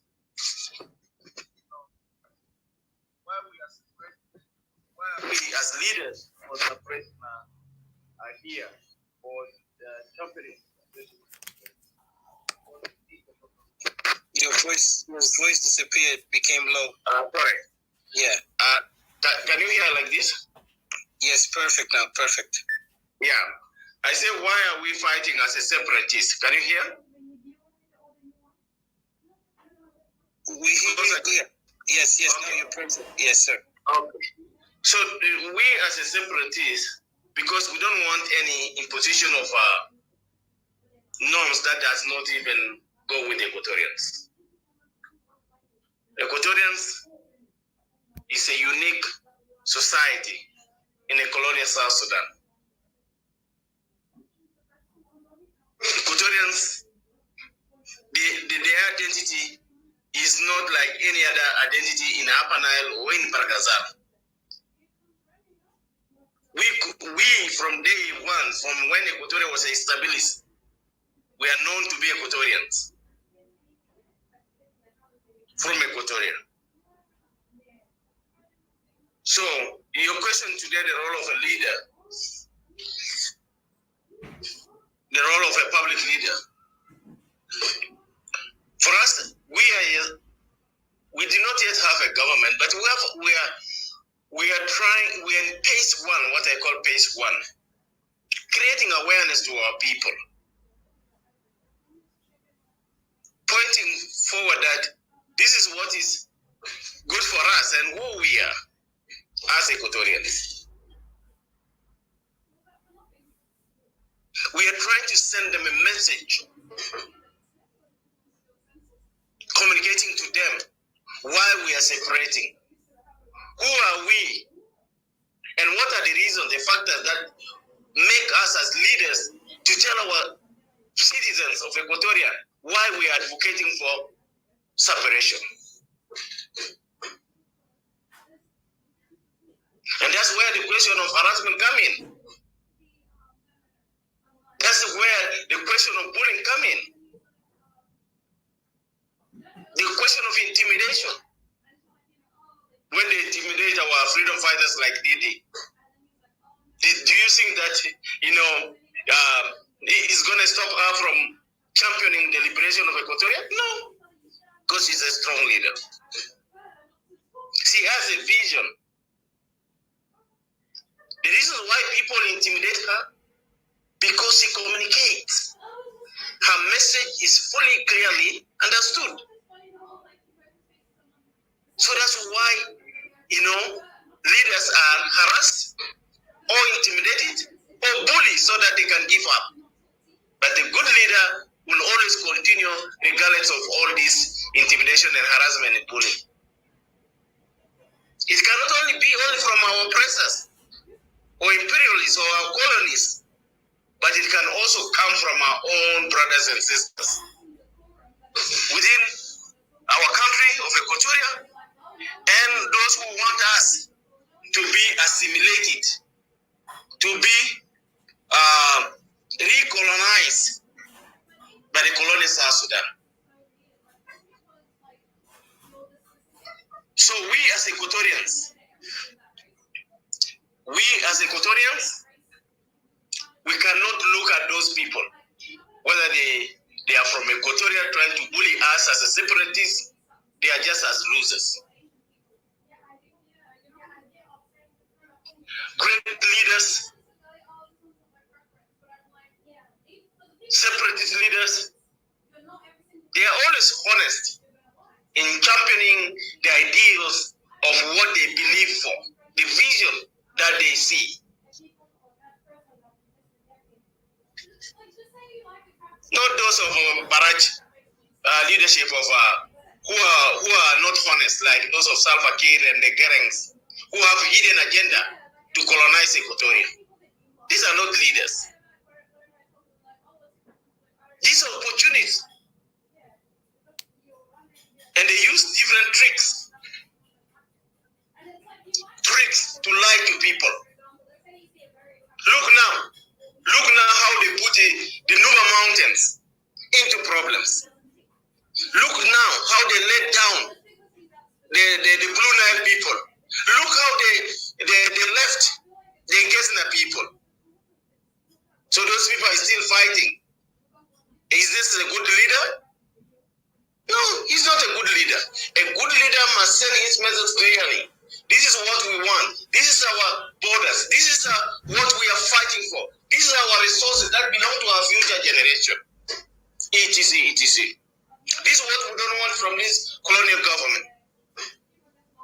Getting lied and put the Nuba Mountains, the Gesena, and other parties in the north into a problem.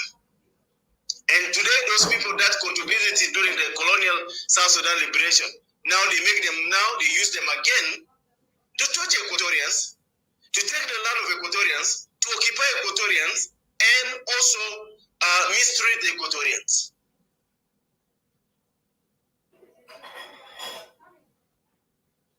Is South Sudan a country that we are supposed to be part of it? No. We give them the benefit of doubt as Equatorial leaders, like Brother Hide asked, do Equatorial have leaders? Yes. We give South Sudan a benefit of doubt from the time of liberation. And it should be reminded, these people, the colonial South Sudan, that we Equatorians are the people who started to see the vision. Our leaders see that South Sudan independence is the only choice for the future generation of South Sudanese. The Equatorians see that an inclusive South Sudan will be more peaceful than a divided South Sudan. Baraj was giving a wrong history of a Dinka, but we know that it is the Dinka that caused the chaos during Anyanya 1. The defection that is inherited by Dr. Riak, he inherited them from the Dinka. The people who started to defect during the Anyanya were the Dinka. William Nyalden is a good example. And what happened when he defected? He was also assassinated by the what? By the same regime that he surrendered to. And they caused chaos in the movement in Anyanya 1. But because the Equatorial leaders were very strong and very inclusive, very multi-visioned leaders, that they need a multicultural movement, a movement of all the people of South Sudan.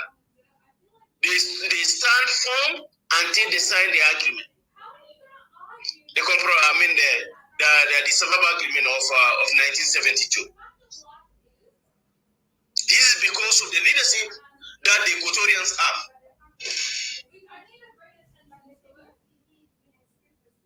The Equatorians leaders were having a vision. They were decision makers. They decide based on what was on the table, based on the interest of the people of South Sudan, based on what they as the leaders see that the future of South Sudan is this what we see. They managed and they did it. We did all this today and give it as a benefit of doubt to the unity of South Sudan after secession from Sudan. But the Dinka regime, the Dinka government, and the Dinka kingdom in the colonial South Sudan reflect on the objective of the movement, on the solidarity of the people of South Sudan that waged the war. Why they choose to be greedy? And I said this in Paga conference, until later Edward Lino cried. Dan lakini ita wale deke ita Dinka greedy au gibi na fijwa gaba ini de ya kutu katulun wer wetu mekotore ma greedy oko hii. It was the camera. But the greediness of the Dinka will break the country, and it's already breaking it. For us as a separatist, our gear is going forward. We don't have a reverse.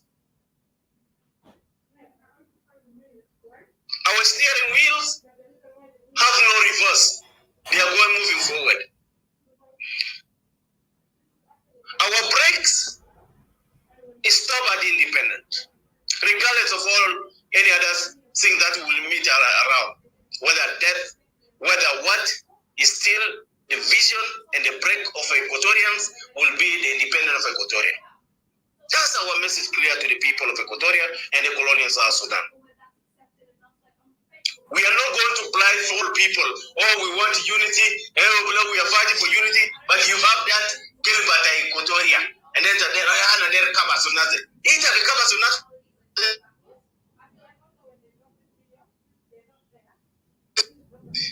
He cannot. The body language. The body language. First of all, can tell what you are talking about. When you communicate the message out, there must be some doubts. There must be some doubt. So this ideology of a united South Sudan fighting for a unity government, it will not work today for Equatorians for many reasons. Even though they are saying that if there's a good leader, then Equatoria will be more better. They say if they elect the Equatorians as a leader in the new colonial South Sudan, things will be okay for Equatorians. Shameful. Never will be okay. The Dinka will never trust Equatorians. The Nuer will never trust Equatorians. They will never. Because of what they did to Equatorians. Neither they will even the Dinka give Equatoria as a leader. Look at as Mahmoud. They are there. You know? But Akolkor is on top. Imagine a director on top of the minister. Those of Lumaro, they give them directions. Do this, go and talk like this. Those of Waniga.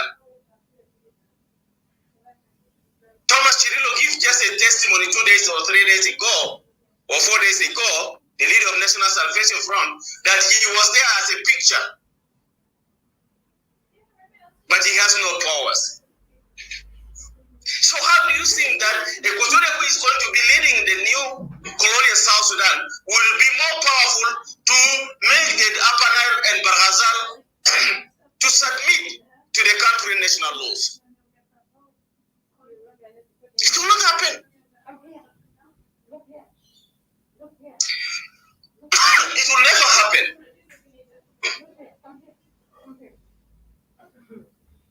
So, if in leadership, we must be integral. Integrity is very important. You cannot ask for integrity from other people when you are yourself as a leader is not. You don't have integrity.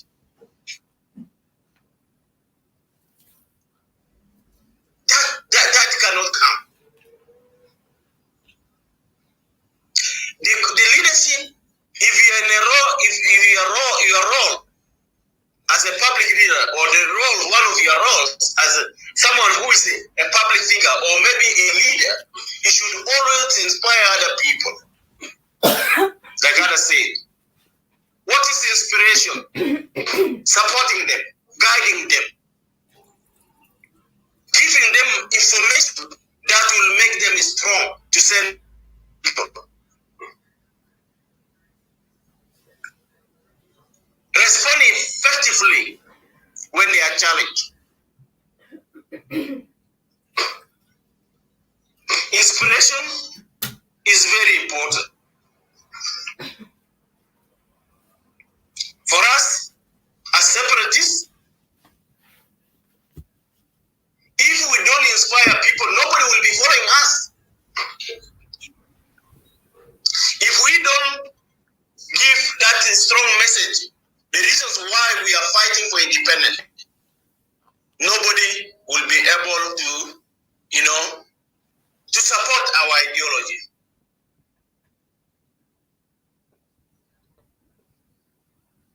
We, as Equatorians, we are not confusing any unionist that is blind, who does not see the problem that is faced by Equatorians.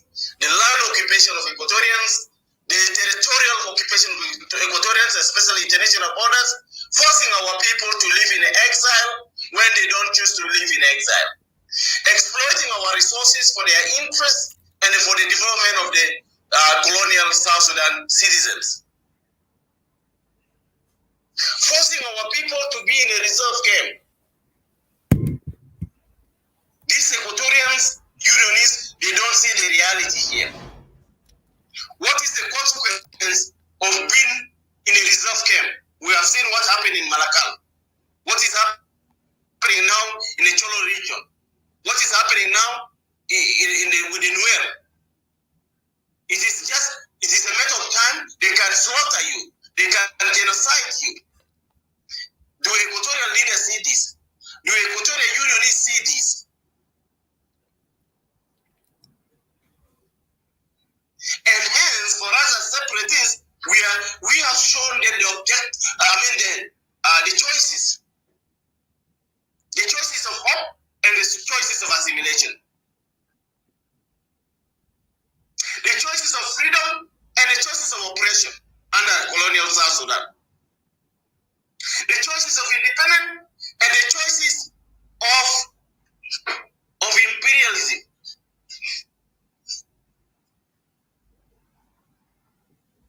We as Equatorians, leadership is very important. We must be optimistic. We should not be people who have doubts. Leaders, they don't have doubts. They don't have any doubts.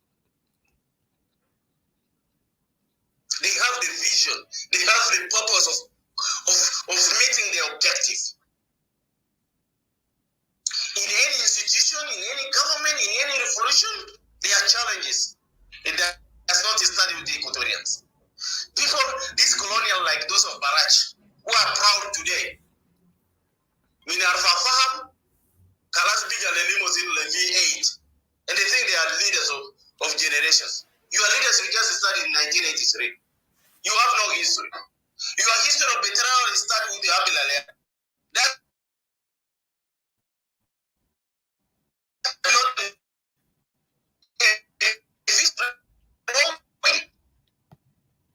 that's why South Sudan is divided. Because you like hijacking. William Nyalden almost hijacked the leadership of Lagu and the leadership of those of Odugo and Agri Jeden. Abilale hijacked the leadership from what? From Lagu. The same leadership also hijacked it from Joseph Odugo and he killed him. The person who built him up. Leadership with killing is not always a good leadership. When I always say, when you kill, you'll end up also being killed. What happened to the killers? They kill their friends, but they end up being killed. And the same will happen to Salva Kiir.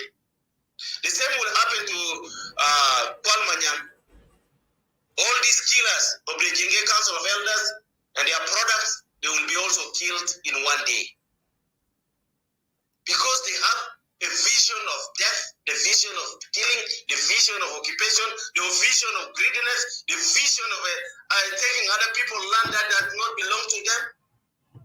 All these are the characteristics of the current regime in Juba. Do you think Equatorians will give their land because they have guns? Because they have the resources? Because they have the power? No. Even in the Western world today, people, the colonizers, are now giving back the land to the owners. They are listening to them. They are trying to resolve the problem of the past. But today we have a black colonial regime from Barazal and Upper Nile, and want to impose this British whatever colonies ideology to us. That will not be tolerable. It cannot be tolerated in the current situation. Even Warasinta unity, they will never tolerate this. That's why they unite people who are the Equatorians who are focusing on unity of South Sudan. They are more confused when it comes turn the other way. It's like they are driven by emotions, not by ideology, not by a vision, not with a purpose. Because if you have a vision, you cannot be emotional. Regardless whether they attack you, whether what. I used to tell the people during the December 2013 that I tell the Nuer, you Nuer, be patient. All the South Sudan that say that are mentally sick, you are what? You are warmongers, they will one day rebel when Salva Kiir is in their hands, or in their houses, or on their tools. What happened today? My message come through.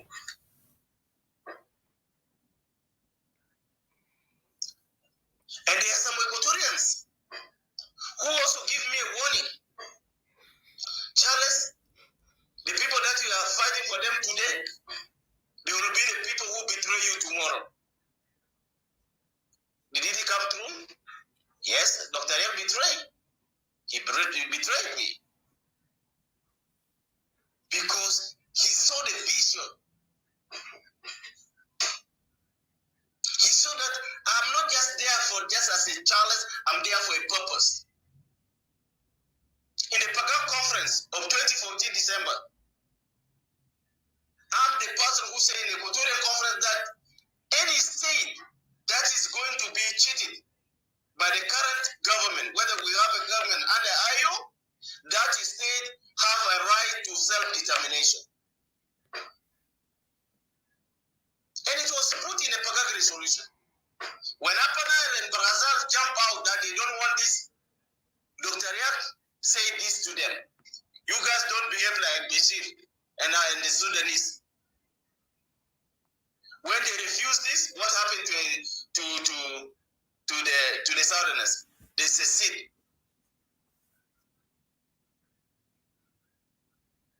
Are we happy with the revitalized agreement on the resolution of the conflict in the Republic of South Sudan? No. We as Equatorians, we have not put our interest in that agreement. The agreement is a fraud. The agreement does not reflect the interest of Equatorians. The agreement become an oppressive tool against the people of Equatoria. Because the Equatorians who are leaders in that agreement cannot say anything that can be of interest to our people. And that's where the role of a public leader comes in. Should you subject yourself or should you represent your people?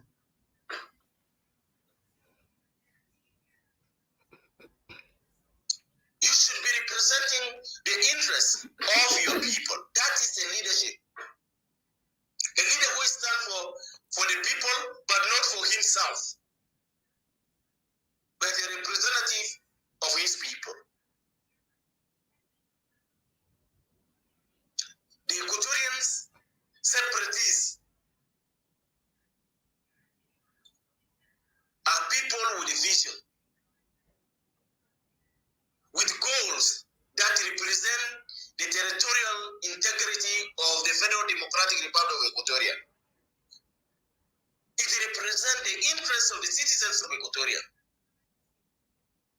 It represents the future generation. Our messages will be recorded for future generations. And I hope Equatorians, historians, are compiling our messages. Imagine the short messages from our chief, late, who said during the 1947 Juba conference that, it is not time for us to unite with this Jalaba. It is like our stomach is very important. We Equatorians, we are not fighting for separation for no reason. Our children are dying. They don't have food. Our land has been taken. We don't have homes. Our resources have been exploited. Where can we feed our children? Our territories, international borders are occupied. Where can we have a breathing gap? Our airways are blocked. What will happen? We'll die. There will be no oxygen-rich blood going to our brain cells. And then what will happen with the brain cells? The scientists will say, they will die. But I'm talking, stop flashing. So, this is what the Equatorians are doing. They are moved out, I think, Almanas, Maki, respect, Nascar, Lisa, going to speak. So, your brain cells will die. What is the brain cells of Equatoria? The future generation will not be there.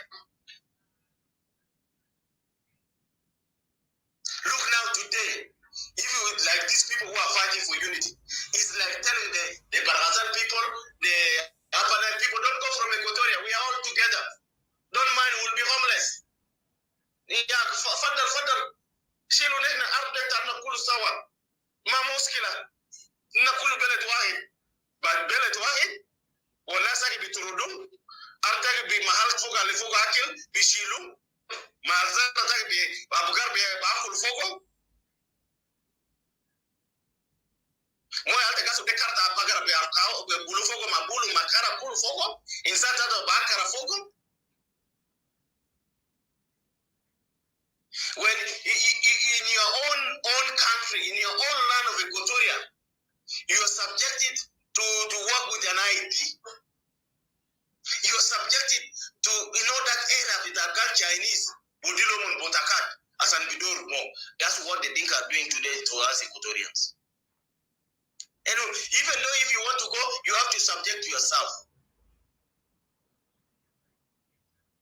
They refuse to live in a coexistence, in a multicultural society. Arrogantly, they are taking lands by force and they are killing the owners of the land. Who will claim? Who will take these people to court? They are unionists. If they kill all these Equatorians, who will take them to the court? Galfield laws, Vishirufi Mahakama. Yakizole Katolo. Sidi Art Katolo, it's about Munubishiru Zole Mahakama.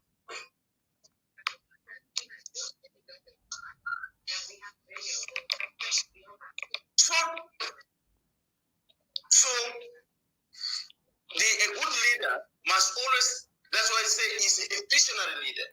We will see something before. And I salute those of DD, those of what they say, for consistency in championing and all other separatists in championing the separation of Equatoria.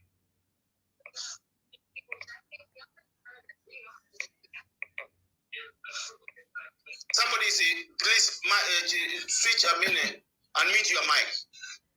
So, we as Equatorians, let us not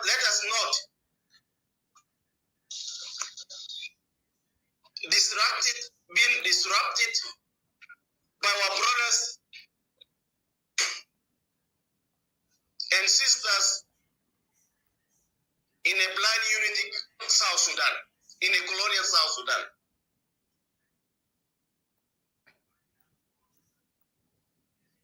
Even Jesus said, love your neighbor as you love yourself.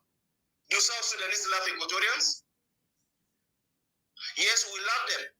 But they don't love us. Love is also a two-way. It's a two-way. I cannot love you and when you don't love me. Mashala takanzato gite isumara. Maana mkela mara na hibu ita. Basi ya mara debi dugu na mzade basi ya na hibu ita kaman. You see? Kalas. Mungu la zitaka alkuis. Lakini kani hapo kule na bihibu nasi. Ina bihibu afana. Ina bihibu ya Barghazal. Wewe tuma bihibu. Hal muhaba fini. It's all funny. Mafi muhaba. It is like Kalu Mara, Al-Kalas al-Maidu, Maidu Rujal al-Bite Isuo. Just want to force ourselves to one at least. Alindu Ashara Nuswan or Lakamsa Nuswan. To be part of that. No, we Equatorians, separatists, we have decided to move Equatoria for independence. We have decided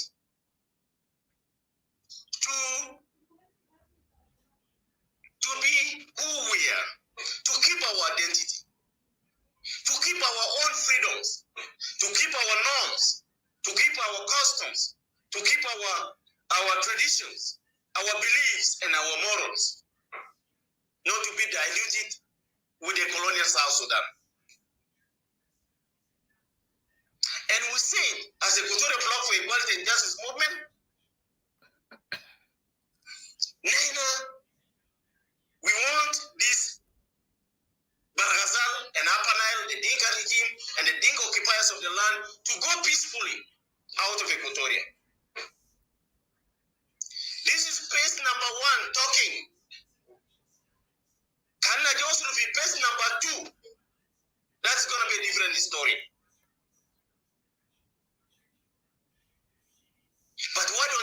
is faced. Number one, go peacefully. Kanta kijadoru kitu kita beso. Seta yatani. Wakalola kan kujar kuwaga verastaki. Ita barfa yatani. So our neighbors should take this seriously. That we are not here playing. Yes, we will be talking. Finas Gibel fi show fi Tojang, Gal Nazel will separatize for America, fi Canada ushuru kanu mo deliberate Equatoria from there. Kanu mo gonus min Cuba. We are full gonus min Denmark, gonus min America, min Canada ushuru. Why do you lie yourself, the Equatorians? Kulla kumbe union is a kulu tururu bedink. We have been all chased, and you cannot even go there.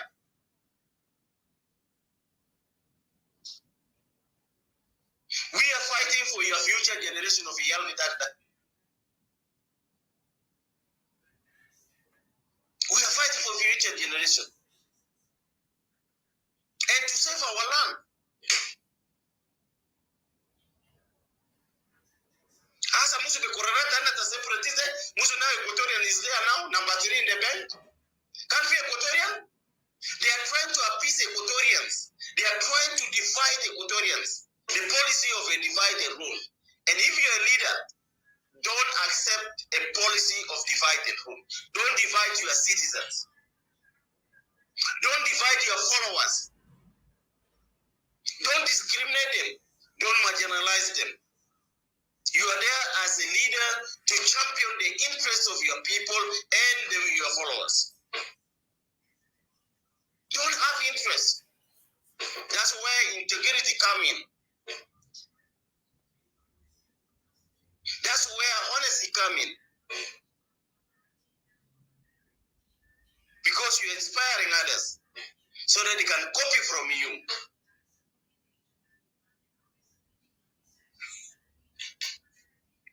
So for us as Equatorians, separatists, we don't care. I say to you, we don't care. Those who are doing propaganda, whether from Equatoria, in what type of social media. If you are given a chance, go and talk, pass your message. If you are not given a chance, write down. If they delete it, no problem, someone read it. We must continue this fight until we are free. And we will engage them anywhere.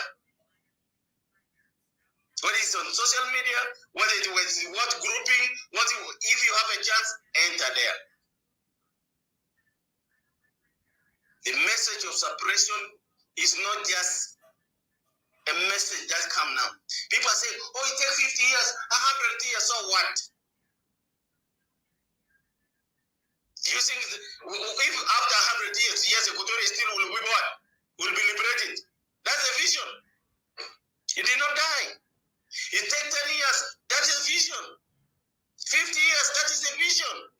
That's the objective. If you can think at any vision and can do vision with the independence of South Sudan, they will know ya baraki no lana.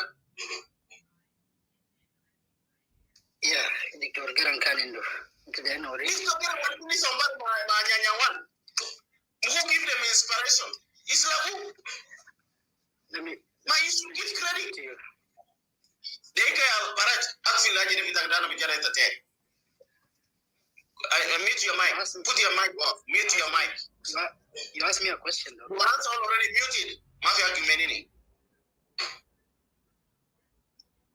Garanda, the Talib. Laguzat is the one who gave him a departure order. A scholarship to go and study abroad. Today don't even give Lagu a credit. Our mother, the wife of Lagu passed away last year or 2 years ago. The Dinka never lower the flag to mourn her. That is an insult to Equatorians. That is an insult to Equatorial leadership. That is an insult to Lagu.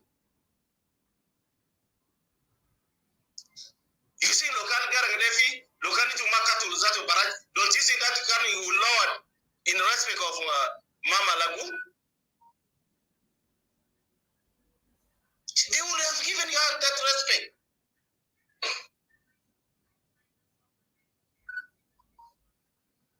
They would have. But because you are the people, you look like when we are coming from Africa to Canada, Australia, Kida. When you see Medina de Caras, you change totally. That's the behavior now in the colonial South Sudan, under the Genge Council of Elders, the government, and Salva Kiir regime. It's the first time you test the leadership. But because you greedy mobility, you are not able to keep the leadership. And you will never keep this leadership for another 25 years. Loisela Yeshua Jah or Loisela Muhammad Jah, you will never keep it. Because that country is going to break down. Locally to Nas finding, you would have not get started with greediness. You would have shared when you say, oh, come at the Dinka de Kilo, oh, come at the Dinka de Quest. Maaf is all that Benadi Dinka. Lakini tumbada be Garaman, itumbada be Silo Artanas, and itumbada Katulunas, itumbada Silo resources Tanas Tanini, itumbada force people to go out from their own land. Who do you think that will love to stay with you? Itumbada Lumu Marojal, they Kalamta Sunu, Kalamano Marojal, the Equatorians. But it's a Marojal, the Equatorians. Fita ne kan kem nana Charles Stalin in Abidjan na biniku Ginita takere. Ana kole mtendo jaba. Ole tendo Ginita, okani Equatoria liko Ginita net bamu shinu later. Allah history Garsal. Umu bamu later sunu. This is the realities that we are facing. But we don't have that mentality. We don't have that spirit. Bad spirit. Here can give us Lukaluko Nasa Kenisa. Charles. It is okay. So you if you assault a Robona, sometimes you have leniency, sometimes you have sympathy, sometimes you have empathy. Sometimes you put yourself in other people's position. But it arrogantly, you are proud, you are what? Giladabin? Huh? Murtain? Haramiyat, Kaman, the Haram, Elisa Tala Murta? Shame on you. Especially those who are benefiting from the system. Those who are grabbing our land. That is not leadership. A good leader must accept his mistake. Do the regime in Salva Kiir accept their mistake? They still arrogantly get Namakatulunas.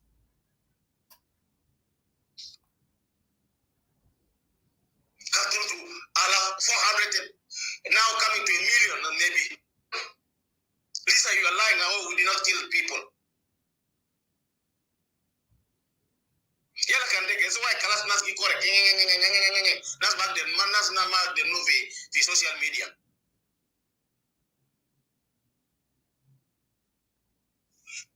It is time for us as Equatorians not to listen to anybody. Let's put our message forward. Don't entertain this nonsense here. This is a separatist room. Anybody else a separation room, remove them, drop them out. We don't want our message to be mixed with the colonist messages. Giving wrong information like Barat. Okay, comrade,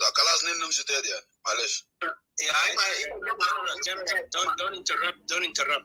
Let CPI is one of the members behind Equatorian nationalists. So let him talk. When he's finished, he will give you a chance. Don't dictate. Even Mr. CJ did not speak yet, so do not interrupt him. And I give you kudos, brother. Continue. It's our land or death, freedom or death. Continue, my brother. So, Jibril itaja barau itari Barao. You can drop yourself, Barao. No problem. We are not crying for anybody. You are our neighbor. You remain our neighbor. Okay. It's okay, Charles. Kamamul Basit, that's my son, Charles. Yeah. SPL, can you calm down? Kali, CPI finish, then we'll give you a chance. So Nena as separatists, harassment, coming to the harassment that is going on us. It is just a sign of defeat. It is a sign of fear. It is a sign that the separatists have a strong message and have a strong position among the Equatorian unionists. That's why now the unionists are sabotaging our messages. If the unionists have objective, they say that they can make laws and those laws can change and they can unite the people. Like my brother say, he's a member of Council of State.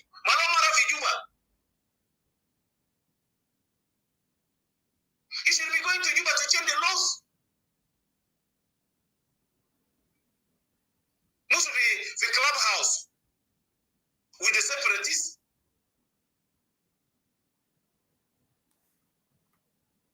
But because they see that the separatists, including myself, we have a strong message to our people. We have a strong position.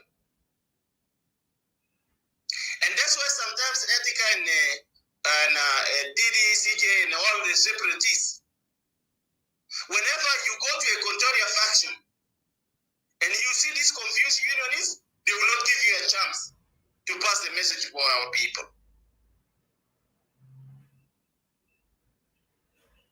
They will not give you a chance. Why? That is suppression of our messages, so that our people will not take the message, so that they remain damned. They remain subjected. They remain submissive to the colonies led by the unionists from Equatoria, who are slaves to their masters. The current regime in Juba, who cannot see and say no.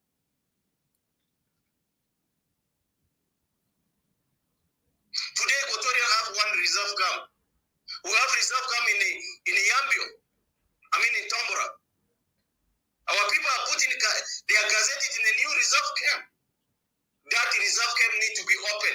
We cannot allow a reserve camp in Equatoria. You cannot be in a reserve camp in your own land, the land that you liberated, the land that God gave you. And the Dinka must stop lying that they liberated Equatoria. Think another Equatoria?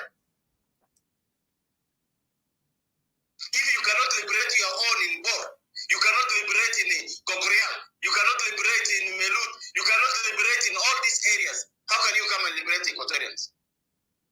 The majority down that. Today there is a noise. They say we have a Red Army leadership. Red Army leadership, Manuel.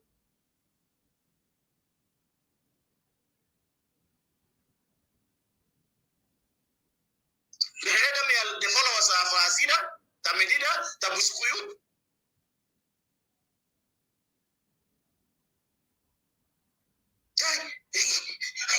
Now you claim Galina Red Army. Even in the definition of Red Army during the SPLA, it has a limit. Once you are an adult, Kalas, you are no longer a Red Army. You incorporate it into the battalions of Red Army at Jesus.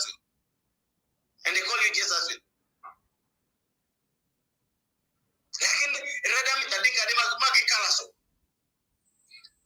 Alguwa ludiza man peace kala na Red Army. Alweleduza to fi jwa Medina kala na Red Army. Hata Habubat.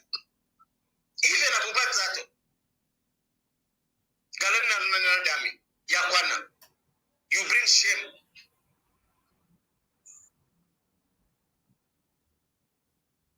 You bring shame to the people. Especially those who don't know history. They think that is true. That's a wrong history.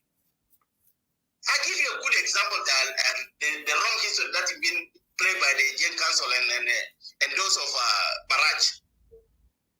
If we look at the Dinka Broadcasting Corporation, known as SSBC, they bring a Nyanyawa, Ukutu Kunata Dinka. Kalamde Hasil when? You bring your song, you bring your videos from Barhazal during a Nyanyawa, bring from Barhazal, Apana, Kulupira, Yala, then prove it. The song Tomon. Like in Tama Brady videos, the Equatorians, and then you put the Dinka song. This is plagiarism, open plagiarism. Serga Benahar. With the poor leadership in Juba, and they say that's okay, just put it. Nobody will talk. Equatorians are coming guiding enough, they cannot even correct it. What is your purpose as a public leader? Oh. Changing the history, trying to assimilate people. Look now how the Dinka are assimilating people. All the program in the TV by this Dinka. They are trying to orient the Equatorians. Even in the you see? And we are our cool culture standing at 56 plus drive of Equatoria that might be Jibuina. Bijubusu yasu alomon assimilate Algarazo almost to be assimilated Yabu Kutina. No, we cannot tolerate that.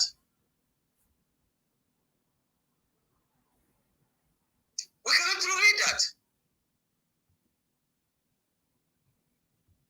So that's what we say that for us as Equatorians, we want Equatoria that belongs to Equatorians, Equatorians that belong to Equatoria. Period. No subtraction, no addition.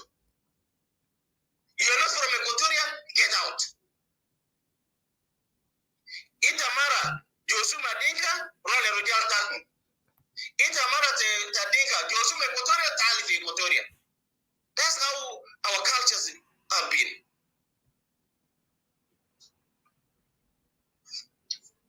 We cannot. Itagasumana? Okay. Yeah, so we cannot mix cultures.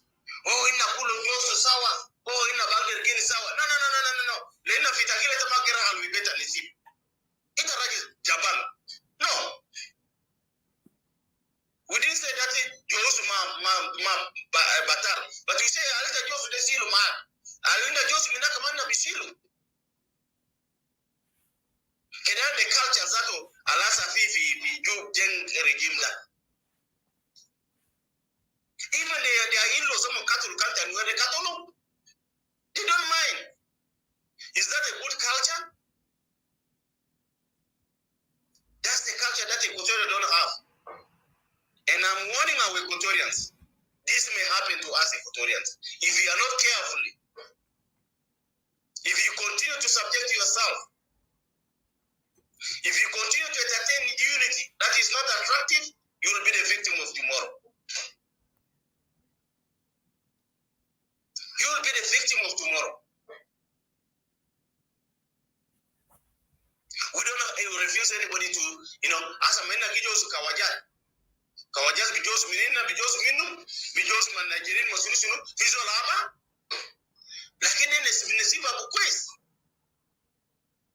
Man Nesiba Alta Fibeta Zoltan Integra Kuluma, Makela Makulu, Suru Kulma, Jetta Integra Mo, Fibeleta Zoltan. No. Silumara de tweet my alta kirwa mufigeleta. Rabinuna. Clonesibat kija visit umugura mugirija. Magura gini not permanently. That's how life in Equatoria was. The leadership that has been planted by Equatorians have been diluted. For those who did physics. When you put a they call it litmus paper, the water changes. It turns to blue or maybe to red. Then we don't want to dilute his water.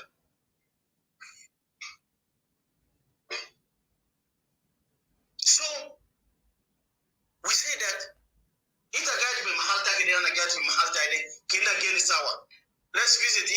good neighbors. Let's share na kanata yom that jara na bodi kitaba akulu was kutu tani fikis na bodi garwa odile yan. Lakini mata jena ita jan odile ita kelita akulu obunakta bada katul siri akille oita der akulu get fi better zone. That does not work. It doesn't work. That's not Equatorial culture. And I have to respect. It odila na akila na baba mkulu sukuran. Lakini takudema fi sukuran. Equatorial die in this revolution in thousands. Equatorial make the SPLA survive. Madinge make them survive. It will go to Jarail fi Lajin camp, in IDPs, in refugee camp. That's why you have thousands fi diaspora in Canada or America or when. Do you think how many thousands of Equatorial military settled from the war areas? None.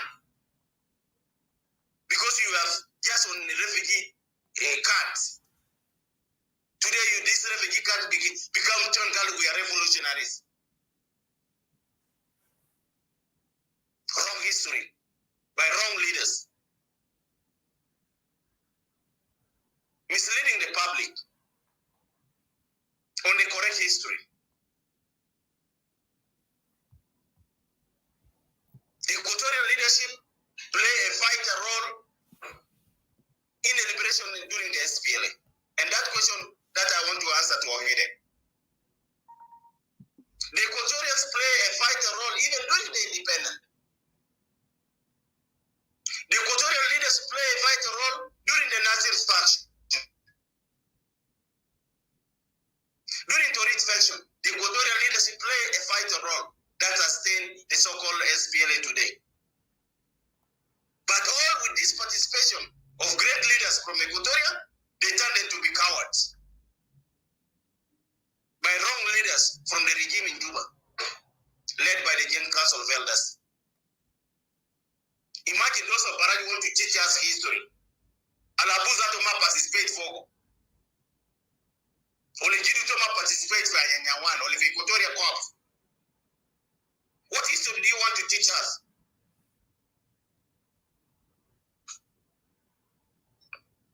This type of history teacher and the Mahalabugar, teach them enough. So that other people cannot cannot know what you are doing. But even we are going to direct this Abugar as an area of history, and we will make them go where they come from. If they don't want to go where they come from, they will be forced to go where they come from.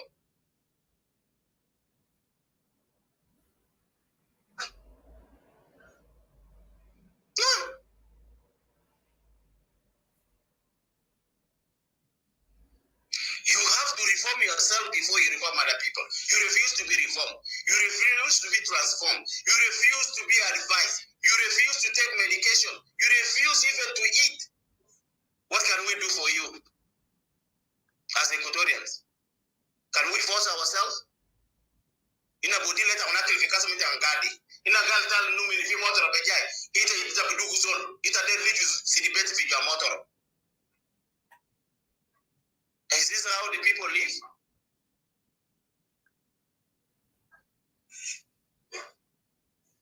No.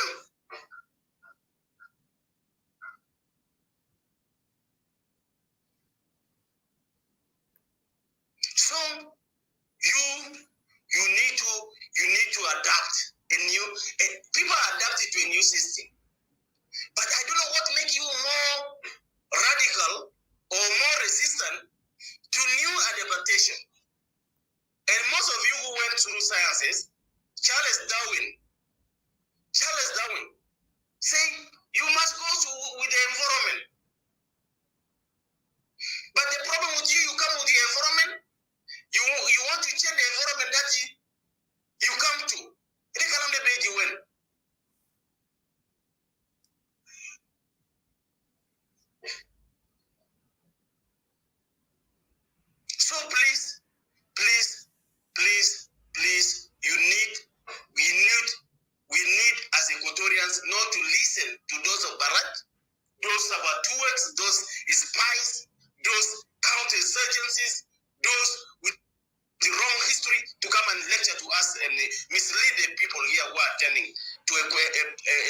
vital topic.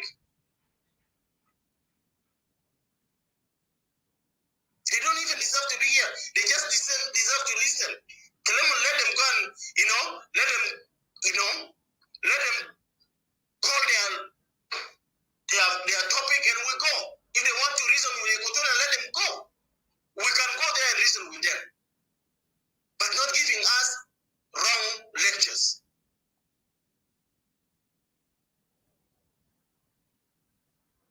Wrong lectures.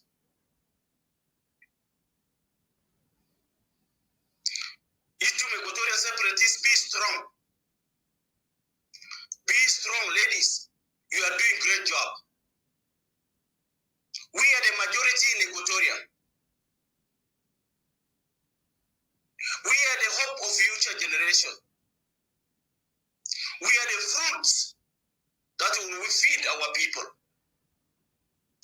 We are the energy that keep the brains of Equatorians to work today. We are the tree that gives shade to our people. We are the heart of our people. We are the blood that feeds the brain so that the body can work and send its signals across the body. The Equatorians, unionists, is like a branch of a tree that collapses and burns itself. Equatorial unionists, they are like the South Sudanese unionists who were opposing the Southerners, that you cannot separate.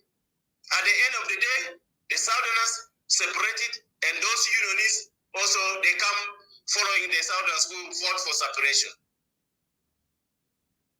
And remember, you separatists, they have planted counterinsurgency within us.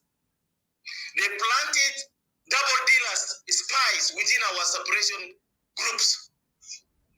You need to be very careful. You need to be very careful.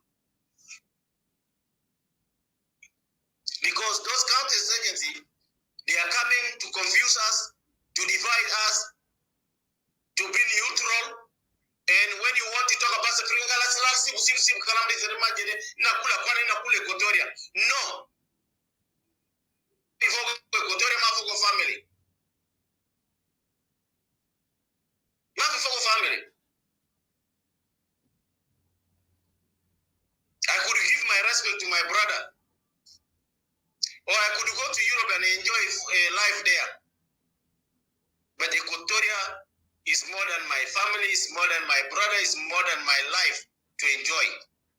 It's the life of the majority of Equatorians to enjoy and the future generation to live in a land that God has given us, to live in peace and harmony, to have justice, equality, and prosperity for every citizen of Equatoria and the future generation to come. Even though I'm dying today or I'm ill today, these messages will always be a fruit for any freedom fighter to champion and to send these messages, signals to our future generation. To send those signals to the unionists that unity is not the attractive. Unity is not a choice for Equatorians. Unity is an indication of surrender. Unity is a signal of oppression. Unity is a symptom of marginalization. These symptoms, we don't want them. Unity is like a doctor giving you a wrong medication for a wrong disease that causes more damage to you, to your health. That's the unity that the unionist Equatorians are fighting for. We are separatists. We are like doctors who have ethics. They do their job according to their qualification. They do their job according to their professional ethics. They acknowledge their mistakes and they correct them. That's the leaders. That's the role of a public leader. We as Equatorial separatists, you should put in mind that the people who killed Equatorial South Sudanese separatists were the unionists. You need to watch your back. Equatorian unionists may be a danger to us, but we are not a danger to them. And we are saying to our brothers, we are not a danger to you. But please, don't mislead our people. And don't put our people in danger. Don't take our people to this dangerous path. Tell them there's a lot of sound. Fiso ketir. Fi moyo ketir na kalomo mabag de langa. Moyo algijero al sedit. Moyo algilifu zeina kan fi jubana kan gilifu zeta kan waka fogode. Gilifu ta zero la kan sini ta teta mageri jatani mara. That's where the best of unionists are doing to Equatorians. No, we are saying no. That pace is wrong. Sika de batal. Moyo de batal bishilita. Lena fi Equatoria ma vizol kidugu lukusi firasaje fi jua moyo. Katar fi ujari na ita makudugu fogo lukusi. You cannot. Ita pura fogo mahala fogo Romola. Dea mahali tabidugu fogo lukusi. Isala kanta dugu lisizia wa Romola dema ba affect ita. So unionists want to take us fi hojar ugar kenya nuti fogo. Kenya Equatoria nuti fogo. Hojar ta kolonia South Sudan. Kolonia South Sudan is so.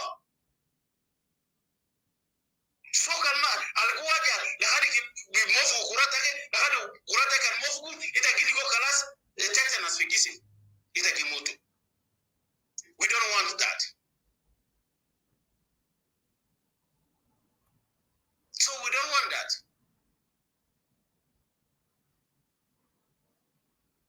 We want to continue the pace that will not affect Kurata Yaltanma in future. As Omo Bidor Bidul show. Omo Bidor Bidul Kala Kala. Ayo Beja and Bawara and Gidam. We don't want them to do that. We want them to be focused. We don't want Jonathan Bija and I will Gija manipulate Yaltanina. We don't want that. Equatorians are naturally bright, but because of the fear today imposed on Equatorians become subjective to the colonial South Sudan citizens. We become subjective. Even in diaspora here, you have that freedom to explain. Leadership, a public leader will always sacrifice his life for the interest of the majority. Where is our first freedom fighter, Father Saturnino Ohore? He died. Those of Joseph Odugo was killed by Garen. Gatagatafi Hector, as a how this merciless Dinka regime and leaders did to our people. What do you think they can stop us to be done like that?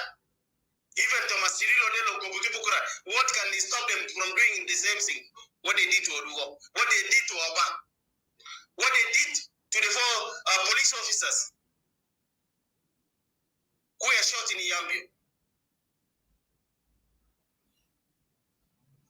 What can they stop them to do what happened in Blue House to our leaders? They can do the same thing. So you want in the future generation today? Let them do it to me, like in Equatoria will be free.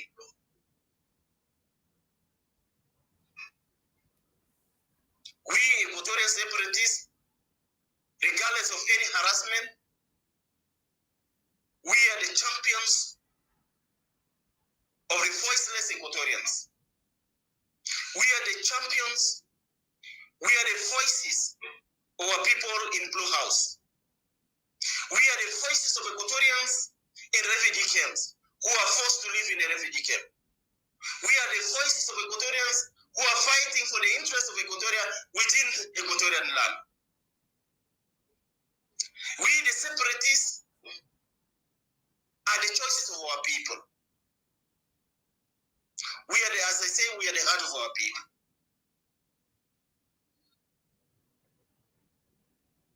So they can harass us, they can insult us, they can focus.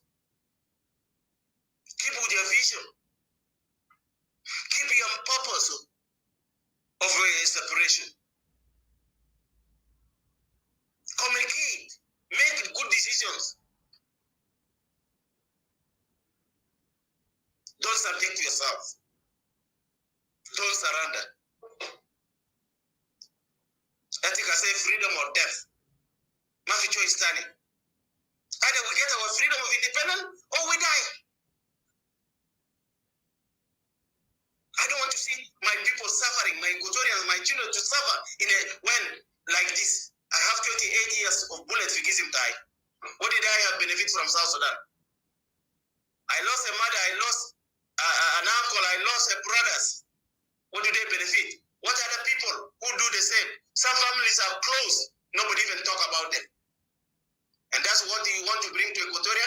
Now, but unity. One night, Alindo Rade Bodi Blue House, because I got out Radi Bishilo. Bukara. As a big as that to Dinka Ginya Kamulata, Equatoria, Big Equatoria. Can I Fadia Mavikef? Wait a single lanta Kebirina. Mahal Kifaya Bakilu Abgarta. Resources are only to Kulina. But it's a better job as for us before. Yakona Dema Zamanta colonialism. That's why Nasraja get fight. It's not began corrupt the long time.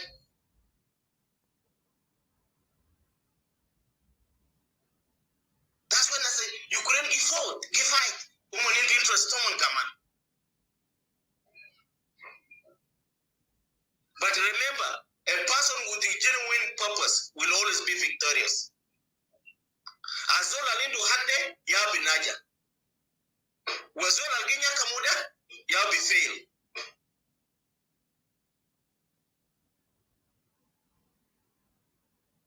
So, Nene Equatorians, we are victorious. Nene separatists, the victory is in our hands. Because of the suffering of our people, it gives us energy. I'm not gonna. Some of us will fight for the unity of South Sudan. How unity deja? We have been crying for unity. Man, I went to SPLA when I was 20 years old. 20 years old. I went to the liberated areas when I was 17. And I made a certificate of 1988. It's an adult when I was going to finish my intermediate school from Block A. The best school in the whole of the country. Everybody knows Block A. An English pattern. English Block B, they call it Arabic. But because we have a purpose, I have a vision. God has given me a purpose.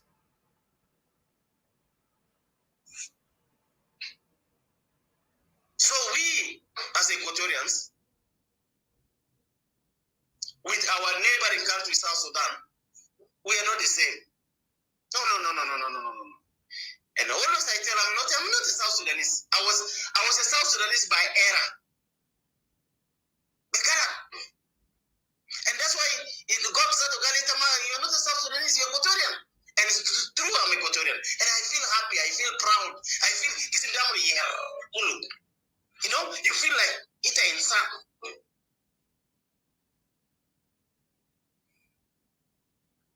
You feel really that, yes, you're a citizen of a country. You have your own values. So we Equatorians, you Equatorians, at least I mean to value the Equatorial, in to value the unity al Molak Pata, Yakwana Mavi يوم تاني لخبطوا كرا مع مولا قال يا أقوله ده كلام تاشون. Como CPI, just alert because some people never spoke, but I will give you a chance later. But yeah, go ahead. Yeah, you can. So yeah, I'm gonna drive now. I'm gonna be concluding.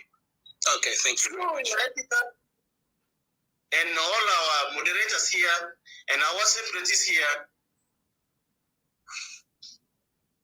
your question and answers on harassment is not even, you should put it forward. It's a harassment on Equatorial separatists. Yes, there's a harassment. You see how people insulted Didi, how they insult you, Etika, how they bully some of us. Even they insult, minutu minini. Karu de munia manutu. Nena manutu mini Sudan. Nena manutu mini Sudan. Ulimaza, Hakim Gali limaza na mabinutu kamal mini colonial South Sudan, which is worse than Sudan even.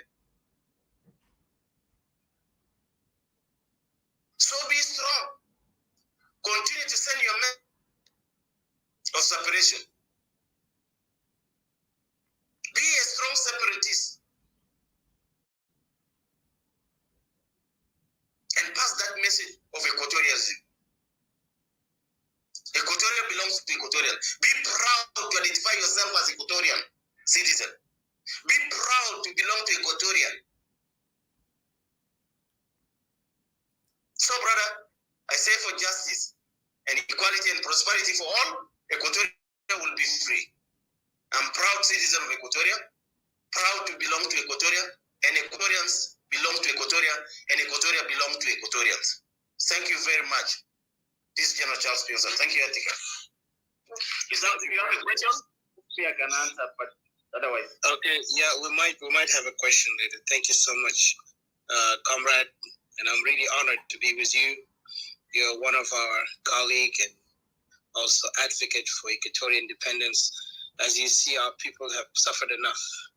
We have been duped. We have been, deceived by this idea that we are South Sudanese, and then later we find tribal hegemony on our territories, where the occupation is fully going on. And that's why we will have a topic later in the coming days, including you, Comrade CPI. You will also come to elaborate. Mention that there's going to be because now if you look at it, the Dinka community or the Dinka regime, according to what they're building also a systematic apartheid. And we will talk about it later. And this thing, because some people never saw it, but we have analyzed it carefully. And if Equatorians are not rising up to take advantage or to fight back against this tribalism and this hegemony that is going on, we will lose our land. Because right now, not only just our land, even they're selling it out without our consent, without our right. And they're using exploitation, they're using displacement, demographic change. That's the same system apartheid before did it. If you look at South Africa, they did that. But this time it's because now they feel like they have the power. And that's why we want to, when we talk about leadership, because Equatoria, some of these so-called leaders have failed us, and they were never in our side. They were always in their own interest. And yet those, tribal regime will use them as an image to Equatoria, when Equatoria is not one tribe, it's many. But we don't even look at ourselves because we evolved from that. We evolved since the time colonialism entered to our land. And when we first fought the Ottoman Empire, we fought the Germans, the British, the French, the Belgians, until Britain actually are the one who actually dominate the country. And later the Turkish and the Egyptians manipulate, and then they took us become part of Khartoum or Sudan. But whatever it takes, we as Equatorian, this is now the right time, the genuine time for us to reclaim our land and to reclaim the parts of the land that was taken from us.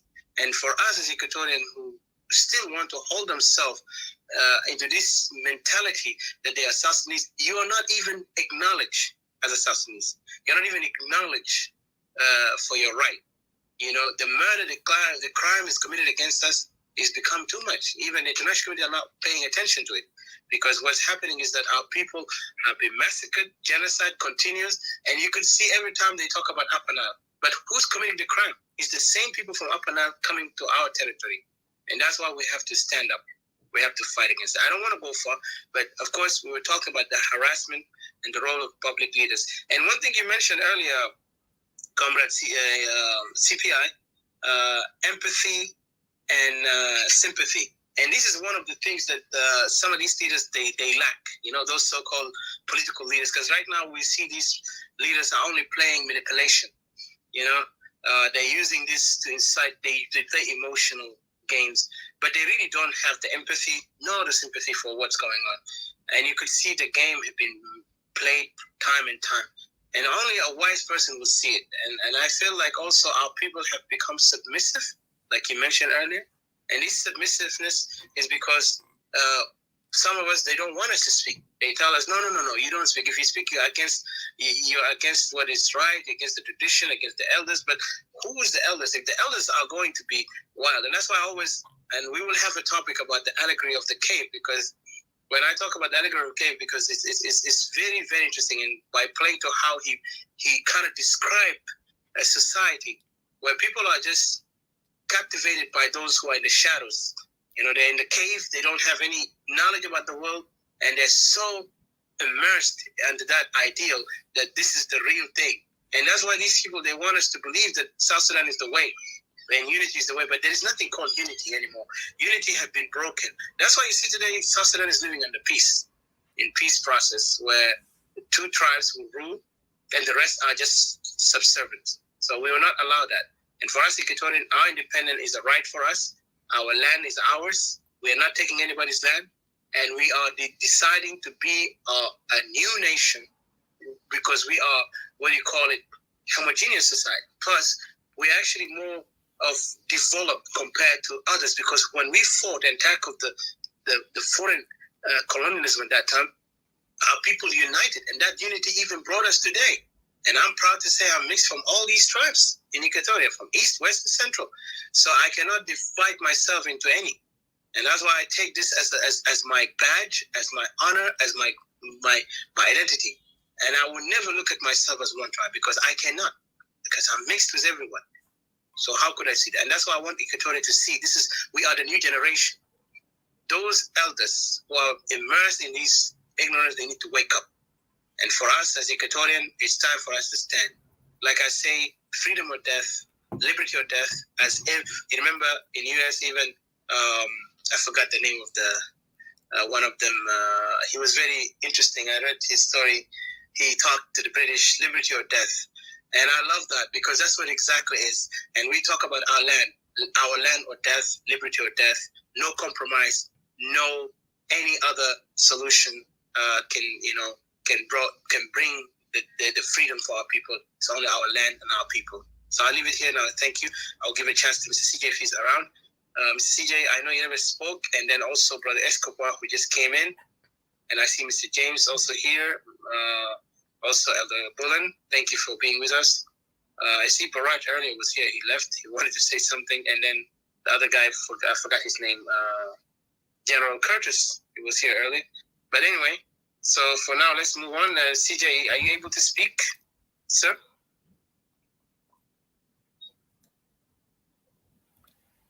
I hope you guys hear me. Yeah, we do. Hello, Etika? Yeah, I do. Etika, your voice is sound well. Can you hear us? Yes, sir. Yes, Didi. Thank you. I think, CJ, if you can, please enter, and if you have anything to ask us. Earlier, Mr. Charles said, if you have any question, it's really good. And I really appreciate you, Charles, for bringing a lot of things, and even like the death of the wife of our great leader, and I'm really honored. And even when Equatoria become a nation, I really want to see him to be the president of Greater Equatoria, Mr. Joseph Lago, because this man have left a legacy. And none of us Equatorian, let me be honest, none of our Equatorian ever gave him thanks for what he did. He sacrificed a lot. Amazing. Sorry to interrupt you. Amazingly, I just shared this photo on my profile What a coincidence. Thank you. Awesome. I love him. Like I'm really honored, even though I never seen him, but I know one of my parents have saw him. My father have saw him, and I'm really like touched when I hear his story because he is a man who need to be thanked by every Equatorian. Unfortunately, I don't see the appreciation that much. You know, we always want to talk about Gereng, want to talk about South Sudan, and this man has dedicated his young age. He could have just stayed with his family, but he dedicated his time for Equatorian and for South Sudan, yes, but at the end, it was for Equatoria because he is from Equatoria. So without further ado, I wanted to make sure Mr. CJ is able to speak. Mr. CJ, if you're there, please speak. If not, we go to Escobar, and then we come back to James. And if CJ, you're ready, please unmute yourself and start speaking. Or did you have anything to add while the time? And also want to welcome the newcomers. And if anybody who don't speak Arabic, please also let's be mindful. Like some maybe don't speak Arabic, and those who speak English also write to us that you speak English or you speak Arabic, so we can make sure we can speak to you both in both language. That way, we can actually interact with you. And if you have any question, also welcome. Feel free to come up here. The main topic was about role of public leaders concerning harassment, because we've been harassed, we've been mocked, we've been insulted as an Equatorian nationalist who believe that Equatoria have to be independent. And yet we just want to question, is this role of leadership encourages such ideal of harassment or not? And I've seen, like earlier I mentioned, I gave an example of how the Nazis used to harass others who do not share the ideal of the Nazi ideology, and they have killed and even have abused others until Nazi took over. That, of course, earlier Barad kind of like put some point. I like what he said. That the submission of the German out of fear made them not to fight back. And I think this is what they want to put. They want to create fear on us for not speaking for our right, not speaking for our land. And we cannot do that. We will never. So, like we say, either our land or death, nothing else. So anybody who want to ask us a question or want to interact, please feel free, come up and you can have a chance. And thank you. Didi, go ahead. I see you want to speak something. Thank you. Thank you for giving me another chance. And I want to thank everybody that have contributed. I think James has spoken there earlier, come on powerfully. And thank you, Odysseus and Bullen. Thank you so much for the very beautiful attributes that you have given us. And CPA, thank you. You're amazing. You've given us a very good knowledge and speech. You are an inspiration, you see. Thank you so much. You see, CPA has spoken a lot of things that I think if I could remember, I think I wrote it down.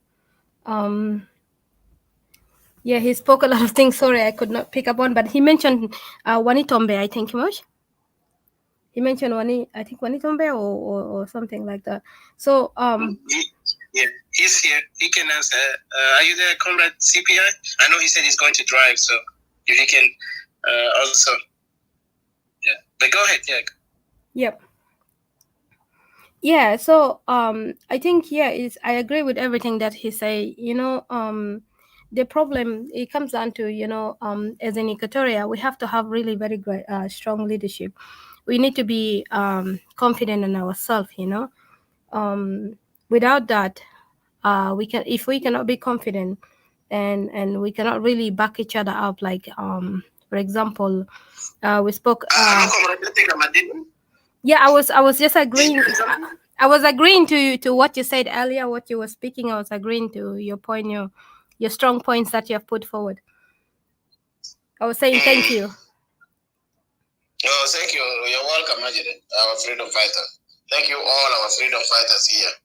Escobar and all the separatist Jamis and all those CJ and all our separatists down here, our train only is stopping at the independent celebration of Equatoria. Thank you all. I will be listening. If it's only the question, you can ask me now. I have still 5 minutes to go or 10 minutes. Thank you very much. So I just wanted to say that strong leadership and confidence and competence and all these things will give us a vacuum whereby we can withstand what is happening right now in our situation in South Sudan. because I've mentioned earlier that you guys, everybody have heard of what has been happening in Upper Nile, and you guys have seen the rooms that have been happening yesterday and to early this morning or night to other people. It's really saddening, you see. It's very, very saddening. And very soon Equatoria will become even like that, even worse than what we think is worse now. And we've been telling this every time when we come out to speak, we say that there is worse to come. And it does come.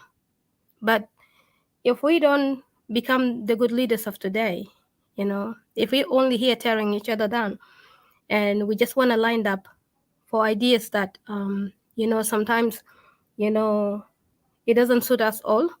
Or, for example, I would say that our approach as Equatorians, we like to resolve issues with the same ideas of the past.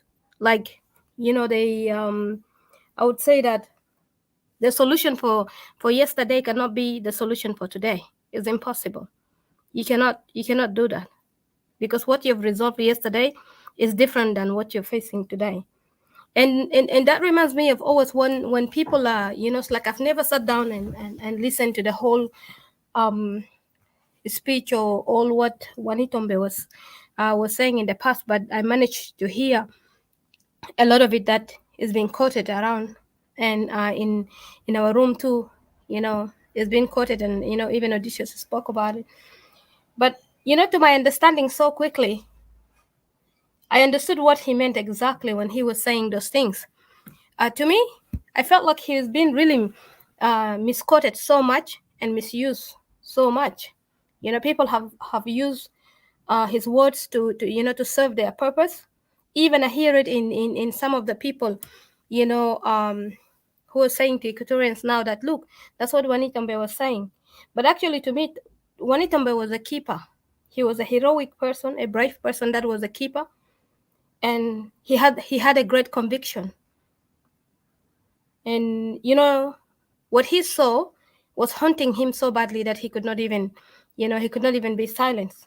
And when he was saying, he was talking about Equatoria, the visions, the things that he was saying. He was speaking of Equatoria, the great vulnerable, woman, Equatoria, the motherland, and her children's, the murder, the persecution that is awaiting them.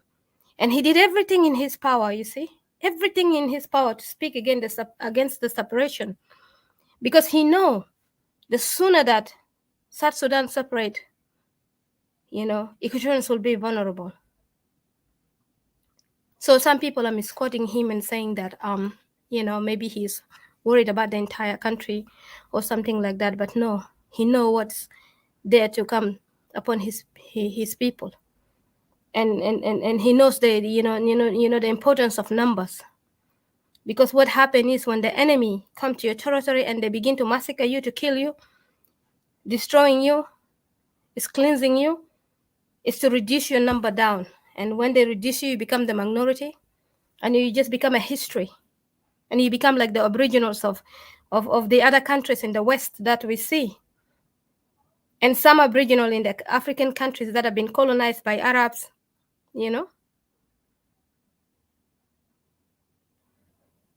And this is reality that is happening.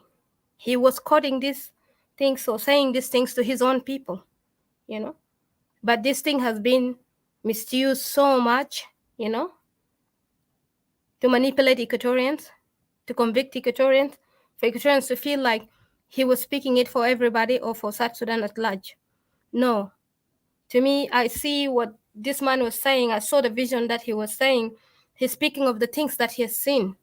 He's speaking of the things that probably he was really in a very strong conviction in his heart that he could not be silenced. He probably is, have seen or known of a lot of things that have happened to our people, And just as now we're speaking with no fear because of the conviction within us, because the spirit of the ancestors that is driving us, the spirit of our people, the blood of our people that have never ceased to cry or to complain, that have never gone silent. They were screaming down there on the ground, and it makes us so uncomfortable that you tossed and turned throughout the night. that you don't feel comfortable at all. And that's what is driving us to speak. And that's what is driving us to let Equatorians know the importance of we Equatorians healing ourselves. We Equatorians saving ourselves before we save other people. I would have wished that, in our leaderships and in our role, as Equatorians, that we back ourselves up first. We have to pull aside. Yes, I remember the thing that Charles was talking about, the agreements, the peace agreement and stuff like that. But I agree with you, Charles, that I spoke it, the other day. I said that the reason why Equatorians were not considered, in these peace agreements, because Equatorians don't have any part in it. The war was between two parties, two leaders with their tribes. And where does Equatoria fail in this? Ask yourself a question. Now, when it comes to the table, Equatorians will be the puppet that is talking to these people, calming these people down. The mediators in between. But then her story has never been spoken. The victimization that she's been victimized has never been talked about. Because the question is really to Equatoria that, who are you? But Equatorians have never realized that this question has been projected to them all the time. That's why we don't talk about you. Who are you in the middle of this fight? Because this fight is never about you. It's never a call for you. Who are you? Your role is to talk about yourself. Your role is to defend yourself. Your role is to articulate yourself. Tell who are you and why this war has been brought to my door. Send this war out of your door. Equatorians are meant to come together and strengthen their region.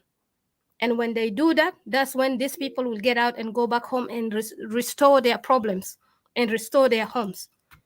But what the Equatorians have done, they have interfered in between the fight, and they are forcing themselves to be part of the quarrels that are happening, part of the tribal war that is happening. That's what the Equatorians are doing. And they're now telling themselves that, trying to convince themselves and trying to convince others that they are the solution. They are the salvation for South Sudan. Salvation for what? Yet you're the victim. Yet you've been silenced. In the day, you're the woman. In the night, you're the woman. Day in, day out, you're crying. And then yet you say that you're the answer. That's why I said, the importance of understanding who we are, where we're standing. The importance of understanding what we are facing and where has these issues come from. If you had to ask an Equatorian, how has this war begun? They will tell you about 2013. They will tell you about 1991. And then they will begin to quote about what Kir was saying on the media, what Riek Machar was saying. They're condemning Riek Machar, condemning Kir left and right. They're just running in between. But in reality, when these people sit down, they're threatening themselves with issues that has been going long down the generation, that you're never part of it. You need to ask yourself, who are you? You're a busybody. You've been busybody enough. You're a busybody that has victimized yourself and allow yourself to be victimized. You cannot be in between two people fighting and you're narrating their stories and you want to act like you're a negotiator, and then you come from there and you're not narrating the stories. I was with her. I was trying to negotiate with Kir. I was trying to negotiate with people of Riek Machar. I was like, you think that sounds really right, but you're never part of it. Just listen to yourself. What were you doing there? So these are the things that I wanted to come in with it. Just I wanted to add in it, and also wanted to say to Charles that what he has said is actually true. That's how I see it. You see, the reason why Equatorians cannot be part of this peace agreement, because to the beginning you have to see how this war is started. This tribalist war that has been started. How has it started, and what is the purpose of it, and how will it end? And this war is brewing on, holding Equatoria's hostage, because Equatoria it's been used as a buckler, as a shield. People fighting, running in between you, killing you, shooting you down, and you have allowed yourself to be the shield and the buckler for people. So people are hiding behind you, and then you're shielding them, and yet you're dying. Your children are dying, and you say you laugh and you enjoy it, and you throw a pretend beaker and say it's fine, or you turn around, you turn your back, and you cry for them, for Maitin Tata, the same person that killed their own people. This is what Equatoria has been doing. Equatoria has never been a help to themselves, no help to any of these issues that are going. They allow themselves to be used. They allow themselves to run around between these parties. When Ayo was created, it was not created because Equatoria was invaded. When SPLA was created, it's not because of Equatoria, but against Equatoria. But Equatoria also joined in and created a highway and brought, SPLM home to invade, to conquer, and to colonize. And yet, after they were colonized, they're still not realizing it. Their mistakes. They're not tracking back. That's why I'm saying solutions for yesterday cannot be the solution for today. You're not realizing your mistakes. You're not waking up. You're not waking up and realizing quickly that you brought these people home. The minute you know that these people said the thing that pushed them to the bush is Kokora, you know that this is anti-Equatoria. But you went in, okay. But you brought them home. But you know that they were turmoil before. That's why you sent them away. But then again, you went after them and you brought them home. You created an avenue for them, a safe haven for them, a highway for them to come to your home. And now you're also telling yourself, convincing yourself that you're the savior. You cannot be lied to twice, 3 times, and still lying to yourself you're a savior unless you give up. Unless you give up. So I will just, this is just what I wanted to add in and just say that, look, the solution that we looked upon yesterday is not working. It did not work yesterday. It did not work the other day. It will not work today. So we should stop people appointing us. We don't want any more Equatorians to be appointed by people, to be used as puppets, to be used as the racing dogs. You know, when you want a dogs to race somewhere, you know, like the horse, you got to put a meat or dog food on a stick. You know, well, you know, this automatic electronic gadgets that keep running. It keeps moving, but then then the dogs will chase after it until the dogs will reach, you know, the destination, you know, of the winning. Then the dog that is, the dog that races faster will be the winner. But the dogs even actually does not understand that they're in the race. They did not understand also that they've been used. But because their favorite food is being appointed, been put up there, and that's what Equatorial has been used, been appointed in the past, appointed again, and now we are appointed again now. And we are not telling our people that we have been appointed to be used as these dogs. And we are telling different stories to ourselves. We are convincing ourselves. Kir is appointing, other people are appointing. So Equatorians are puppet. There you go. And the difficult part is the older generations. They're confusing their people. They're confusing the confused head. This is our issue here. Now you will see an Equatorians will tell you that, yeah, we've been marginalized, we've been abused, we've been kida and munu. But then ask them, what is the solution? Then they will tell you, we just have to unite with South Sudan. We just have to, make peace. Nobody is talking about peace. The people who were talking about peace yesterday killed themselves horribly. The entire year, they've been killing themselves. The entire months, they've been killing themselves. And they kill you too. They not evacuated, that's a nicer word. They displaced you from your home. But yet you said what? What did you say, Equatoria? What did you say? You speak the language of love. Yesterday, they were insulting you on your faces. You bring them up in your rooms and they insult you. like Goliath standing up on the hill to break you down. But he took David. Goliath. May I cut you? Sorry. Yeah. Not even that. The insult, the worst insult is that they take the graves of our ancestors, desecrating it, and then they build on top of it. That's exactly. like they want to wipe our history. So that's even more worse insult than a verbal insult. Yeah, but those insults and those threats, undermining, even though in the social media, is to break your spirit down, to break your morale down. And some Equatorians are very, very clever using this, using the enemy to break Equatorians down, to keep Equatorians trapped. And the Equatorians think that these people are for them. These people are not for them. You've been hypnotized. You were lied to. Because you don't have a self-identity. You don't have an individual mind. You don't have a critical mind that thinks. You don't think beyond. You don't challenge things. You don't question things. And I've always said this, there's a difference between respect and fear. And if you're afraid every time and you think that's respect, well, you're a useful idiot. You're not used, really. You're not of any benefit. You're a useful idiot. You're not of any good benefit to the society. You're part of the problem in the society, because you will take the confused way, the dangerous way that will really with that will create danger to people, because you're a walking hazard, really, because your decisions are all hazard, your decisions are all wrong. You had to have a critical mind that question things. That's why you went to school for, to activate your thinking, not just to get the paper, or not just to go associate yourself and then say that I went to school, I have this, I have that, but to activate, because you've been training in specific things.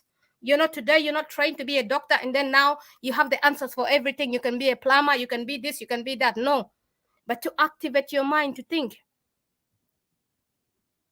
So use that to be, approach things with questioning. You see, don't be quick to be captivated by people or what people are saying, but rather listen with a question mark. Judge things which are right and judge things which are wrong. And especially the Equatorians, which are pick-me men and the pick-me women. Most people are just in here to be pick-me's. They're not actually serious about anything they do in their life. And then they're in here to create enemies for themselves. They're busybodies. They just pick me. This is just the problem that we have in Equatoria. Busybodies who are pick me. Today they're here, tomorrow they will agree every left and right. Judge things right, judge things wrong. Judge things which are right. This is the purpose of righteousness.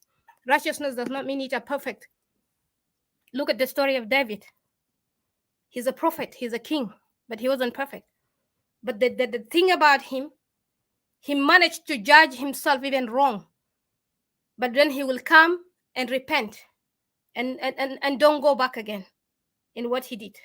That's why you've been looked upon as righteous. That's why it's been saying that the righteous will fall 7 times, but he or she will still get up. It does not mean that you will not make mistakes, but you will learn from your mistake and you will get up. That's called conviction.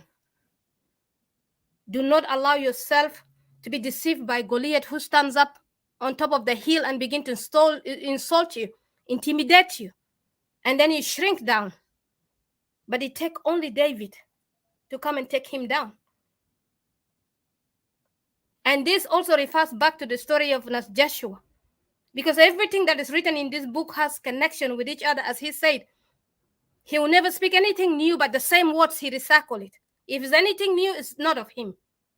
You can go back and forth in the First Testament and the New Testament, and the fulfillment of the First Testament is the same things. Basically, the same thing happened when Joshua when they went to assess the land, and some of them started crippling people, lying to people. Is the same thing with David.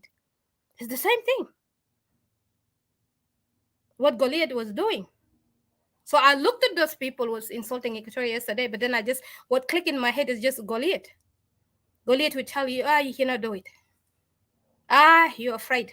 But what happened if Equatorians created a resist system that they resisted the enemy together? And then when you are strong enough, then you can talk about that you want unity with these people, or you want to create federalism, or you want to create confederation.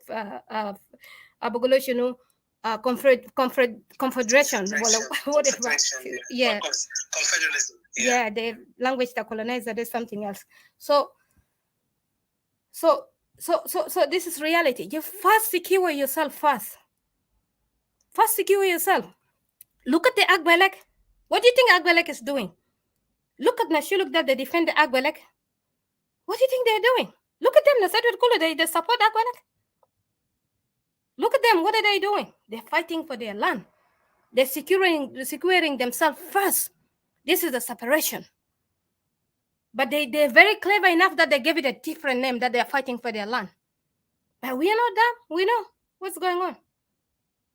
May I interrupt you a little bit? Sorry. Yeah, I'm actually done. I'm actually done. Thank you very much. Yeah. So you can come in and then you can move on and give it to someone. Thank you. I'll give a chance.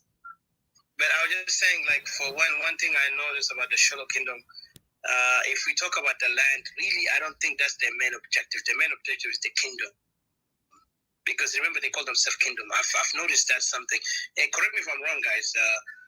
They talk about their kingdom mostly as a kingdom of Sholo because they have a king.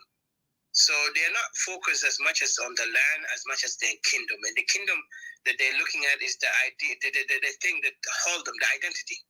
Because they're looking at their identity as Sholo.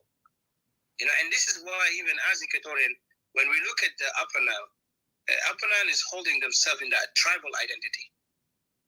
If Sholo can call themselves kingdom, and Equatoria can call themselves a nation, because we are a bunch of many tribes.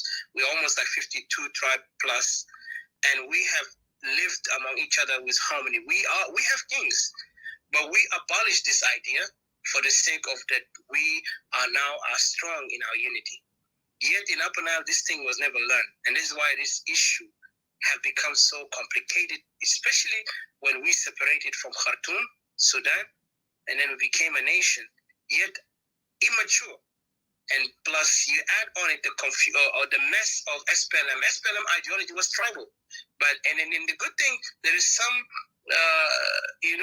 Western observers like from United Nations and from other countries who have noticed that John Garang has a different view because he talks about the new Sudan. That's just verbal words, but he never implemented it in South Sudan. So if he really was a man who believed in the new Sudan, would have implemented it in the society of South Sudan, starting with his own region. His own region was Upper Nile, but he failed to do that because he never had this intention. See, that's why you could see now we Equatorian are the victim, especially when Equatorian bought the idea of being part of this organization because they thought maybe this guy have, improved himself. Like, he repented from his tribal mindset. Because when he first came up, he attacked many tribes within Upper Nile, including creating conflict with Nuer, with Sholo people, with people in Bahar Ghazal, up to the area in Equatoria. That's when Equatorian started with Clement, General Clement started attacking the forces of SPLA. But then later when Equatorian began to see that this man is actually reforming himself into the idea that he's a communist, and later, even the communist question. And I remember I like this professor, she came in, and it was very good that even I put, I was reading some of the things that she was saying, and it was very interesting that she questioned about SPLM, and even I myself, like I've always seen that SPLM is a contradiction in itself, the same as the founder or the leader of SPLM, because SPLM was never honest with the people, and in what happened, Equatoria bought to the idea. Some of our Equatorian brothers. We don't have to blame them, but we have to give them, they have to take the responsibility that they are part of it. Those who call themselves leaders. I'm not talking about the people who followed as military soldiers, because some of them were forced against their will to go. Because, there was a crime against humanity committed by SPLM and all that. And that's why today we are facing this. And the way today the whole world noticed that South Sudan is, as a government, which we don't even acknowledge it, as an Equatorian nationalist, that this government has never been legitimate because it wasn't formed by the people, for the people. It was made by warlords and tribal warlords that came up and forced themselves as a liberators, as a government of the people. And that's why Equatoria, we have all the right to be a nation. SPLM formed themselves wrong. SPLM created a false notion that they are for New Sudan, and it wasn't. And then again, you look at us as Equatorians here, we are always want to mix ourselves with this thing. So when you look at all these things, there is a lot of intermingled things that we need to kind of like isolate ourselves and look at the wrong, and then we can find our solutions. So I don't want to go far. Let me give a chance to CJ, if you're able to speak, please. And then we have Escobar, Brother James, and Elder Bullen never did not speak yet. But CJ, if you have any question to CPI, because CPI already said, or if you want to speak on the point that we spoke. And let's also remember that we might have brothers and sisters who don't speak Arabic. So if we can try to speak with them in English. And if anyone who don't speak Arabic, please remind us so we can have some interpretation if possible, or we can just wait to speak, because we want everybody to know what's going on in Equatoria, because we Equatorian nationalists, we're not inciting hate as some people call us. We're not discriminating, but we want our land, our people to come back, because we have 2.5 million, and add to it, even there is unaccounted numbers of Equatorians who have been displaced in Upper Nile, displaced in Uganda, Congo, Central Africa, and other countries, even in Egypt and in Western countries. Those are the numbers who are unaccounted, and we are more than the number they call that we have 2 million. 2.5 million, it's only accounted in the United Nations camps in Uganda. That's only 2 million in Uganda. Add to it the people in Congo, people in Central Africa, and other areas, even Ethiopia. So I will leave it here for now. I will let Mr. CJ to continue. If you have any question, please ask. And if anybody is in a hurry, they can speak. If they want to speak first, because I can give them a chance. Mr. CJ, if you can wait. Okay, Mr. Bullen, Blink, I think he's in a hurry, because I want to also hear from you. So what's your thoughts? I know you spoke earlier, but if you have any thought to add or question, please go ahead. And thank you so much again. Yeah. Wow, it's been enlightening. It's been fantastic hearing what you people had to offer in terms of a struggle which is absolutely very, very intense. Like I used to say, we're not brought up to kill or be killed merely to attain unity with somebody. Well, if I want unity, I can go to Juba and kneel in front of Joshua and tell him that I've come to build and construct the land that has been preordained in the Bible. I can't remember the verse. Some of us will fight and kill or get killed in defense of self, in defense of our own, defense of innocence, children and the weak. That's the Catholic morality that we had to adapt, because it reflected our own thinking. I'm not going to fight or even kill or get killed for my own ideas and my own beliefs and my own hunger for pictures and water. Because you know what? My ideas and beliefs could actually be wrong. So it's not worth killing for. But that's my own. Historically, there have been more bloody conflicts between the Nilotics themselves than between the Nilotics and the Nilo-Hamites, actually, whom we call Equatorians, actually, today. The change of paradigm. For centuries, the Nuer and the Dinka have had endless inter-ethnic conflicts. And we reject the role of being hostages, because we don't know how long these conflicts are going to continue. We don't know. We don't know. These conflicts have been there for centuries and centuries and generations, and we refuse to be hostages. We also refuse to be hostages to the culture of revenge and hatred and animosity between the Nilotics. We reject that. We're not going to be part of that. We don't want to be part of that. It cannot be imposed on us.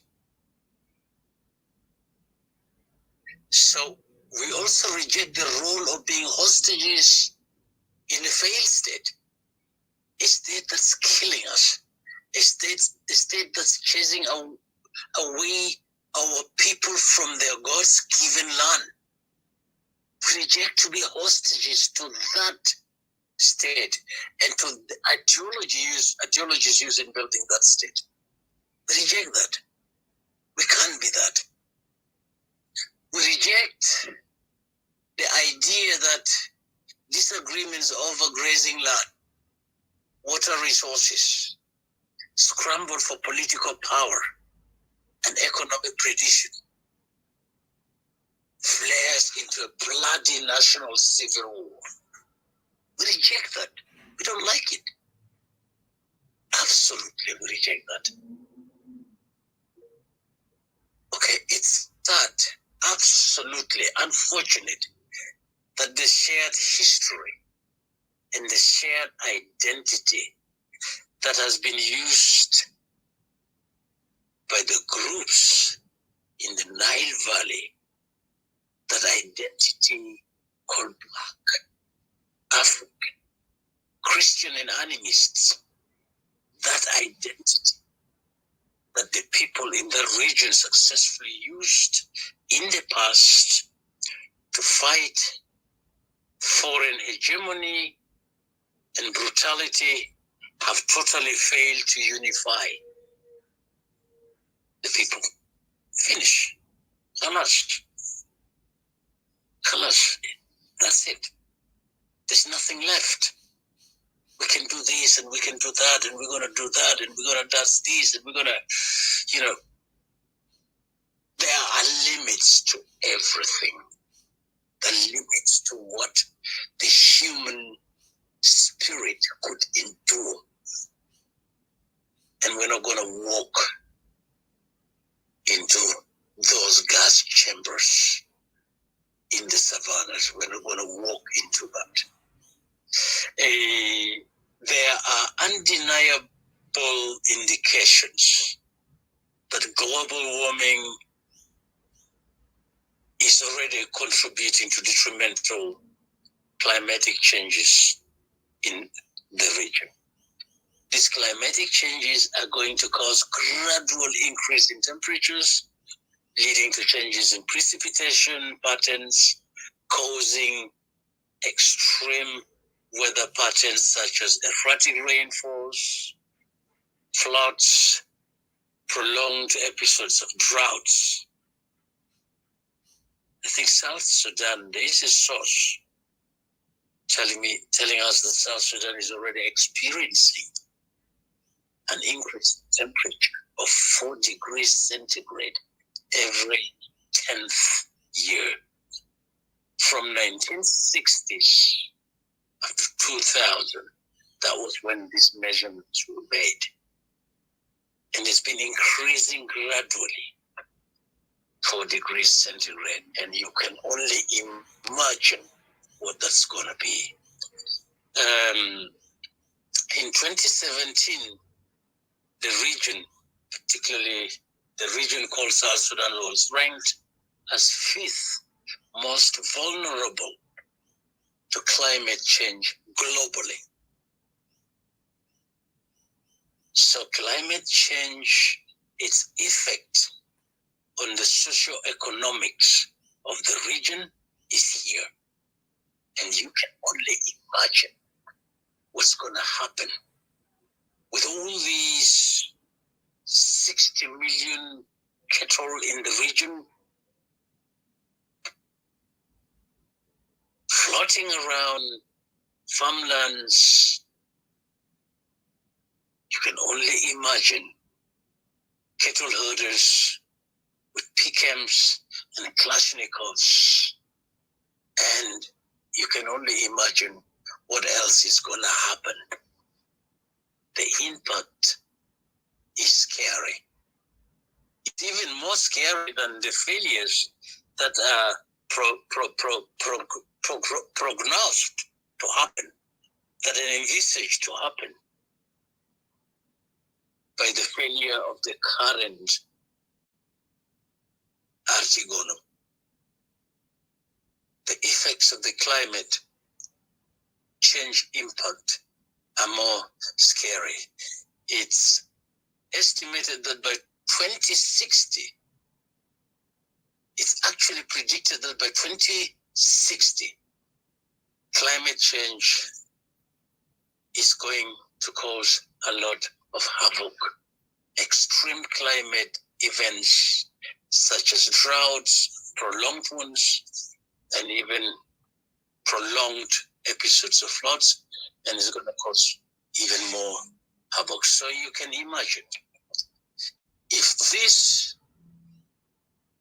Nilotic ethnic groups have been fighting for centuries when things were better. Now imagine when things get worse. We're gonna get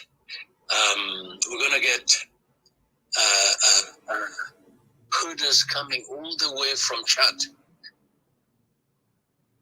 and all the way from Central Africa to find water in the Nile, and you can only imagine what's going to happen by that time.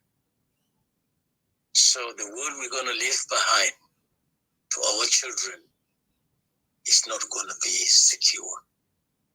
This is why it's important that some conscientious people, like the people sitting here, the people sitting down there,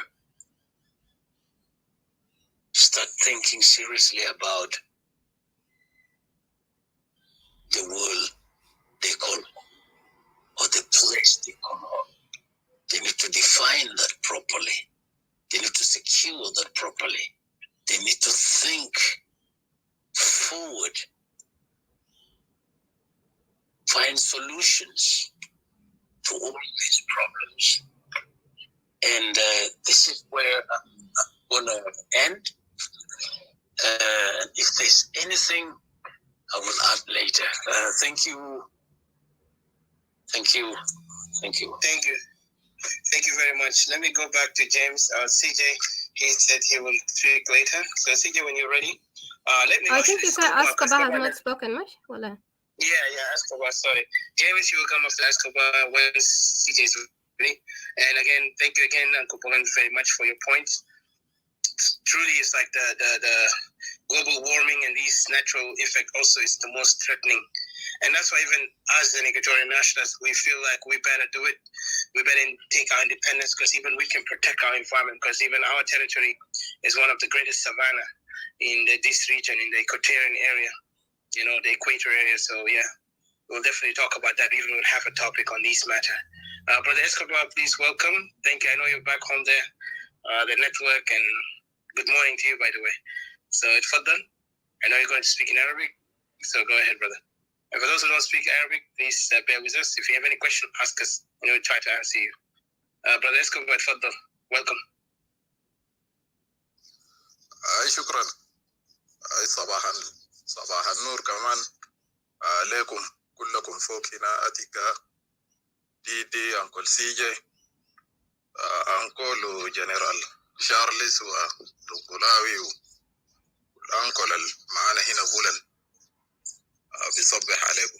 أنا ما مداخلتي هيكون بس بسيط. طبعا خطاب بتاع أو مداخلة بتاع جنرال شارلز قبل شوية يعني كان خطاب قوي، وأنا عارف في ناس طبعا معتبرين جنرال شارلز يعني محمد موسى بتاع استوائية. يعني محمد موسى ده ما بعرف انه ده زول بتاع نكات وزول يعني بيضحكنا فلبعض الناس، لكن لنا نحن فخورين بجنرالنا ده، وخطابه دائما قوي وزول شجاع يعني. ودائما بقول بجيب في كلمة حق، فخطابه ده كان يعني خطاب مشجع. الحاجة بس اللي أنا كنت داير أتداخل فيه كان غرفة بتاع امبارح بتاع أنكل جون ومعه أنكل سيستو.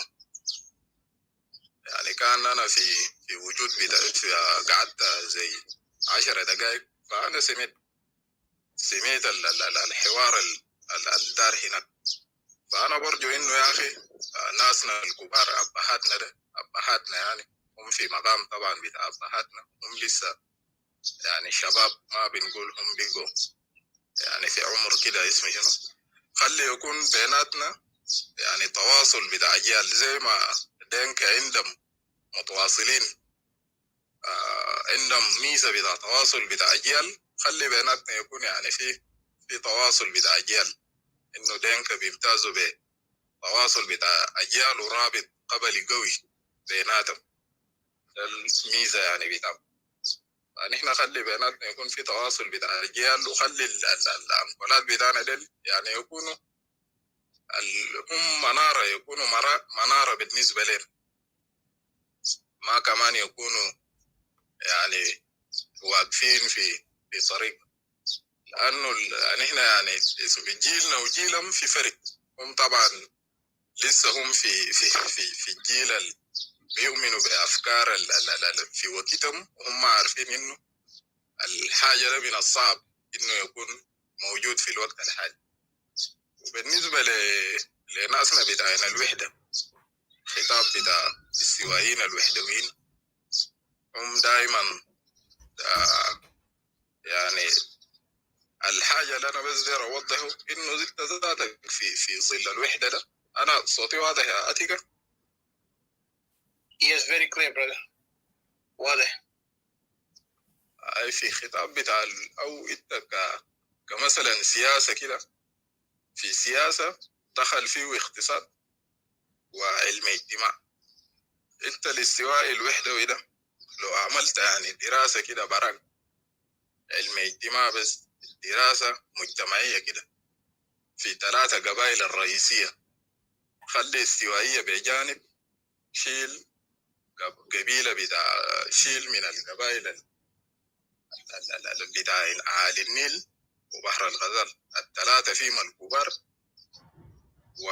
وباقي القبائل الصغار في عالي النيل وبحر الغزال. مثلا إذا شلنا دينكا ونوير وشلوك،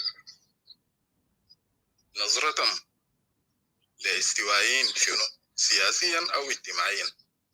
نحن بنشوف إنه نظرة بتاع دينكا لنا نحن كاستوائيين، يعني نظرتهم إنه هم دايرين يستعمرونا ويستعبدونا، وده هنا فيه تعميم يعني كله. ده دليل واضح في كلاب هاوس هنا، في مواقع بتاع تواصل، وحتى في أرض الواقع كمجتمعيا كده وسياسيا. ويشوفوا إنه يا أخي استوائيين ده إلا نحن نستعمرهم ونستعبدهم ونحيمن عليهم. ده هنا أنا طبعا هنا التعميم هنا أنا بعمم يعني 99 من دينكا كمجتمع بتاع دينكا بنظروا أو عندهم طموحات إنه يستعمروا، وهم طبعا في بدايات بتاع مشروع عمل جزء يعني 3% من أبناء بتاع نوير، و3% هنا النسبة المئوية ده نسبة يعني ما زول يسمع إنه 3% ده نسبة يعني بسيط. النسبة المئوية دائما قاعد بكون كتير، ده للناس بتاعين رياضيات. يعني 3% ده عدد برضه ما بسيط. 3% من أبناء بتاع نوير هم دايرين يستخدموا أبناء بتاع استوائية، والدليل على ده في AO ونموذج حي أو جنرال شارلز هنا، وكثيرين من أبناء بتاع استوائية استخدموهم في زمن بتاع AO، ويجينا شفنا هسي مصيرهم بقى شنو. ده جزء هنا أنا ما بعمم في أبناء بتاع النوير. ديل طبعا القاعدين اللي بحاولوا إنهم يستخدموا ده السياسيين والمثقفين من أبناء بتاع النوير، لكن برضو السياسيين والمثقفين ده عندهم تأثير حتى في مجتمعهم ذاته، يعني مين بأثروا في مجتمعهم إنه بخلوا نظرة ده يعني يكون برضو مقبول عنده مجتمعات بتاعهم. إذا جينا هنا لأبناء بتاع شلوك، لو خدينا نسبة مئوية احتمال 1% من أبناء بتاع شلوك، هنا أنا برضو ما بعمم إنهم دايرين بقوا برضو أبناء بتاع استوائية تابعين. يعني هنا قاعدين عندنا نماذج كثيرة على مستوى بتاع كلاب هاوس هنا، ومعروف إنه الدير يبقي استوائيين أتباع بتاعهم والتابعين، حتى قدر إنه يبقي جزء من أخواننا يعني تابعين. الحاجة ده معروف لنا هنا، دايرين بقوا استوائيين أتباع، ده 1% برضو تعميم لأبناء بتاع شلوك. أنا هنا ما أعمم 1%، لكن برضو 1% قال أثر عنده تأثير في باقي 99.9%، لأنه نحن بنشوف هنا برضو أبناء بتاع شلوك الما السياسيين المواطنين العاديين زينا ده بجوا هنا بيحاولوا إنه يا أخي برضو يستخدموا مصطلحات أو يستخدموا كلمات بتاع سياسيين أو السياسيين بتاعنا اللي بيحاول إنه يبقونا أتباع، زي إنه يا أخي انفصال لا ما حل وما عارف ما كلامات الكثيرة اللي نحن قاعدين نسمعها. باقي الجنوبيين التانين من القبائل التانين اللي في عالي النيل، إذا قلنا يا أخي دينكا وشلوك ونوير ديل جانب، وباقي القبائل الصغار اللي في عالي النيل وبحر الغزال ديل أنا برضو يمكن احتمال أكون غلط، لكن أنا برضو بيسميهم إنهم ديل مغيبين من حقوق بتاعهم. الدليل زي حسي جبريل جنرال ما أعرف منو، جنرال الهم الأول والآخر وذاته أسي مشاكل بتاع مابان، مشاكل بتاع قبائل التانيين اللي في أعالي النيل صغار ما معروف. يعني هم بدل إنه يا أخي يجوا يتكلموا ويعرفوا باقي الجنوبيين عن مشاكل بتاعهم والصعوبات اللي قاعدين يواجهوه واضطهادهم قاعدين يعانوا من بشكل من أشكال بتاع اضطهاد، وهل أراضيهم ما قال يتعرض لنهب ولا لاستيطان، انت ما بتعرف. لكن همه الأول والآخر إنه بس انفصال بتاع استوائية ده ما يتم. ناس جبريل وباقي الناس طبعا في ناس هنا شخصيات من باقي قبائل لا معروفة إنهم هم مغيبين، زي أنا ما قلت انت ما بتعرف الحاجة الحاصل لهم هناك شنو، مغيبين من حقوقهم، ما عارفين إنهم هم ذاته يعني برنامجهم شنو لو قلنا كده يعني. فهل مجتمعيا كده انت الوحدوي ده لو ده مثلا شلناه كدراسة، طبعا ده بالمفهوم بتاعي البسيط، وأنا احتمال أكون غلط فيه أو احتمال أكون صح. يعني لو شلنا نموذج الحسي أنا قاعد أتكلم فيه ده مجتمعيا كده، وحدة ده حيجي كيف؟ في فئة من الناس دايرين يهيمنوا عليك ويستعمروك ويستعبدوك، في فئة أغلبية من مجتمع داير يستعبدك ويستعمرك ويهيمن عليك، في جزء داير يستغلك ويستخدمك وهم عندهم تأثير في مجتمعهم، وفي جزء داير يبقيك انت تابع، وفي جزء مغيب ما عارف حقوقه وين. يعني انت داير تتوحد مع منو انت كاستوائي الوحدة وين، والشكل الوحدة ده حيجي كيف؟ وفي حين انه ذاته انت مضطهد ومظلوم واراضيك عندك في تغيير ديموغرافي، في قد يواجه كثير من الصعوبات، شكل الوحدة ده حيكون كيف؟ والجانب الثاني انت داير تتوحد مع زول انه اصلا رافض وحدة، رافض لانه هو عنده 3 ركائز رئيسية بيعتمد عليه، اللي هو القوة والسلطة والمال، وده بيأهله إنه يطبق مشروعه ده. زي ما حس يعني إحنا شايفين في بدايات طبعا بتاع مشروعهم ده، بس هنا ماشي. فأنت داير تتوحد مع زول ده بيعطوا طريقة وبيعطوا شكل وحكمة ذاته الحدودة. الآن أنا ما عارف أخواننا الوحدويين ده يعني الحكمة في إنهم أنت داير تكون في ظل دولة بيعاملك بالشكل ده، في ظل مش نقول دولة، وضع يعني، في ظل وضع الحسي أنت فيه ده. أنت لسه بتقول إنك أنت داير وحدة. الحكمة في كلامك ده شنو؟ أو الحكمة في مبدأ بتاعك بتاع وحدة ده شنو؟ فده أسئلة ما معروف اللي هيجاوب لنا منه. لكن الصراع بتاعنا كأبناء بتاع استوائية الانفصاليين مع الجانب الثاني الوحدوي ده أو الوحدويين، الصراع ده هيطول. فنحن ما عندنا قاسم مشترك. في ناس بيقولوا يا أخي قاسم المشترك إننا نحن استوائيين، والقاسم المشترك الثاني إنه أرض بتاع استوائية ده بجمعنا. لكن نحن أي زول عنده تعريف عن الحاجتين ده ذات. نحن تعريفنا كانفصاليين، تعريفنا إنه أرض ده مقدس، والشعب الساكن في الأرض ده أو على الأرض ده شعب مقدس ومبارك، ولا يمكن أن إحنا نساوم في أراضينا أو في حرية بتاع شعب بتاعنا. ده تعريفنا نحن كانفصاليين. لكن الوحدويين إنهم طبعا تعريف تاني للحاجات اللي نحن بنؤمن بها. فعشان نجي قاسم مشترك حاجة كده يربطنا، يعني ما أظن فيه. والصراع ده هيطول ومستقبليا هيكون بشكل أكبر، وفي المستقبل الأبعد هيكون صراع حاد باحتمال يوصل لحاجات كتير يعني. لأنه في زول أنت أخوك أنت داير تتحرر وأخوك واقف في طريقك من مصلحته شنو في إنه يقف في طريقك ما معروف.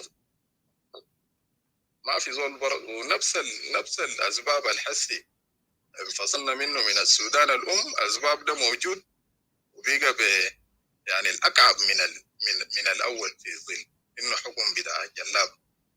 لكن نحن بنشوف برضه إنه أخواننا ديل قالوا هم حكيمين ونشوفهم أي زول خليه يمشي بمشروع. نشوف في النهاية منو حي المشروع الحقيقي اللي حينجح حياته. ده مشروع بتاع انفصال ولا ده مشروع بتاع وحدة؟ ومعروف المشروع الحقيقي اللي حينجح إنه شعب بتاع استوائية شعب حر، يعني ما حيرضى إنه يكون قاعد في دولة دير يهيمن عليه أو مجموعة دير مجتمع كامل. يعني ده مجتمع حتى لو كان نظام سياسي مثلا زي في شمال هنا هنقول يعني ده عنده حل، لكن ده مجتمع كامل دير يهيمن عليك. يعني احنا قاعدين نشوف حتى في أبنائهم، يعني كل إذا في فئات بتاع مجتمع قال هم رجال ونساء ومثلا الشباب والصغيرين السن والأطفال. يعني مين شباب ونساء، مين شباب ومين رجال وشباب ونساء. انت بتشوف خطابهم كل واحد، يعني ما في فرق بيناتهم في انه يا اخي احتمال يكون في بعض منهم بيرفض او في فئة كده يعني مفروض ما يتكلم وما يتدخل في حاجات ده، لكن دخل بس زي بناتهم ونساوين بتاعينهم. انه مرة حتى بشوف انه هو ارجل منك، انت الاستوائي له ذاته ارجل منك.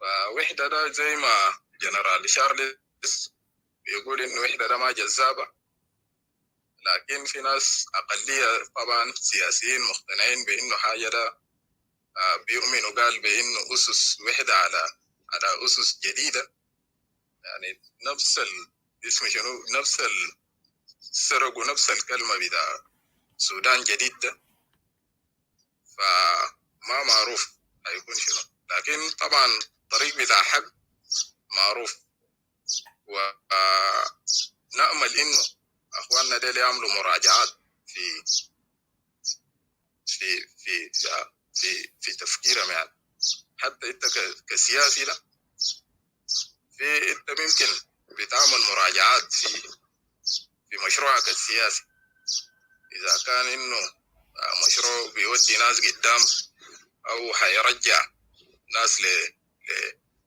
لورا. فانا بكتفي بده وشكرا. وانا كان عندي سؤال لجنرال انت موجود؟ جنرال شارلز. Yeah, he's there. He was driving, but I think he will hear you. Yeah, that's good if you have a question. اي طبعا في اسئله اخواننا ديل ناس وحده ديل طبعا بيتكلموا طبيعي. وانا بناشد انه نحن ذاتنا كانفصاليين كلنا كده نعمل حلقه او نعمل غرفه، وطبعا في هنا كوادر بتاعنا الحمد لله موجودين، فتجاوبوا لاسئله بتاع الجانب الثاني الطبيعي. بس الاسئله ده فالسؤال هنا انه هل نحن ذاتنا كابناء بتاع الاستوائيه اللي بنطالب بانفصالنا، هل مؤمنين بانه، هل بنؤمن بانه يا اخي الانفصال ده عارفين التكلفه بتاعه، عارفين التكلفه بتاع الانفصال من الجوانب الماديه والجوانب البشريه؟ هل نحن طبعا السؤال ده نحن عارفينه، لكن عشان يتسأل كتير والجماعه ديل يعني بقولوا انه انا بنيت سؤالي ده عنه في برضه مداخلات منهم، بقولوا يا اخي الانفصال ده دير جيش ودير تضحيات حتى في روح، ومن جانب المادي برضه. فهل نحن كانفصاليين مؤمنين بانه نحن طبعا مؤمنين وفي جواب، لكن عشان طبعا للتاكيد انه ناكد لجماعه، فهل نحن مؤمنين او خاطين في حساباتنا التكلفه بتاع انفصال ده حيكون تكلفه، نظرتنا للتكلفه ده كيف؟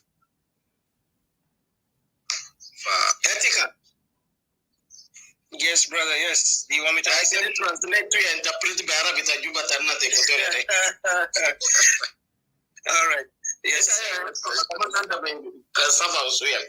I go ahead. أنا بعزم أنا لكن but الإنجليزي بتاعي ضعيف يا جنرال.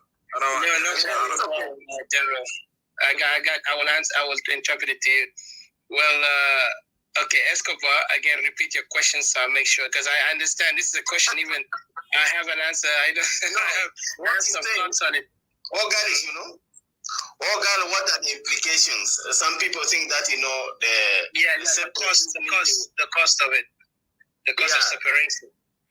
No, not the cost. Oh, God, there are some unionists who stated that is more costly. Yes, not the root causes, but the cost, the price.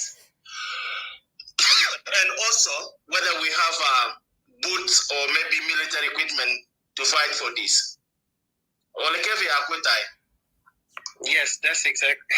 Go ahead, let's come on. That's right. That's right. Yes. You want to answer it? Go ahead. It was directed to you anyway. I see James come on there. He say something. Brother James, I hope you're not. I know it's late for you. You want to say something quickly before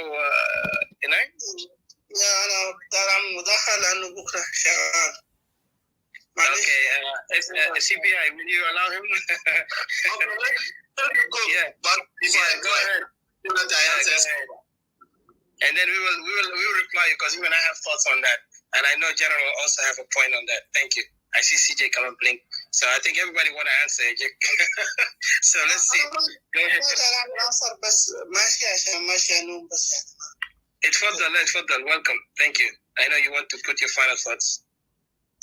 طيب المرة اللي فاتت أنا ما سلمت الناس، سلمت كلكم في المنصة والناس التحت واللي بيسمع فيما بعد وكل الناس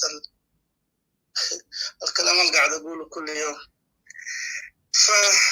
يا كلام اليومات دي في ال3 أسابيع دي ماشي لمنحنيات تانية، وهو ده الوضع أصله كان لابد أن يكون كده، لأنه متلازمات الأشياء العلمية لازم تحصل وزن لا يكيد أرنب. يعني التشكيك أو موسى مثلا من كل أنا ما بقول من الجانب بتاع المسميات الحاصلة دي، لكن في عدم صيغة شاملة كده قايمة، وده كان شيء متوقع. وفي نهايتها يعني حتى تتذكروا تقول دنقلاو قال كده سيذكرني قومي إذا جد جدهما في الليلة البيضاء افتقدوا البدر. المرحلة الأخيرة حتكون أن كل رغبة معلقة على عصبتها. وأنا شخصيا على المستوى الشخصي my own opinion أنا ما أحبذ أنه اليوم ده يجي، لكن هي واحدة من المتلازمات في أوضاع زي دي. زي ما قبل كده أنتوا بتتذكروا قبل 2 سنين المسألة بتاعت السوشيال فابريك دي أنا تكلمت فيها كثير وعزب بالله من كلمة أنا، وجا حصل إكزاكتلي. في متلازمات لابد أن تحصل. نخش في الموضوع حسن الحوار هنا في الغرفة يتحول لحاجات تانية which is good أصلا anyway، وده منتدى سياسي أو حتى لو منتدى شعري لابد الناس تتكلم بالحاجات اللي اتقالت. بلدنا اللي اسمها جنوب السودان دي هي بقت عبارة عن جنازة بحر. بقت جنازة بحر ليه؟ لأنه الجهات الحاكمة في الدولة ما عندهم الرشد السياسي عشان يحكموا مجتمع متناقض زي حقنا بتاع نحن وصلنا مرحلة بتاعت لكن ده ما يسكيوز أنهم يفشلوا، لأن أنتم شايفين أمريكا كده قطت الناس والدول الغربية المانحة للهجرة جابت الناس من كل محلات، لكن بفعل القانون قدروا يعملوا يعني رسموا الجسم أن الناس كلهم تقعد تحته، والقانون هو الفيصل. ده ما حصل في بلدنا وكلها مبرجل. يعني ما في شيء كده كويس الزول يسنى عليه ويقول المحمدة في الحتة الفلانية. احنا نتكلم في الحتة اللي بتاعني الإيكاتوريا. أنا هقول كده ما قاعد أحب أجيب الاسم دايركت لأنه عشان نقفل الباب بتاع التناقضات، ده يجي يقول ده يجي يقول ده ونخش في سجال ثنائي ما بيخدم أصلا الغرض في حاجة تانية، لأنه في ظلم. نحن ما ننسى أنه في ظلم على مستوى الأرض وظلم كبير كمان. ما الظلم السياسي المقدور عليه ممكن يتحل شنو الآليات السياسية. وانتم شايفين براكم يعني حتى الظالمين نفسهم، وده شيء طبيعي. حتى نحن ذاته لو كنا في محلهم في ناس طلعوا ظالمين، دائما الظالم بيدافع عن نفسه. هي النفس الإنسانية كده فيها نوع من الأنانية وأمارة بالسوء. لكن الجهات الثانية أخوي سكوفر قال كلام جدا جدا وأنا دائما قاعد أصف فيه. كويس إنه في ناس لمحين هنا، كويس أنا يعني سعيد بالشارع العام بتاعنا هو بيفهم سياسة كويس وبيحلل. أنا كنت بصفه ب3 مسميات: أحمد وعلي وحاج أحمد، وسكوفا ذكرهم بالتفصيل بالأسامي. ده هو المحور أصله الأساسي بتاع دولة جنوب السودان، وأنا ما داير أخش في تفاصيل أكثر من كده. إذا كان في بعض الجهات بتحلل أو بتشجع الظالم، بيشجعوا ممكن واحد زي نقول أنت قراءة ده بتقولوا شنو استنادا على شنو. إذا زول بيحاول دار يحرف التاريخ ده معناته شنو؟ دار يلغي وجودك ذات مساهمتك في البلد اللي اسمه جنوب السودان. ده 1. 2 إذا زول دار مثلا يعني يشيل التايتل بتاع ذاته اللي هو دائما المسميات مثلا زي كلمة إيكاتوريا دي مسميات بتخلقها أوضاع معينة بتختلف من محل لمحل. ما في السودان، ما في جنوب السودان براو، في السودان القديم في زي كردفاني مثلا يقول لك الكردافة. ليش شال النوبة منه؟ سمونا جبال النوبة، ما هم بقوا في نفس الإقليم أقدروا كردفان، لكن في النهاية هي تسميات زي في الشعر. طبعا مرات بتستخدم مصطلحات يعني إرضاء للغافية. المسميات برضو بتجي زي ده. نحن جنوب السودان نحن ما جايين من كوكب آخر. تلقى داخل الكردافة ده بديرية، وتلقى الجمع وجوامع، تلقى مجموعة من الإثنيات كبابيش ودرحان. عندك مثلا في العاصمة الرومية حي كامل كلكم تكونوا عارفينه مشهور بالتنوع العرقي والثقافي اللي هو الديوم الشرقية، بيقول لك الديامة. فده ماشي جديد انه كلمة إكواتوريا ده مسمى، يعني انا ما اعرف الناس ليه متحسسة من الاسم ده. هنشوف الجهة اللي بتحاول تلغي الاسم ده منه، هل هي الجهة الظالمة براها؟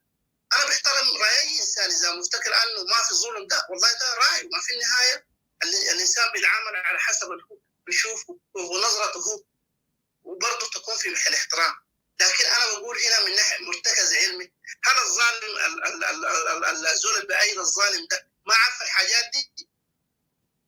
يوم يواجهوه بيقول لا، ده المواطن العادي بيقول كده. اوكي، طيب اذا في ناس رموز سياسيه كبيره، رموز سياسيه بتحاول ده تلغي الاسم ده وبتحاول تحجم من مساهمتك في العمل الوطني في جنوب السودان كله، وإذا كان بيقللوا من مشكلتك اللي هي واضحة جدا جدا عندها علاقة بالأرض، فيها تهجير غصبي، يعني عديل كده يطردوه، وقالت له تهجير ساكن، فيها كمان المسألة بتاعت إحلال وإبدال، يطلعوك يجيبوا زول تاني يجي يخطوك. يلا هنا ما في أي نظرية بتاعت علوم سياسية هنا بالساند أنك أنت تقول يا أخي الزول ده براه هو ظالم منه. نحترف طوالي تحترف أنه في ظلم، يا أخي الجهة الفلانية هي الظالم، لكن مساندتك له معناته أنت مشترك عندك أجندة سياسية مخفية. عشان كده نحن ما نقع في الفخ السياسي في الحتة دي. الدهاء مهم، يعني تستخدم المكر السياسي اللي هو الاستدراج، كل ما تخليه أخطاء تكتب، كل ما أنه الشارع العام الكلام ما مثلا القيادات القوى السياسية. قبل تكلمنا كلام كويس، أخونا الأستاذ الكبير هنا قال كلام، وأنا حاجة أقول أضيف عليهم، معلش المرة دي حأتكلم كثير لأنه مالك نهائي ما شأنهم. فالخيارات السياسية ده كده خليها على جنب. الزول بيقول كده بيحاول ينفع انك انت ما مظلوم، ده هو شريك في الجريمه، ودي ما مسؤوليه القوى السياسيه برا، مسؤوليه مجتمع كامل، لانه الاذى واقع للكل. لانه الانسان المتعزل قاعد في القريه هناك ما بيعرف ليك انه يا اخي الحكومه دي سقطت، غياب القانون هو جاب الحاجات دي. اوكي، اذا الحكومه دي سقطت وغياب القانون هو جاب الحاجات دي، ليه طيب الحكومه هي نفسها ذاته هي تكون تحاول جهه على حساب جهه اخرى؟ ما المواطن العادي بيسال نفس السؤال ده. يعني يستحيل اذا اي زول مثلا احنا في جنوبنا ده، انا ما اعرف ان احنا بنخط الحاجات كيف، ما في حاجه اسمه مواطن عادي، في مواطن اسمه مسيس وفي غير مسيس. المسيس ده بيحسبها بنظريات سياسيه بعض مرات، وبرضه نحن ما نلومه لانه بعض مرات في تكتيكات. لكن المواطن رجل الشارع العادي اللي هو ما مسيس بيجيب حاجاته بالواضح، انا شال حقي، الشال حقك منه يا اخي والله شال حقي فلان الفلان، ليه يجي شال الحته دي؟ اثباتك شنو؟ هو حاصل قدام اي زول. يلا في الحته دي فكره هسي اترمى تغايته في رايي الشخصي، يحاولوا دارين يغلونا بقضايا بتاعت خلال مريخ، انا ما داير اذكرها لانه هي حساسه. دي في النهايه ممكن تمثل في الاثنين، ممكن مثلين في الاثنين، وده اصعب موقع انه الانسان يلقاه، ما تلقى العملين ممكن ليله. عشان كده الاستدراج، لانه الامر هسي بقى واضح.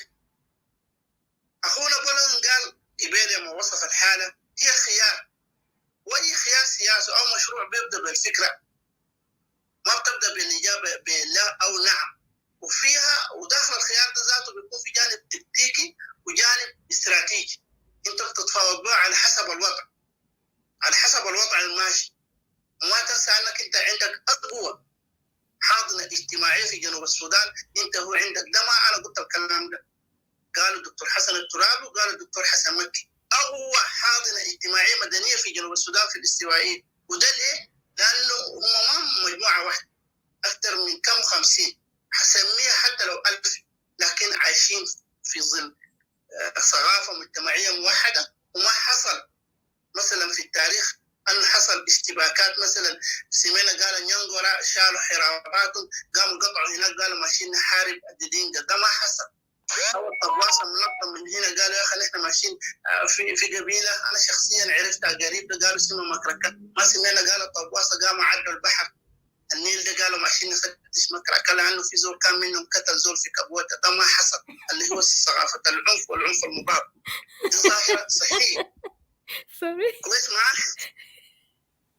والله يا ديدي احنا ما مشكلتنا عشان بنسكت. في ناس بتفتكر انه مثلا احنا الكادر الاستوائي ما عنده المقدره للمجابهه، احنا ما سامعين وشايفين الزول اللي بيرسل الرساله دي بالتحديد انا ممكن اذكر اسمه، لكن للامانه التاريخيه احيانا ذكر اسامي الناس ما ينفع، لانه بقوا يشيلوا حاجات يجي يركبوها في ناس ثانيين والاستوائيين كلهم مقبولين من الشخصيه دي. هو الأذى من خلفه أنا ما مقتنع بكلمة الانتلكتوال، لكن الرموز السياسية بتاعتهم كلهم خلف الفكر ده. طيب ده ورينا شنو؟ معناته نحن لازم نضطر نشرح للقاعدة اللي هو الشارع الإكواتوري عشان يعرف إنه نحن ما نايمين. كتلة في كتلة اللي هي تسمى الكتلة الحرجة اللي هو الكريتيكال ماس ده ماشي من صالحنا، ودي ممكن تكون موجودة في أي محل. أنا كمان ما أقوم أحاور أقول إكواتوريا برا، بتكون ممكن تكون في أي محل، لكن إذا هي نبتت في حتة بتنبت على حسب الحاجات الموجودة هناك في المحل المعني زي الزيبق لما تدلقوا في الواطة كده بيقوم يتحرك بالرياح على حسب الارتفاع ومثلا الحتة الواطي. أنا ما أقدر أخش في مشروع فلسفي، لكن هي كده دي كلها اتكونت هسه في الجنوب وهم أذكياء، هم بيقروا المشهد السياسي صح. فعلا في تفوق أحيانا من ناحية بتاعت التكتيك، لكن أحيانا الكاميرون قاعد تغلب البرازيل. ما هي في النهاية كرة قدم. يس أخوي أتك الكتلة الحرجة اتكونت خلاص، ومعروف إنه هي ماشية حترسي وين، معروف الصدمات. يلا شنو دورنا بعدنا يا أخوي أتك؟ يس شكرا. احنا بعدين نستخدم الاستدراج السياسي كايكاتورا ان جنرال بغض النظر عنك انت يعني انت شايف وين، لانه كل الحاجه اللي كان قاعد تتقال حاجاتهم ظهرت. احنا كمان ما نعيب مثلا لبعض الاخوه في القوى السياسيه، في مرات السياسي المنظم ما بيحب يخوض كل كروته السياسيه في الترابيزه، لانه انت لو الزول ده برضه بنو ادم زيك بيشتغل شغل مضاد. يس ممكن يكون في يعني خطابين بيمشوا بخطين متوازيين، لكن بيدوا نفس شنو؟ نفس المعنى. يلا هنا الذكاء السياسي بيظهر هنا، وبالذات انك انت مسنود بقاعده شعبيه قويه جدا جدا، والناس مظلوم، والمظلوم ده صعب لما يقوم هو صعب. ما في زول يخط في راسه يقول زي الاوصاف انا قاعد اسمعها، انا ما اقدر اقول، انا ما اقدر احمل نفسي مسؤوليه تاريخيه، لكن الاوصاف اللي قاعد تتقال دي ما في محلها اطول، ما في محلها نهائيا.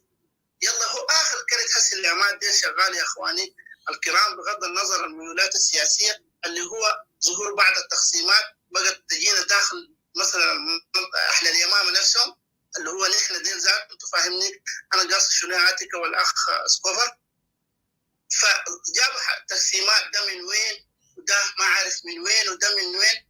اذا كان المجموعه الانديكاتوريين عامه كلهم النشطاء كلهم اذا انت مسكتهم حتلقاهم هم ما من جهه واحده، خليط كله ده من وين ده من وين وهم من وين، ما عارف ابوه من وين ما عارف جده من وين وما عارف خاله من وين. خليك من النسب ده طبعا هو الاقوى، كله مشربك في بعض. يلا في الحاله دي معناته الكرت بتاعهم ده خسران.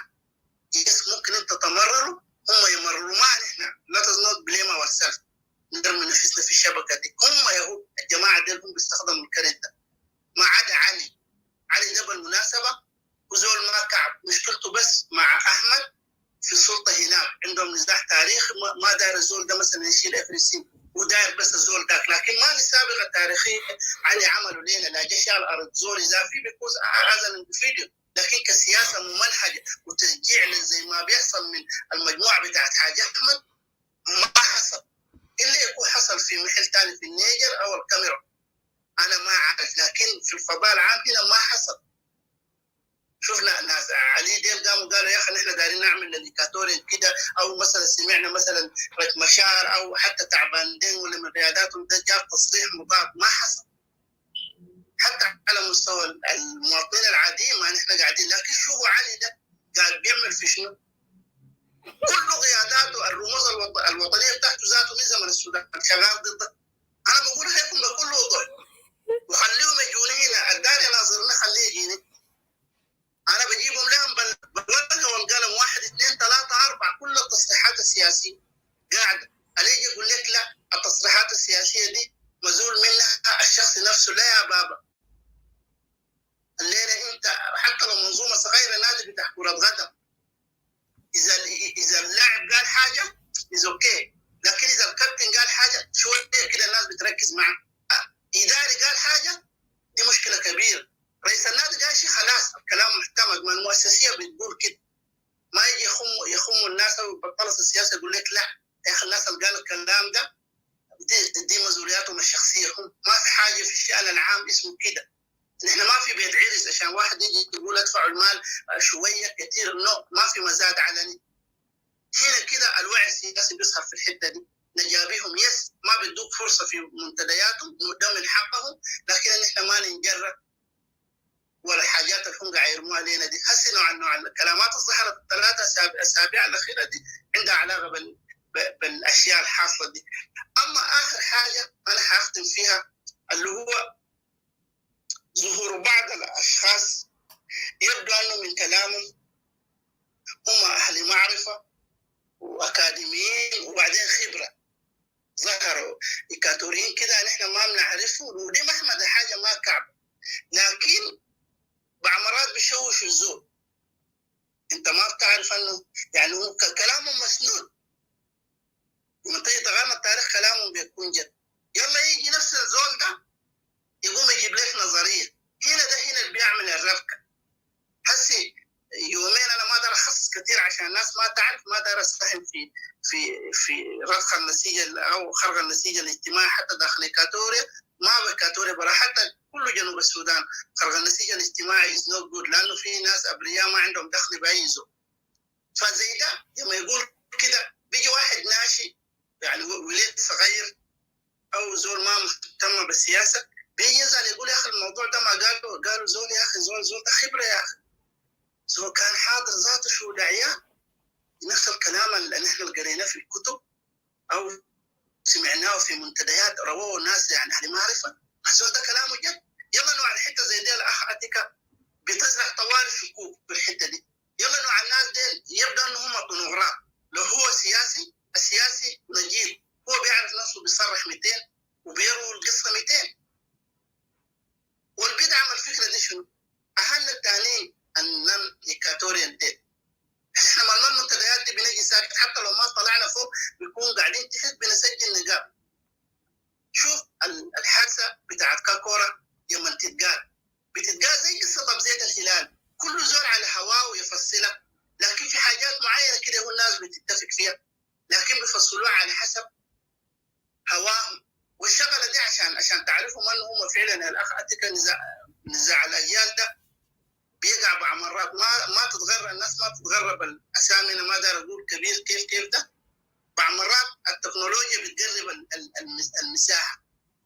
اخر ندوه اتعملت في شان الكاكورا كان في 3 ناس يتكلموا، نفرين كلامهم جه زي بعض.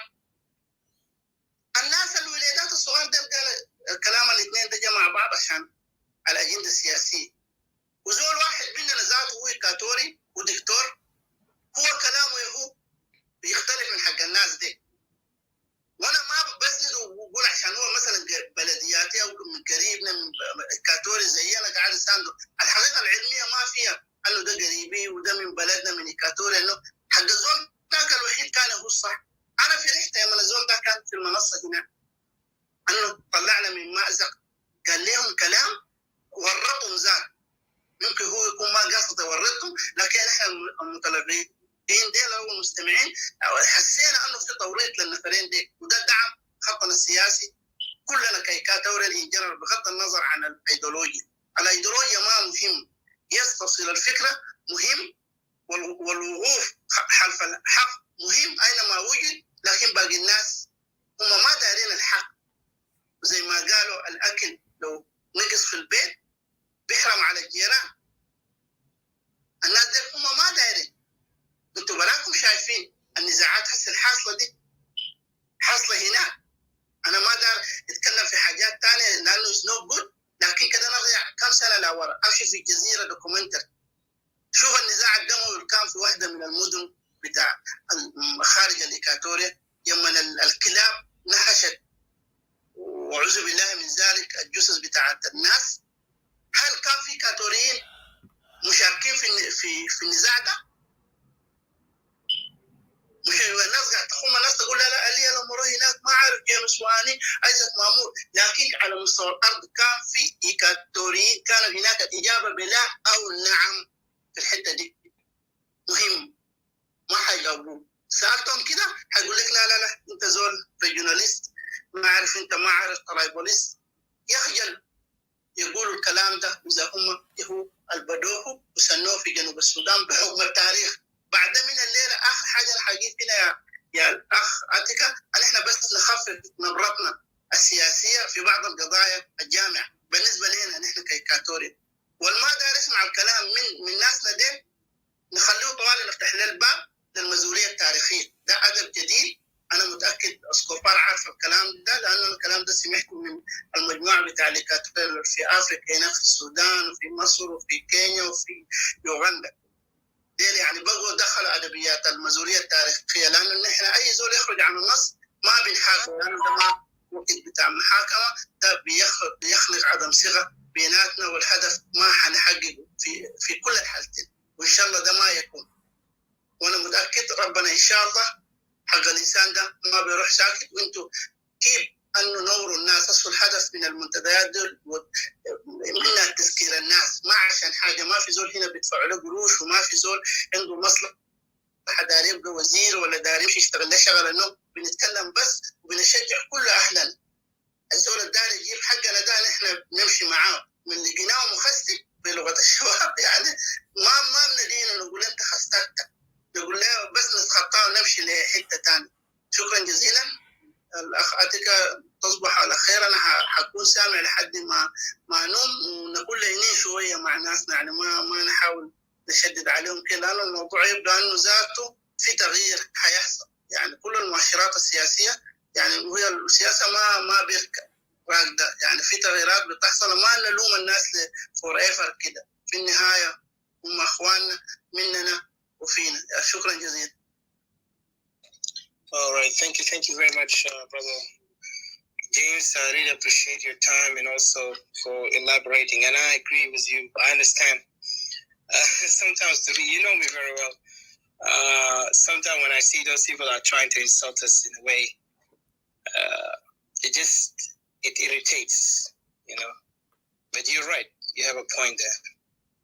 We have to kind of like down play our game. But I appreciate you. I don't know, CG, are you able to say something? Yeah. Go ahead, please. Yeah, you got questions. Yes, from Escobar. So yeah, and then just I want to remind our fellow speakers, we have some people who speak English, so we can also help out on that. So please feel free. Some guests. Yes. So thank you, Etika, and then Escobar for your question. Escobar, Itafina? Yeah, Huina. CJ, you want to say something? I think CJ opened his mic. You want to say something? Okay. Yeah. Hello. Do you want to ask me something also? CJ? No. Yeah. You can ask me what I can answer once because I'm going. Ciao. All right. We're almost going to close soon, yeah. Yeah, the last, you know, the issue of boots on the ground is not included in the question. The question is this way. It says, you know, do we as separatists know the consequence? Do we believe and know the consequence of what does independent calling for separations means, or independent? You know, in terms of finance and sacrifice, That was the question, limited to that point. All right, that's it. You don't have to go far. Okay. So just limit your answer to that one. Thank you. All right. برضه الاسم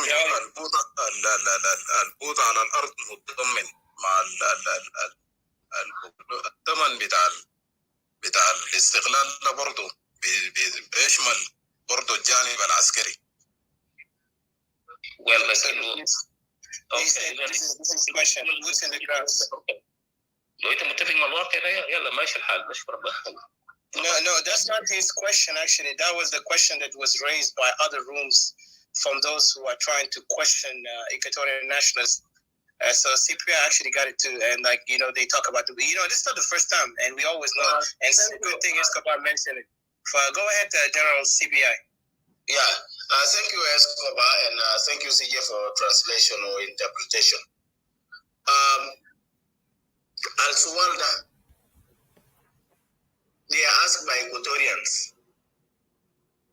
And then the consequence is asked by the Dinka.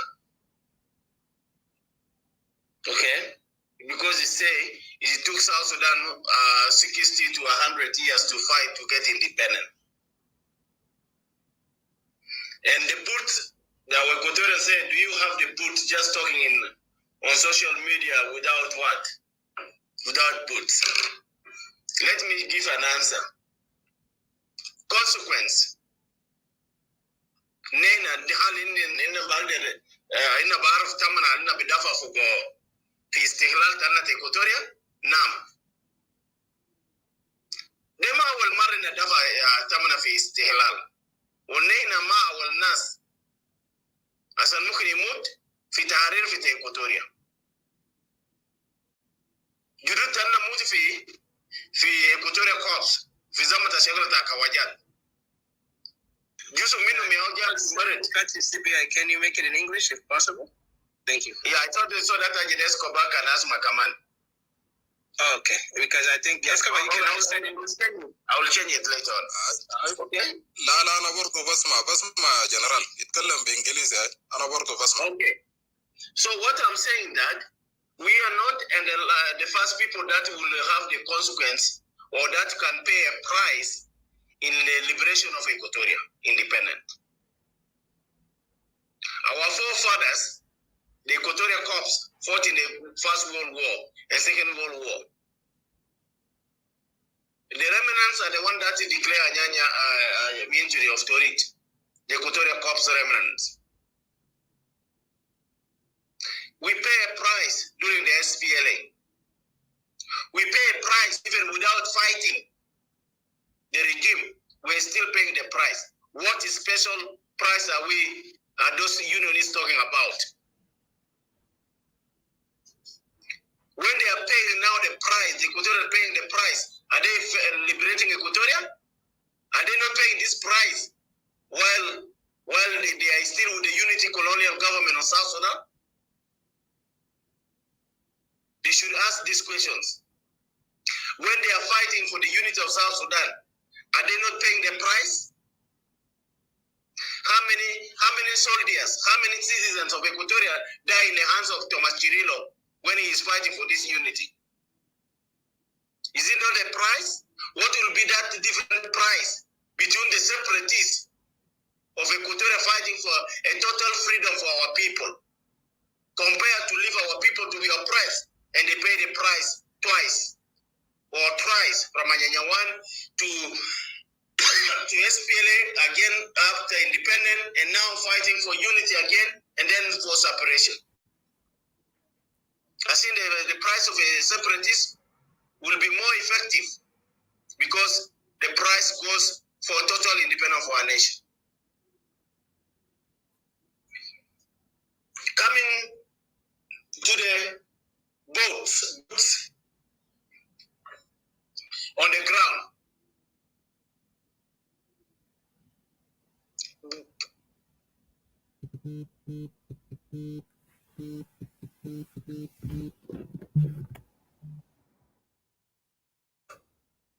In stages, we're still in the stages of awareness. We are creating awareness to our people, to know the problem, to know why we are fighting for independence. And the boots on the ground that are defending Equatorial land only by being mobilized by unionists, Kazabin circuit. Did the unionists contribute money alone to Thomas Chirilo? Kazabin.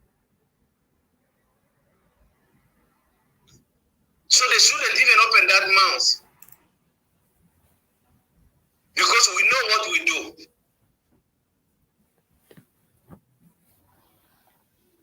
So boots anytime can be when it is appropriate. Our boots these are our people. Our people are boots themselves. They know the problem. But we are creating awareness. Let them know the problem and why we are fighting and why they should defend themselves, why they should protect their land and their resources, why they should not allow anybody to occupy the international borders, because this is a suffocation. They would later benefits.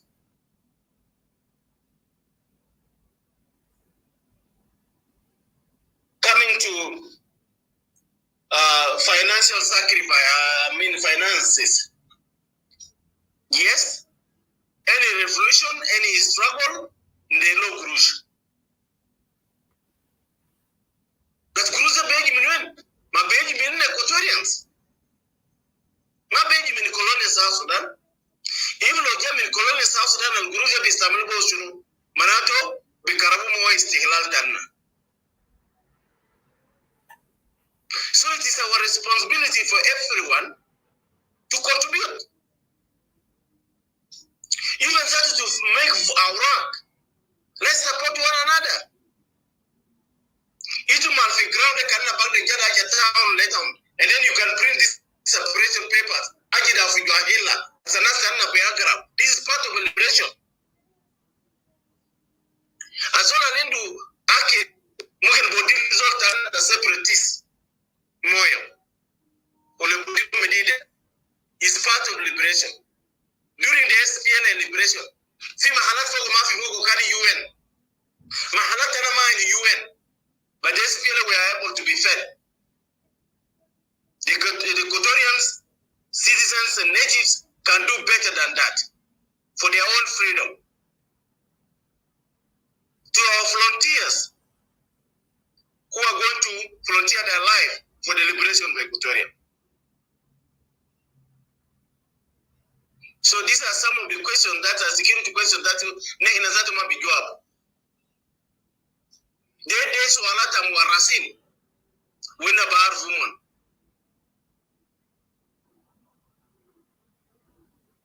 So Escobar, these questions, we know them and we know how to deal with it. But we need to work for it. We need to work as a team. We need to mobilize resources. Why dollar? Bamul $100. Bibi why talaga. Bibi why kijaja ta moyo. Or a jazz al sika.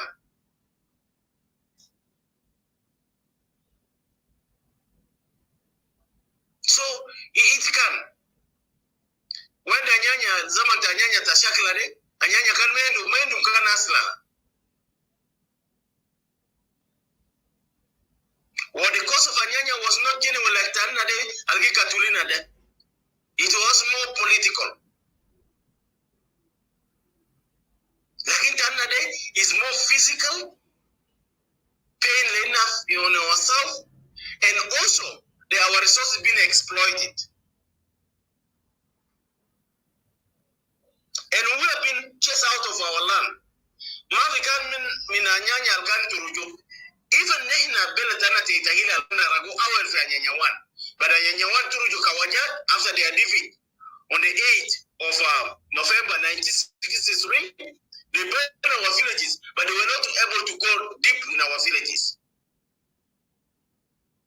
What about today? All the forests of Equatoria, all the rivers, the mountains, the valleys of Equatoria are full of colonialists, looking where to get the resources using cows. So can we not stand? Can we not mobilize the resources to defend our own territory? Can we not mobilize human power? Omo na gasa do swala de zato na sa unionism. Omo kili go put tomo de minwen. Omo kan wala do put say. Musu put them in Equatoria. Guru Salomon kikela mu dalo mo inde. Musu ne yasa to contribute.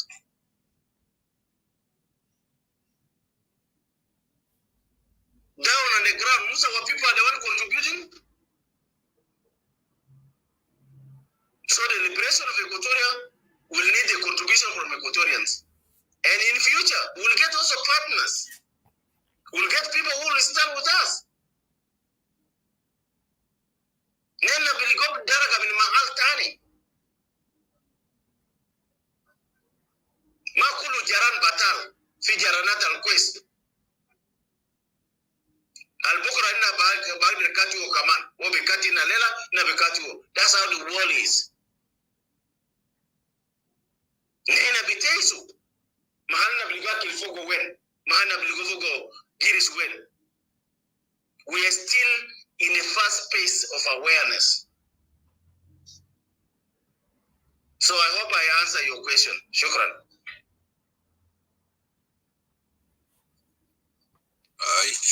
شكرا كثير جنرال شارلز. تجاوبت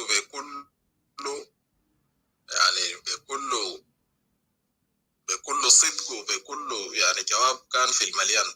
فزي انت ما قلت في حاجات كده ما بنقدر نجاوبه اكتر لانه طبعا ده سؤال بتاع زي كلمة انت قلت بتاع معرصين. لكن شكرا كثير. Brothers, can I have? Go ahead. Yeah. Well, for me personally, and as separatists as well, I wouldn't have answered any question at this kind of questions, particularly if it were to come from our opponents or enemies. I will just simply say it's none of their business. Any one of us knows what to do when we say separations, and that would have been the point. Because after all, what they are after first, they had wanted to know what is our tactics and what's on my mind. But anyhow, never mind, it's okay, let go. But when it comes to reality concerning the issue of the periods where we have to tag, the period that took us long last time, in this fight, if any one of us could recall, for those who have been in 1870s to this day, and who might have come across the history of Anyanya 1, Anyanya. I always believe in Anyanya, not the Anyanya 1 or the killer. It's only one Anyanya. There was only one Anyanya. The role of what's so-called Anyanya 2, they have none. I've been observing all these things. They didn't play any role at all. They were called Nigat, Robotin, that was how it is. So there were the same elements that even separate from the unifications, the unified force of South Sudan to liberate themselves by the time. They are the people who even delay our independence. If we could recall once again, in 1972, based on the agreements, within 5 years' term, up to 5 years, we're supposed to go for an election. For similar to vote. Referendum. Yeah. Whether we have to vote for secessions or unification with Sudan. This thing was there. It was the same elements, as I've said, the Dinka, who have delayed all these things. The reason why it took us long to this period, because by the time even coming to reality, if Equatorians cropped, those who have the leaders, wouldn't have get out of those people, we would have ended up in a mess. We wouldn't have fulfilled our dreams. But remember, it is our founding fathers, people like Lagu, when they decide to take a side, they say, let's get out of those people. If we are to follow those people, we'll end up into nothing. And this is exactly what happened. So the delayment was from them. So let us not make it a scenario of saying that, oh, it will take you this year's 100 or 50 years and so on. We're not looking for that. We don't care about what's going to come. But remember, in chaos always comes the fact. If indeed we're to have leaders by this day, that's why I'm challenging you guys. For those who are saying, we Equatorian have leaders. You know, to this day, when you look to Equatoria, how could we say we have leaders when some of us seems to be diverting and going to the wrong directions, despite all these facts, all this evidence, you know, all this pressure, which has become a burden to any individual, even our children, our wives, our future and everything. What else do we need? You know, a leader should have executed all these things. A leader should know what is the facts, the reality and the truth, and not the false. But today, as you can see, because of our divisions in our midst, which is based on what's so-called those people of unity and those who are going for unity, while the others are, while the facts is there, everything is already there. You know, the separations, the road for separations is quite clear. Everybody knows. Anyone, even a child, if you are to touch any child and ask him, what do you want? He would have tell you that, you know, we want it to be alone. We want it to be left alone. You know, it's unfortunate. So our road is long, my guys.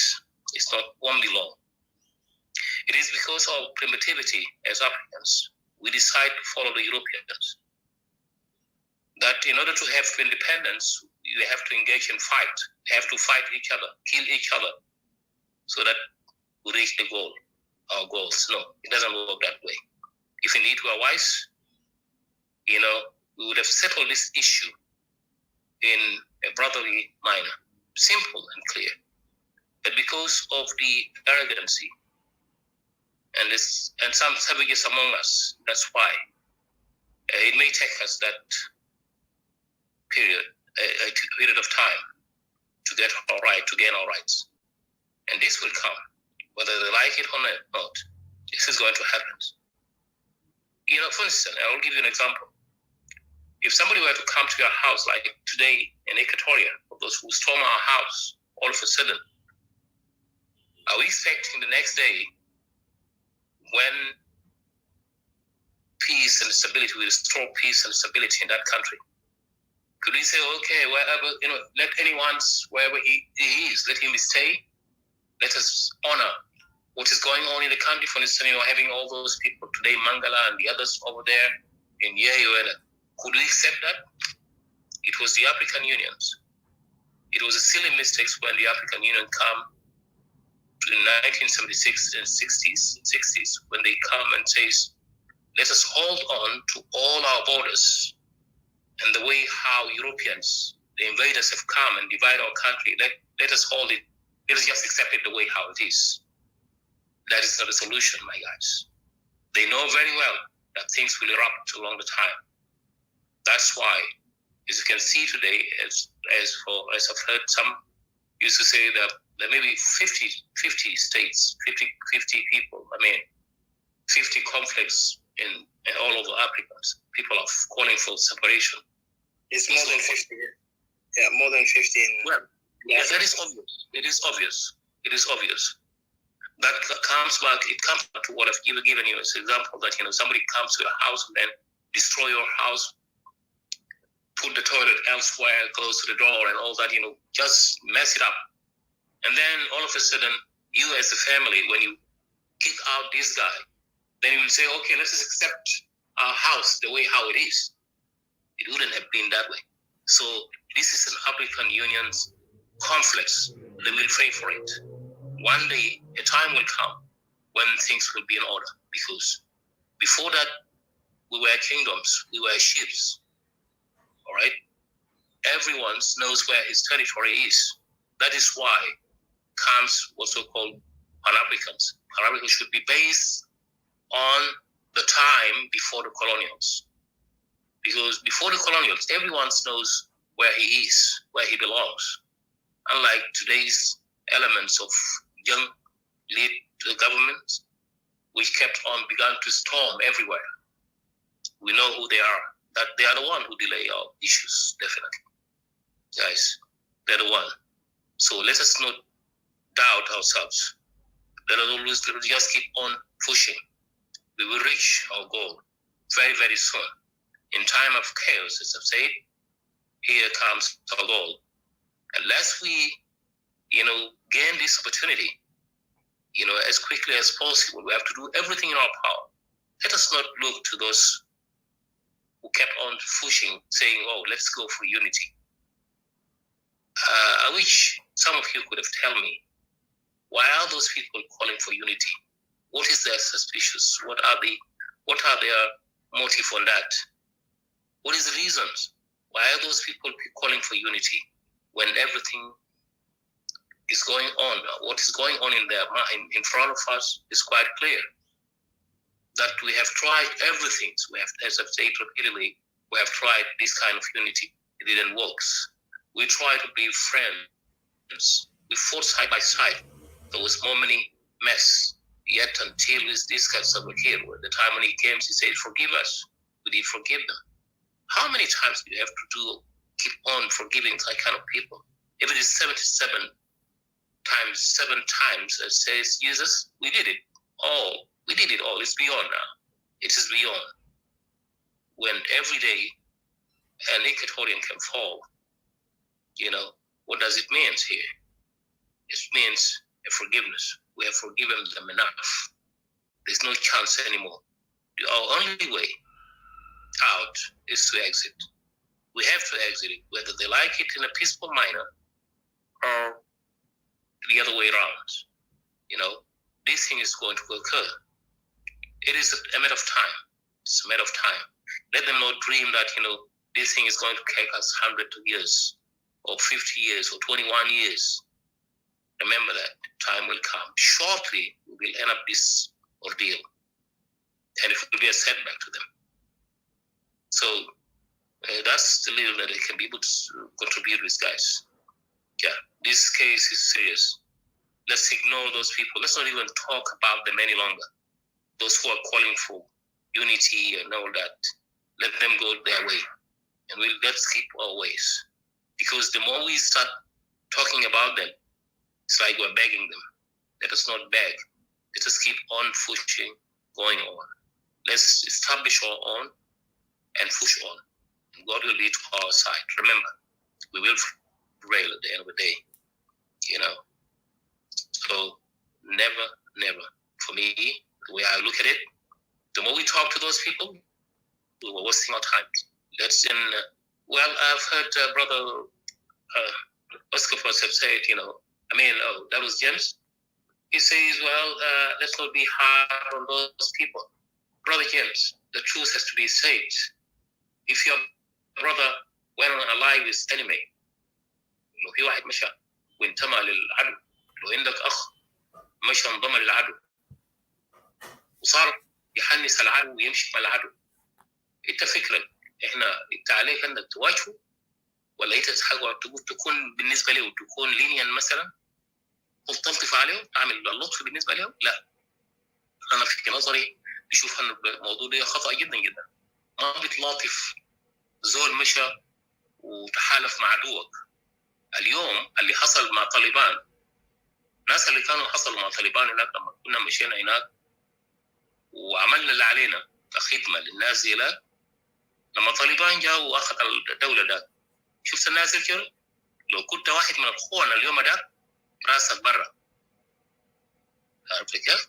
راسك برا، ليه ما تقدر تعيش مع الطالبان؟ فالتعامل مع الخصم، مع شخص مثلا بيعتبر حسب النظرة الموجودة الخونة أنه ده بيعتبر خيانة. ماذا يعني الخيانة؟ الخيانة أنك تقلب ظهرك لأخوك، أنك تخلي مرتك في بيت واحد بيغتصب وأنت بتقول تمشي تشرب شاي مع واحد تاني برا البيت، ده بيعتبر خيانة. تلقى واحد يشني أختك والأطفال والعائلة كله، ده بيعتبر خيانة. فعليك أنك توري نكون على مبدأنا، لا يجب أن نغير الاتجاه بتاعنا إطلاقا.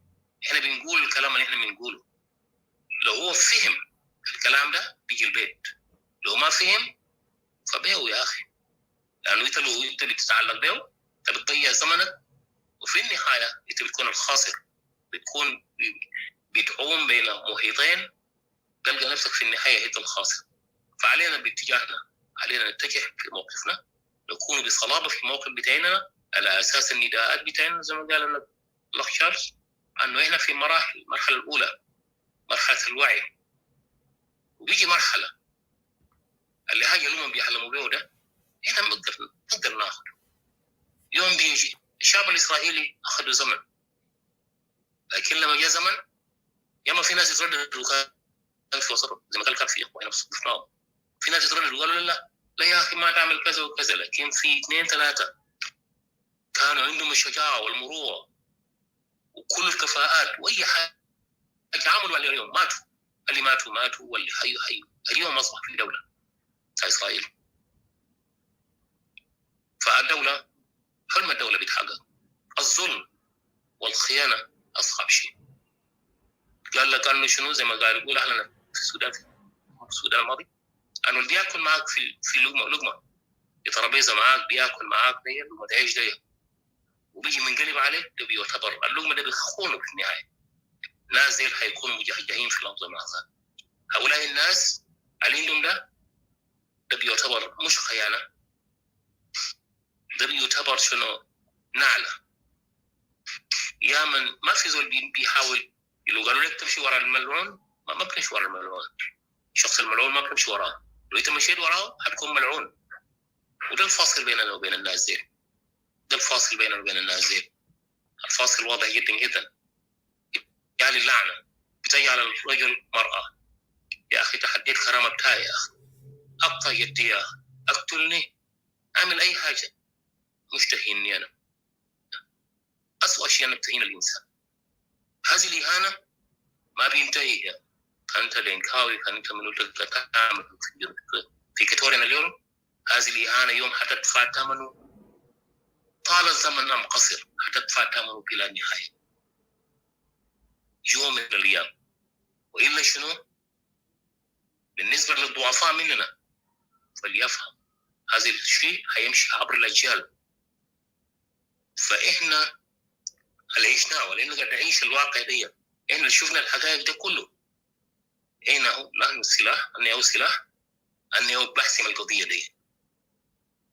وإن لو ما حسم علينا أن نؤمن أنه هنحسم هذه القضية في أسرع ما يمكن، وما نخلي الأجيال. الناس اللي قاعد يعمل مضحكة، ياما في ناس صفاتهم في الخرطوم بيقولوا شنو؟ بيقول الدنكاي أنه شوف إحنا ما حاكمنا كل حد هنا كسر، عندكم شنو؟ في الخرطوم محيمنين. لمتين إحنا بنعيش الحالة دي يا أخو؟ لمتين نمشي ورا هذول قاعد يقول أنا عاوز وحدة، يا أخي 60 أمشي في الوحدة بتاعك يا أخي. الحقيقة قدامك يا أخي، بيذلوك وبيكرهوك الحياة، بيحاولوا يبعدوك من بلدك عشان شنو يا أخي؟ ليه كده؟ ليه احنا ضعاف لدرجة ده؟ نقول لنا قادة، ما في قادة هناك يا زلمة، ما تقول لي في قادة. القائد بيعيش الألم بتاع أخوه، القائد بيرى أنه شنو بيعاني منه، شنو بيصير لما يشيل الجنب بيبكي بدون أكل، واحد بيهرمك بيشيل حقك بيقلعك. يا أخي كان في أكثر من كده، يحرق بيتك، يحرق الأطفال والأمهات في بيوت عشان يحاول ينهي الحقائق والأدلة. دي احنا الناس اللي عاوزين نعيشوا معهم. بليز كفوا عن زول انه قاعد يتكلم عن وحده، انظر له زي اي كلام، يوم من الايام بينبو ضميره بيجينا في الصف. Guys, let us not look to that. Thank you. الكلمة بتاعنا واحدة كفاية. الأرض ليه الانفصال؟ بس الأرض الكرامة بتاعنا، شرف بتاعنا، شرف بتاع أمهاتنا، شرف نسائنا، شرف أخواتنا. كلمة ده كفاية جدا جدا. أمريكا بس كلام تاكس، بس ضريبة، بس ضريبة. شفتها؟ ضريبة بياكلوا من الناس. نازل قادوا هروبات لما ناخذ استقلال من الإنجليز. قالوا الإنجليز أبدا ما بنستسلم. في النهاية يوم الفرنسيين يتحالفوا معهم، شافوا ألم بتاعهم، يتحالف معهم الفرنسيين وطردوا الإنجليز. يا أخي ربنا هو والده قالوا لو الدنكاوي عامل نفسه هو فتوة اليوم، ربنا ده هو ده ولد نساوين. هو والده بمعنى شنو؟ هو ده ولدت أطفال. لو أنت قال راسك قوي يوم من الأيام بتتأدب. لو أنت قاتل قتلة يوم من الأيام هتموت. عارف كيف؟ يوم من الأيام ما يكون لك وجود. ربنا هو اللي يقسم الأرزاق. ربنا هو بيرتب هذه الدنيا. الدنيا ده من ملك لشخص واحد. نعم الأرض ده بتاعت ربنا، أرض للجميع نعم، لكن في حاجة اسمه احترام.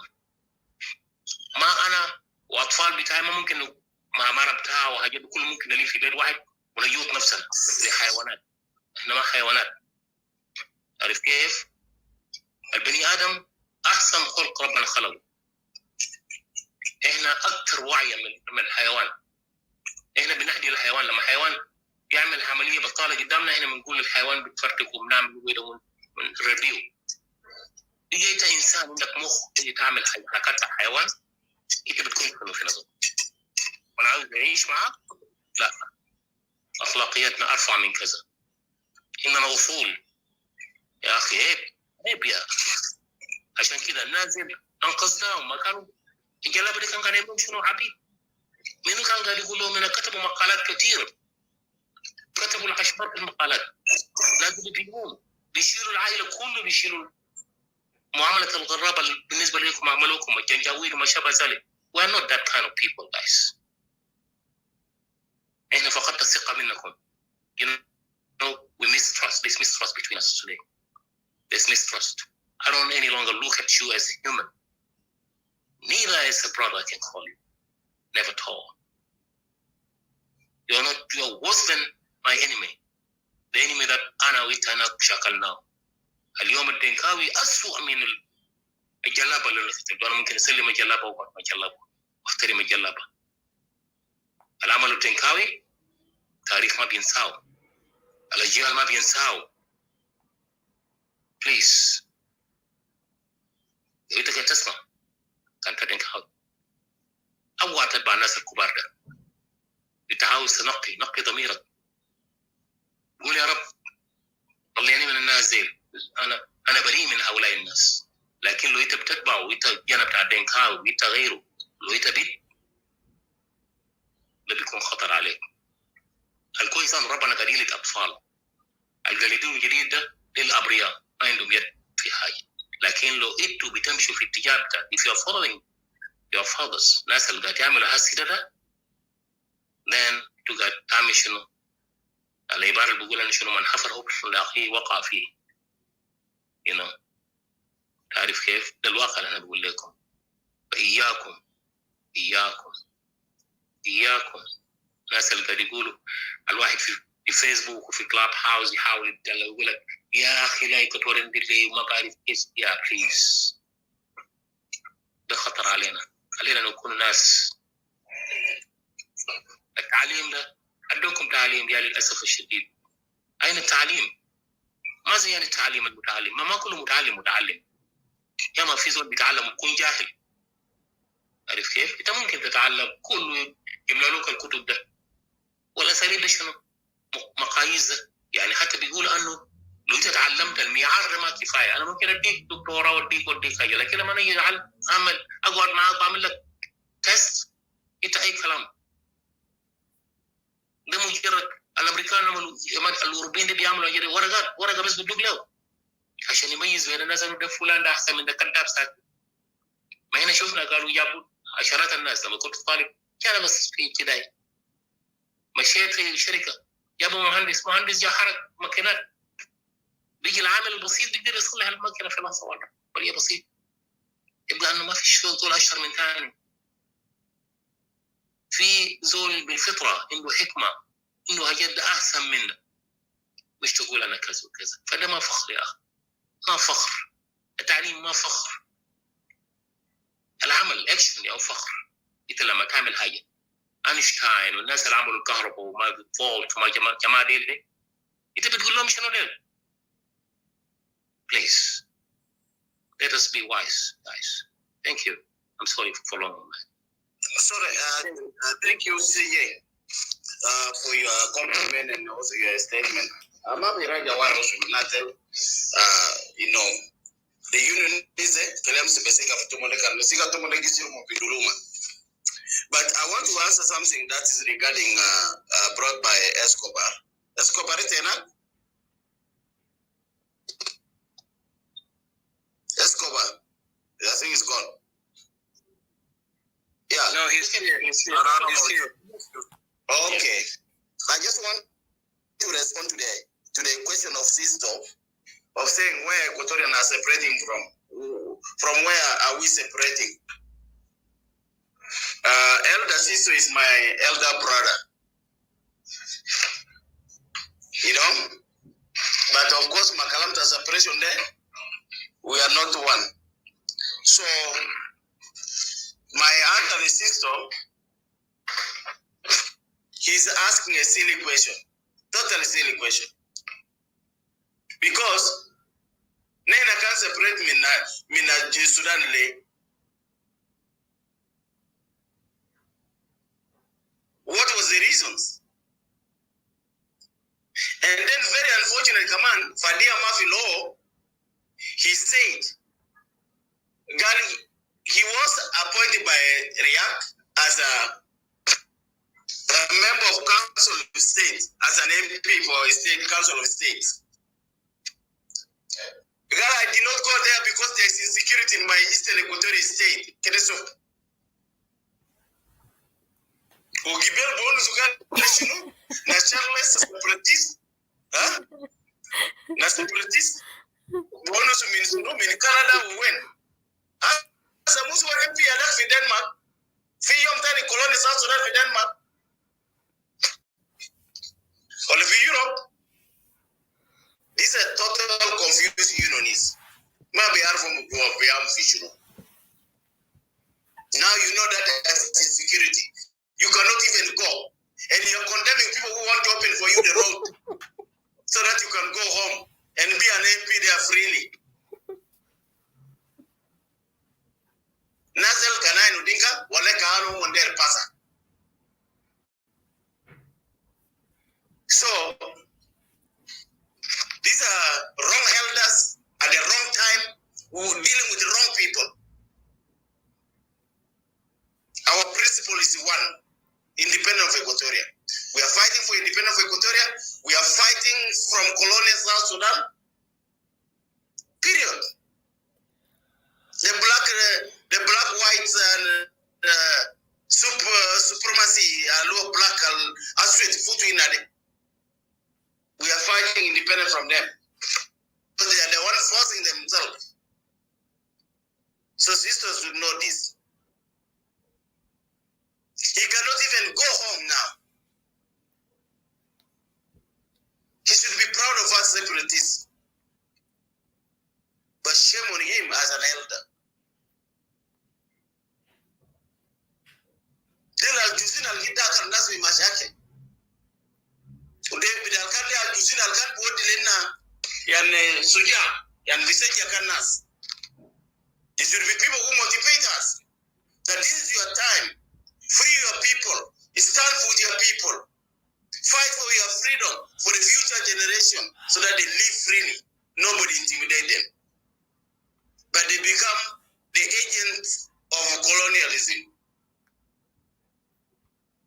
They are becoming agents of oppression. They become agents of marginalization and discrimination. So Escobar, ignore them. You know? So, they, woman assassin, woman union is assassin, Lona Mara of the room to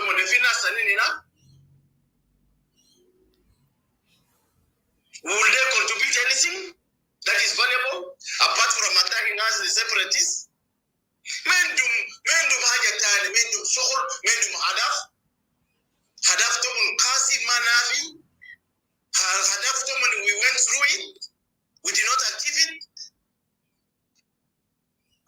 you know. We went with the React never achieved anything. Thomas Cirillo and Akisa ma achieve anything 5 years. Yelena Lisa Lindu Waisana, they are asking us, even Thomas Cirillo waraga taki da zambitalo, talaba talata sana.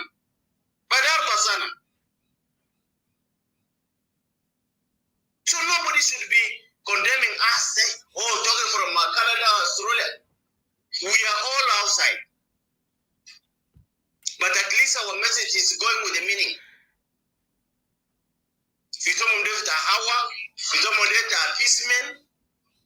Galbi amulu galuna gamulu fi Denmark. Bina fiso fi Denmark.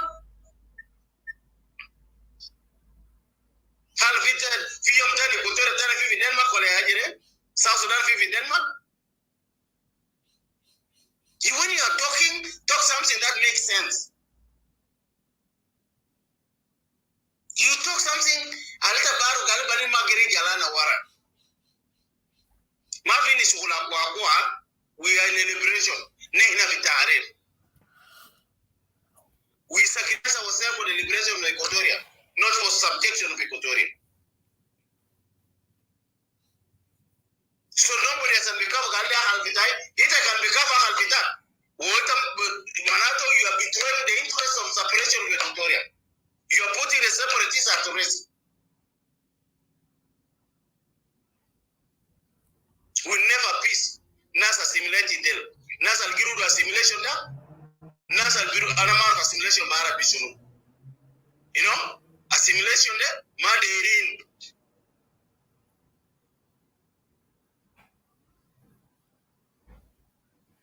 Maybe abar gebila vitoza to baba. Rotan vitote dagil de ugaba. Yala bonus we bet. Ana jay gulu yom tani as kereaso. Kel de kaman. Ita buguli ita lutuko. Ita gonzo yale. Ita gasa lumara tagi meyal ma rotan. Te dagile. Mata kanonusu. Izol albi alhibu baba rotan fito. Baba tahlik fito. Baba moralat fito. Tradition fito. Is all coward and never can be tolerated. You cannot accept yourself to be assimilated. We don't want it tahalik with our colonial South Sudan. We are fighting to keep our traditions. All the 56 plus tribes of Equatoria, they must keep their identities. Even we are going to look more tribes in Equatoria and we will single them out.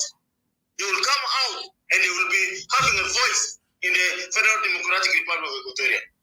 No tribe will be subjected. No language will be left down. So, shukran taku ya freedom fighters, anagura roa kalas, roba de ebari bitu. Alina bimutu fi haq. Bina bihai fi haq.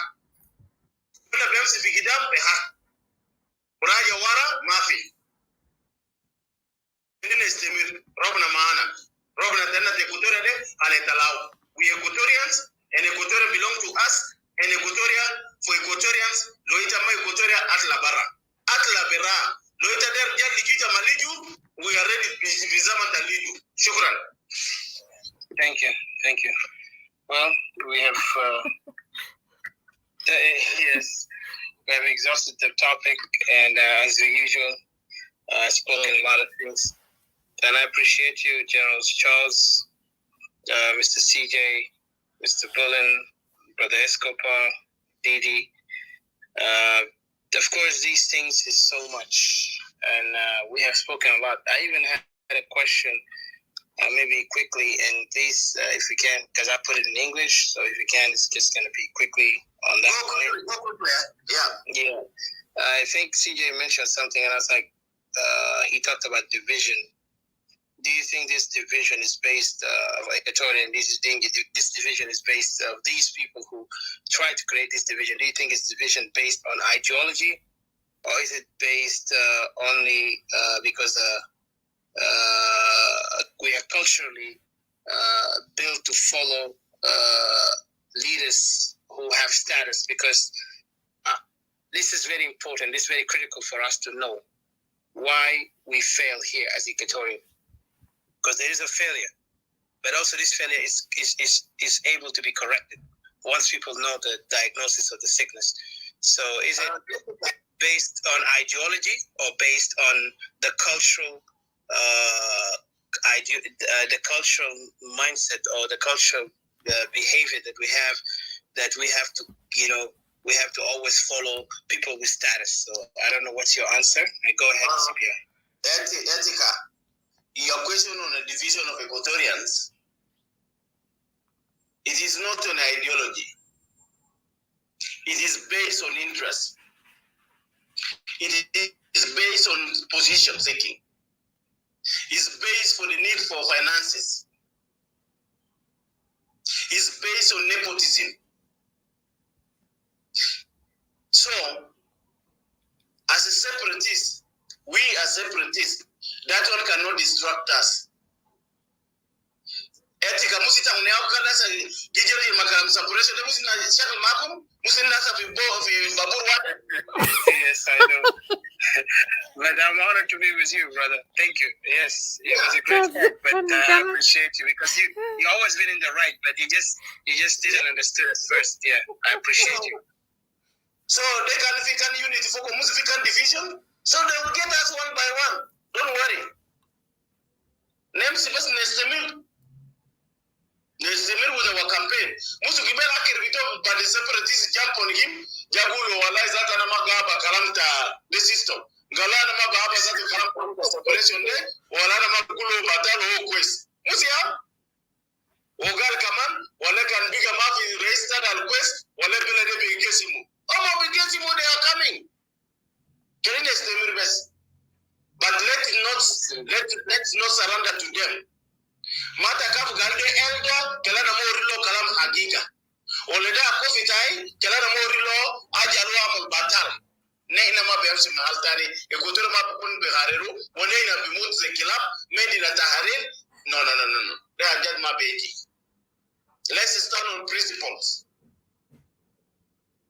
That's exactly, yeah, the ethics, exactly. That's what we hold on, because if we don't have that, we don't have anything.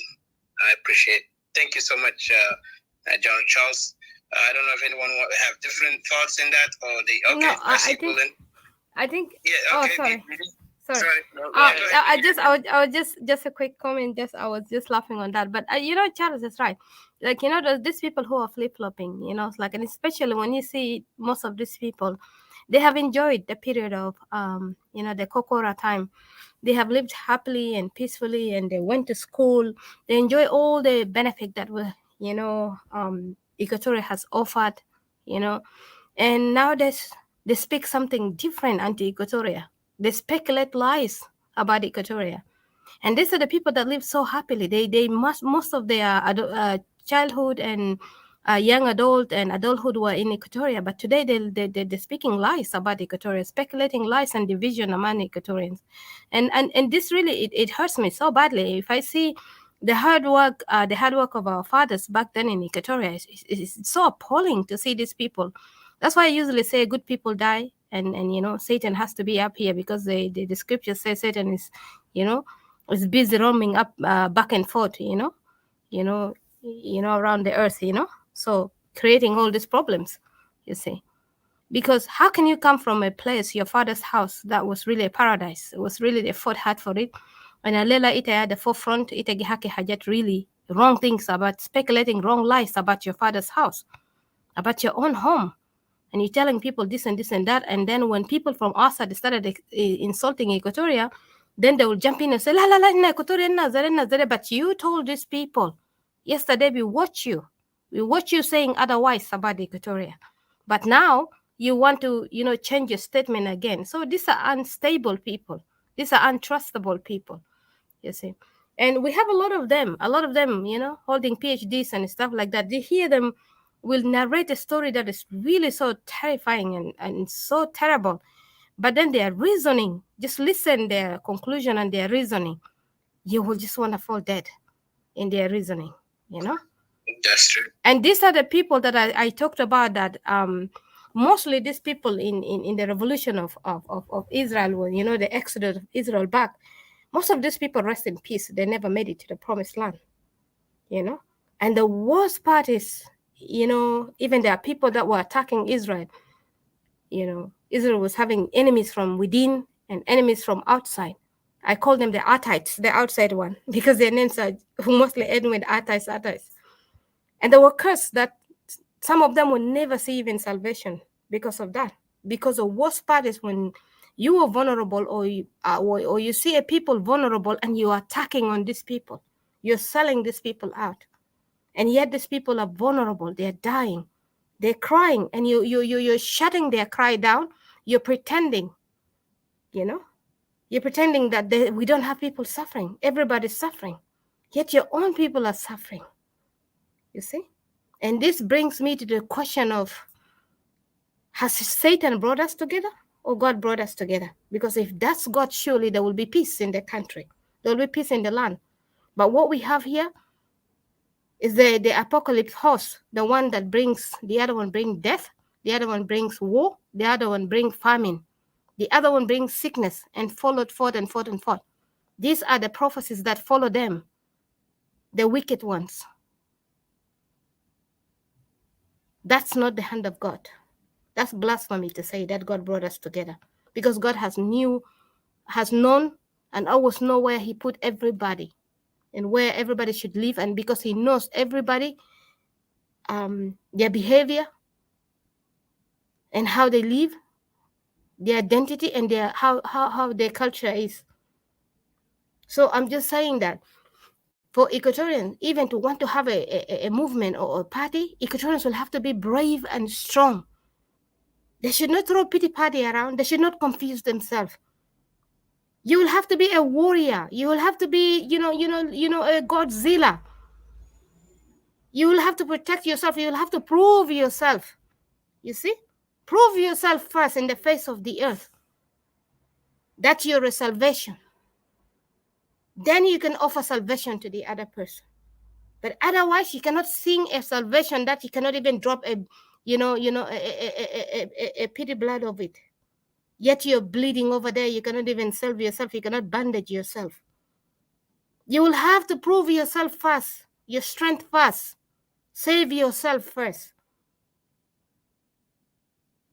And people, as a human being, we understood this. Even, don't you see, even the thief on the cross, as a human being, the human nature, he told Mashiach what? He said, save yourself. I understand what he said was wrong, but because he was looking from the eye of the human. Because I always say this, I said, when it comes to God, it's by faith. But when it comes to a human being, it's by sight. You have to believe them first. But when it comes to God, it's by faith. So this is what I'm saying. Equatorians will have to be savior, salvation to themselves first. They will have to be strong. Then you can say you want to save Upper Nile, you want to save Bahar al-Ghazal. Yesterday, Bahar al-Ghazal was bleeding. They were killing themselves. Upper Nile were killing themselves. The people that you're following around misleading you were crying last night. Were you able to save them? They showed their tribalists. They showed their tribalists yesterday. Yeah. They were fighting back and forth within each other. And they're holding you hostage. And then that brings me to the racing dog. The racing dogs that I mentioned. They will put you ahead there so that to trap all Equatorians running, chasing after this prize. But then by the end of the line, when you reach, they will move you out. They did that with us. They did that with us before Kokora and after Kokora during the SPLA, and they did it again now. They did it with Lagu, they did it with many people, they did that. They will allow you to be there, just a puppet, so that to trap Equatorians to chase after you like the racing dogs. By the time you race there, you'll find the story is different. Equatoria will have to prove themselves first. That even you want to have a leader that you want to back, that to be a leader for South Sudan, you'll have to have the backbone. People will have to fear you in order for you to be salvation for people. But it don't take you to do makina sakit bas. Misleading people, hypnotizing people. يعني انت بتلقى زول بونس بحكي قصة وبي condemn all the things that happen, but then at the end of his reasoning is something else, or you already burned their PhD out. And you just tell them rest in peace. Because you know these are the generation of the would-be priests or wanna-be priests, the one in the wilderness that made Israel to stay in the desert for 40 years more when they were supposed to made it in shorter time. And these kind of people will rest in peace soon. Because the people of Equatoria have suffered enough. In this dumb reasoning, the people of Equatoria have suffered. If we have our own military, Equatoria or Equatorial Defense Forces, or Equatorial Liberation Movement, or something like that, that we have gotten somewhere, then you will say that, I'm going to save the entire country. Then you can say that. Nobody will stop you, like I said. We cannot do reverse psychology backwards, saying, Gali, I want to try it from this and then come to this, and then the last one we will go to that. But we have tried all this. Even federalism is being practiced in South Sudan today. It's not working. States have been created. It's not working. It proves to you, who are you going to do these things with? Most the same people who were there? It's not going to work.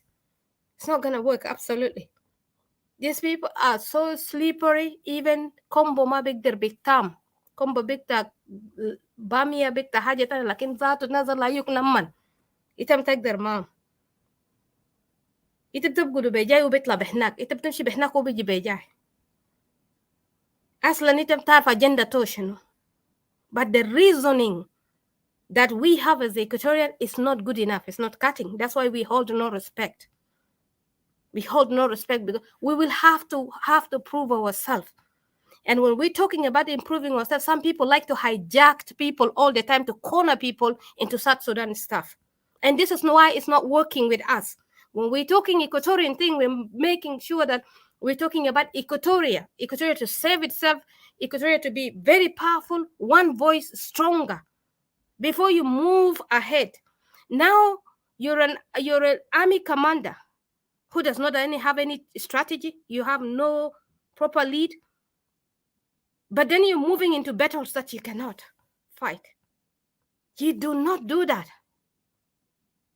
You don't have a backup plan. You're not covered. Your back is not covered. The enemy is roaming around you, encircle you. But then you say you're in a war. You want to fight the entire enemy. How do you do that? You will have to corner the enemy. You will have to make sure that the enemy is not around you. Nobody's behind you when you're shooting. Do that, and then you can begin to start from those things like federalism or confederalism and stuff like that, because you have known that you have proved it within Equatoria and it has worked. But this fruit has never been tested yet. Then you said you're jumping ahead. This is our problem that we're telling Equatorians. We are so scattered.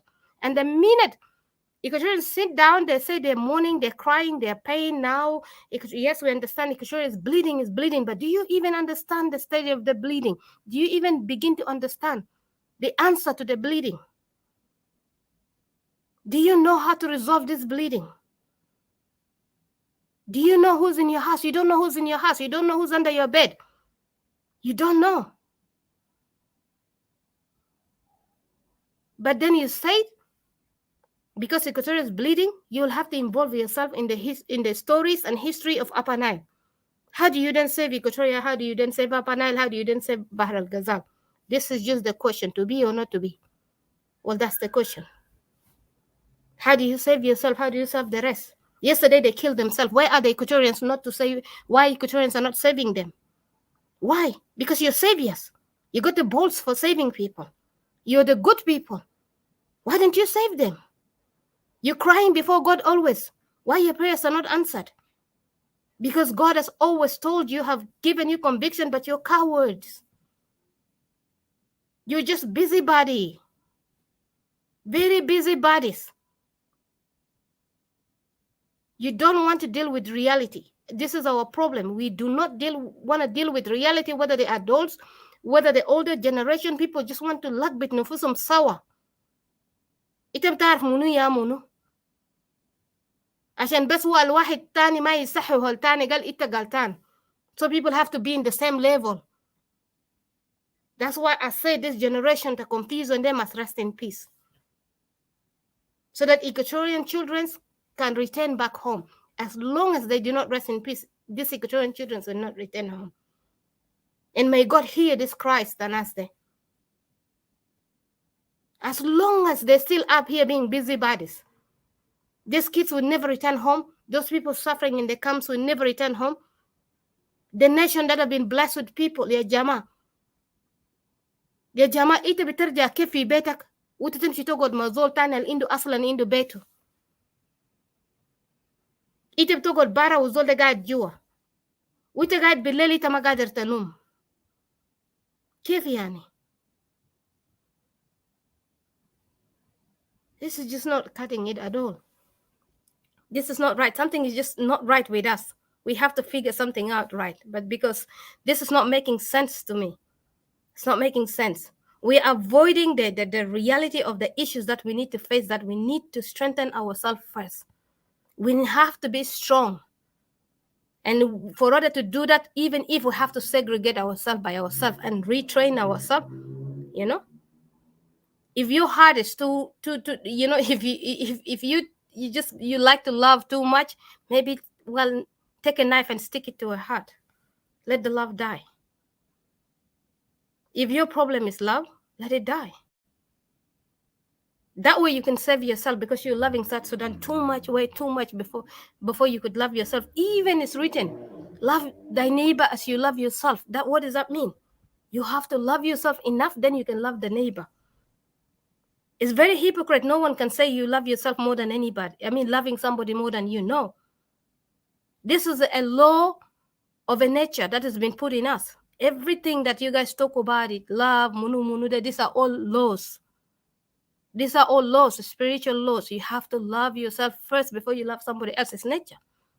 You get up, you feed yourself, something, flies through your eyes, you blink your eyes automatic, your reflexes come in, kick in. That's protecting yourself, loving yourself. You have to love yourself. Even in the plane, you're told to save yourself first before you save the next person. Because while you're trying to save somebody else, you might die on the way and you never help anybody. So these are the principles. You want to save the entire country, save yourself. Prove it, save yourself first. Get these people out of your land. You've always been Marasla, in between this Arjemek, this Artigong, this Munu, and you love to quote these things, which has nothing to do with you, by the way. When you were there, you were just there, coordinating between the two. Your name is not mentioned. Your issues are not mentioned, because these people knew has nothing to do with you. You're just facilitating. Oh, we talk Manasdel there, then Nasriak said this, then Nasdak said this. They were arguing, they were doing this, they were Takianin. Then what is your part in it? Because you're not part and partial of this mashakil. It's not about you. You need to wake up and begin to look, how did you ended up fitting in this mashakil? Stop blaming Riak, stop blaming the other side. Stop it. Stop blaming the other side, the left and the right. They know what they're doing, and they have stated it. The reason why they're holding us hostage, because they want to do revenge. Revenge will go on and on and on. That's why we could not separate. This is their motive.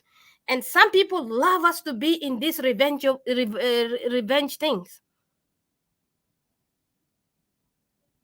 We're believing that we're saving, we're being good people, but then we've been used for revenge. This is the whole motive why we've been held as hostages. Because they just want to go on and fight. ما في زول انت بتقتل زول اهله كتير يلا قال زول ده ما repay you back. Look into the history of Nazi. We don't know. You don't know the whole entire story. We don't even up to today. We don't know. But we're just jumping in. We're taking sides, taking sides, taking sides. And we're complicating matters for ourselves. So I'll just leave it here, and I'll just say that, Equatorians, we have a long way to go. Long way to go for you to give people orders. You'll have to be powerful. Even for a man to marry a woman, you have to be in a very powerful position. I'm not saying abusive position. I'm not saying manipulation. I'm not saying that. But you'll have to be capable. You'll have to be able to finance. You will have to be able to be responsible in a lot of things. You see? This is just the nature. This is just part of it. In order for you to be respected, in order for you to be trusted, that you're a responsible person. But now you could not even be responsible on your own self, not even on your own children, not even on your wife, not even on your parents.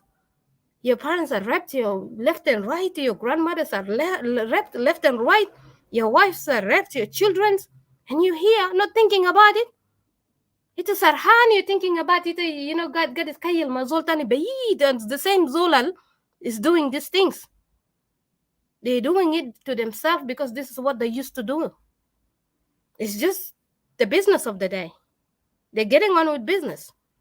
With the hina, you're thinking about them and they here doing it to you. بيجي بقدوك ذاته they rape you on top of it.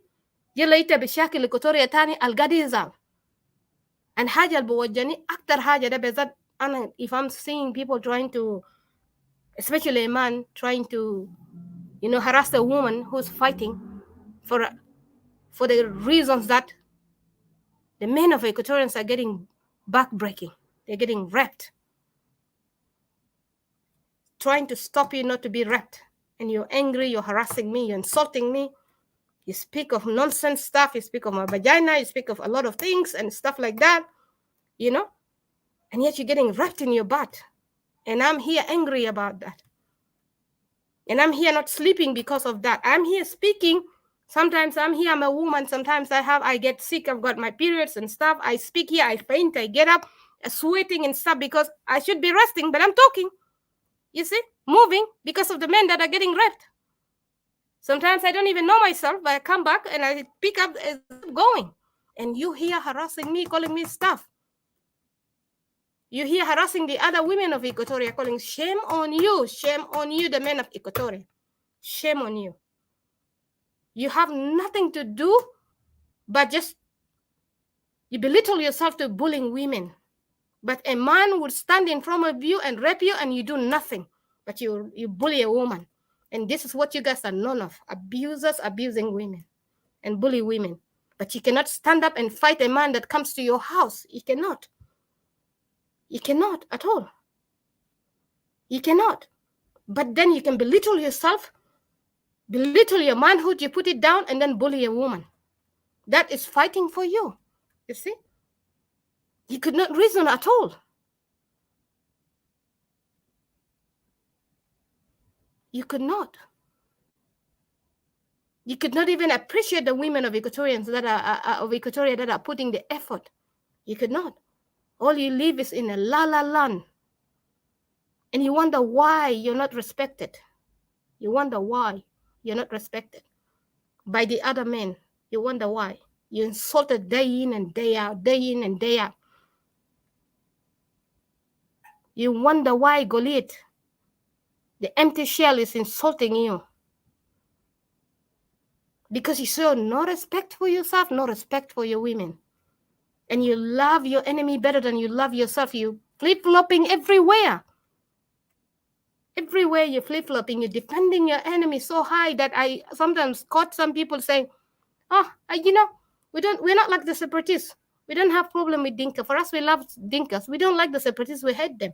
Some people even say that they want the separatists to be burned alive. Imagine. And I'm here singing. Like I said, sometimes I'll faint and even wake up from my fainting and start talking with sweat dripping over my body. But yet you don't see these things because we don't talk about these things. We here neglecting our families and do back, the backstage things that we do, and then come back and talk. And then, you meet us and then you think that this is it.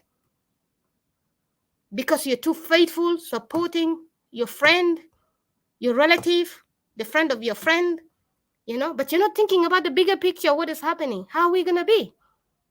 But then don't even dream about it that the work of separatists will just finish here. Our work is not finished here. Even though whether you win or we win, our job is not finished. It's not finished. We have some silent assignment that will happen within there.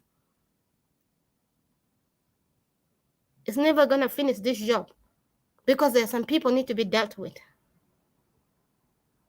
It will never finish even if it has to go into generations. Some people need to be dealt with because lessons need to be learned. Equatoria will never be in this stage of reverse psychology all the time. Reverse psychology. When we enter into a place whereby we're supposed to be in a peace, there you go, somebody else reverses us back to zero, to level zero. For what reason? You don't know.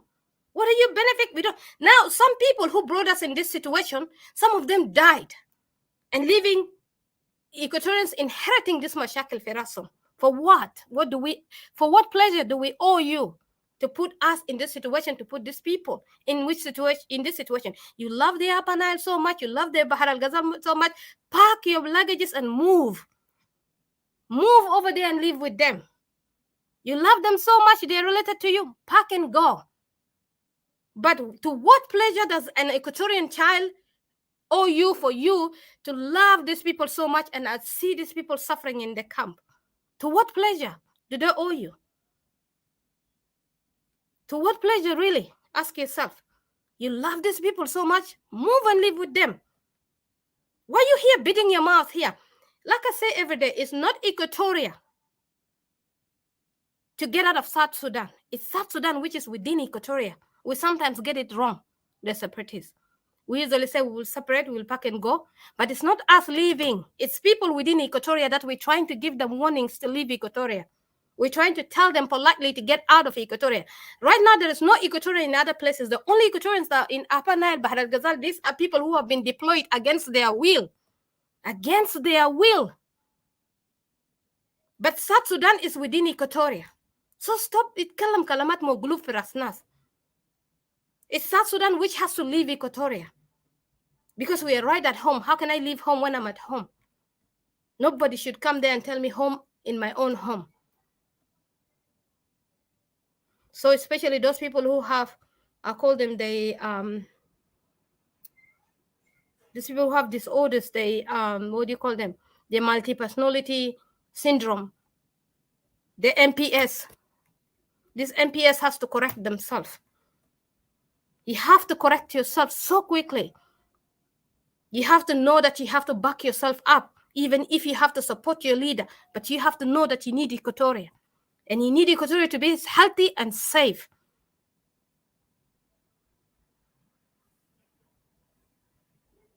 Equatoria cannot be in ICU or ED, and then from there it's bleeding in the ED emergency, and you're here saying, Gali, you have Equatoria to go and save other places. No way. Equatoria is already in ED, emergency, in a life support. And you're here beating your mouth in lies. You must rest in peace.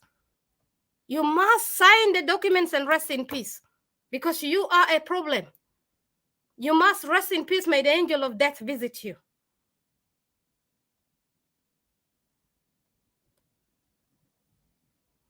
Because otherwise, it'll change your strategy. You change your strategy and begin to stand straight. Because we cannot win this war if we keep having double mind, confused mind. And we have people confusing people all the time. Going to get people from, I don't know, behind, from I don't know where, from cave and coming up, voicing themselves, speaking, kalamat moglub, kef. You see, like, how can you say, like Charles say, how can you say, I am appointed by Riek, but yet I cannot go work there because of insecurity. Yet in your own home in Equatoria, you cannot go. But yet you're saying you love these people, you want them to stay. But these people are never going to stay in peace. That's what I'm saying.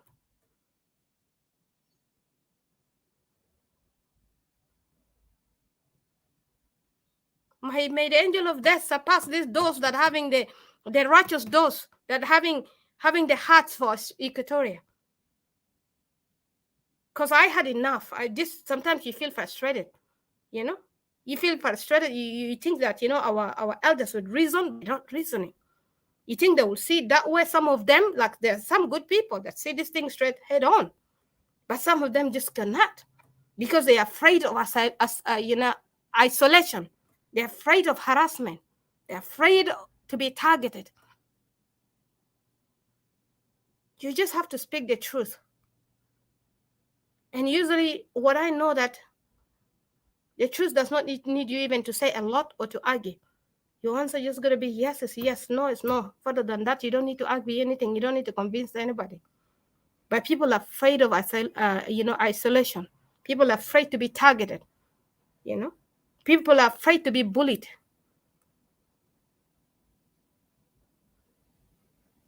Then who are you? You have no identity then. Who are you? Are you really standing as a man before your house?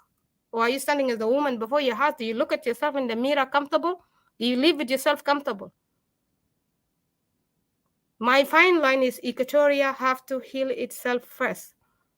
Before you render peace to somebody, you have to have peace at home. But now we don't have. We don't have peace. All we have is we like circus. Where there is a circus where we are, and then we begin to talk ourselves how mighty we are, how we are, and we are loving people, and then we invite people come and insult us, and we're confused, and then we say, yeah, stuff. And then we turn around and we insult ourselves. That's not leadership. That's not leadership to save yourself. That's not leadership. To free yourself, you do not come up here and put yourself on a hill with your enemy and insult yourself, insult your children, belittle your people. You're supposed to encourage people. You're supposed to lift their morale up. You're supposed to do everything in your power to make sure that you have drawn Equatoria together. Leave the person that want to go for union, let them go. But if you say you're standing for Equatoria, and if you're the person for union, you need to know that Equatoria come first. If you go to Upper Nile for them, when they have their movement, they come first. They're so faithful to themselves. This union thing is a second hand to them. But why in Equatoria, union is the number one, is your identity.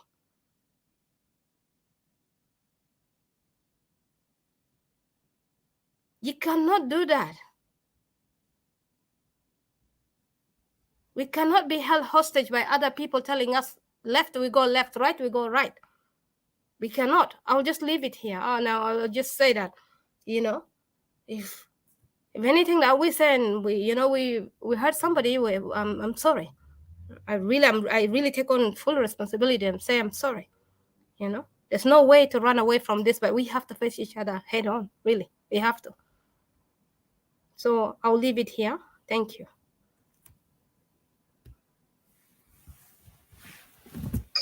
Thank you, Didi. Our Facebook, just want to remind you, our Facebook, I think it's ended over there, so I'm just gonna brief. Before I finalize, I want to appreciate everybody who's with us here. Thank you so much. Let me hear from Uncle Bullen or Elder Bullen, and then from there, I will put my final thoughts. And thank you, Didi. Thank you, Mr. CJ. Thank you, Escobar. If you have anything else that you can add quickly, so I can, because we finished. The Facebook broadcast just ended 8 hours. So, but go ahead, Uncle Bullen, your final thoughts. If possible. Thank you very much. Thank you, everybody. Thank you, Didi. That was phenomenal. It touched me so deep.